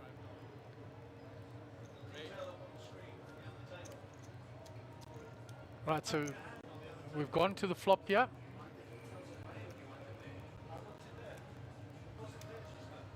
And we see the end of Roy Button. So we're down to 7 players, Gary.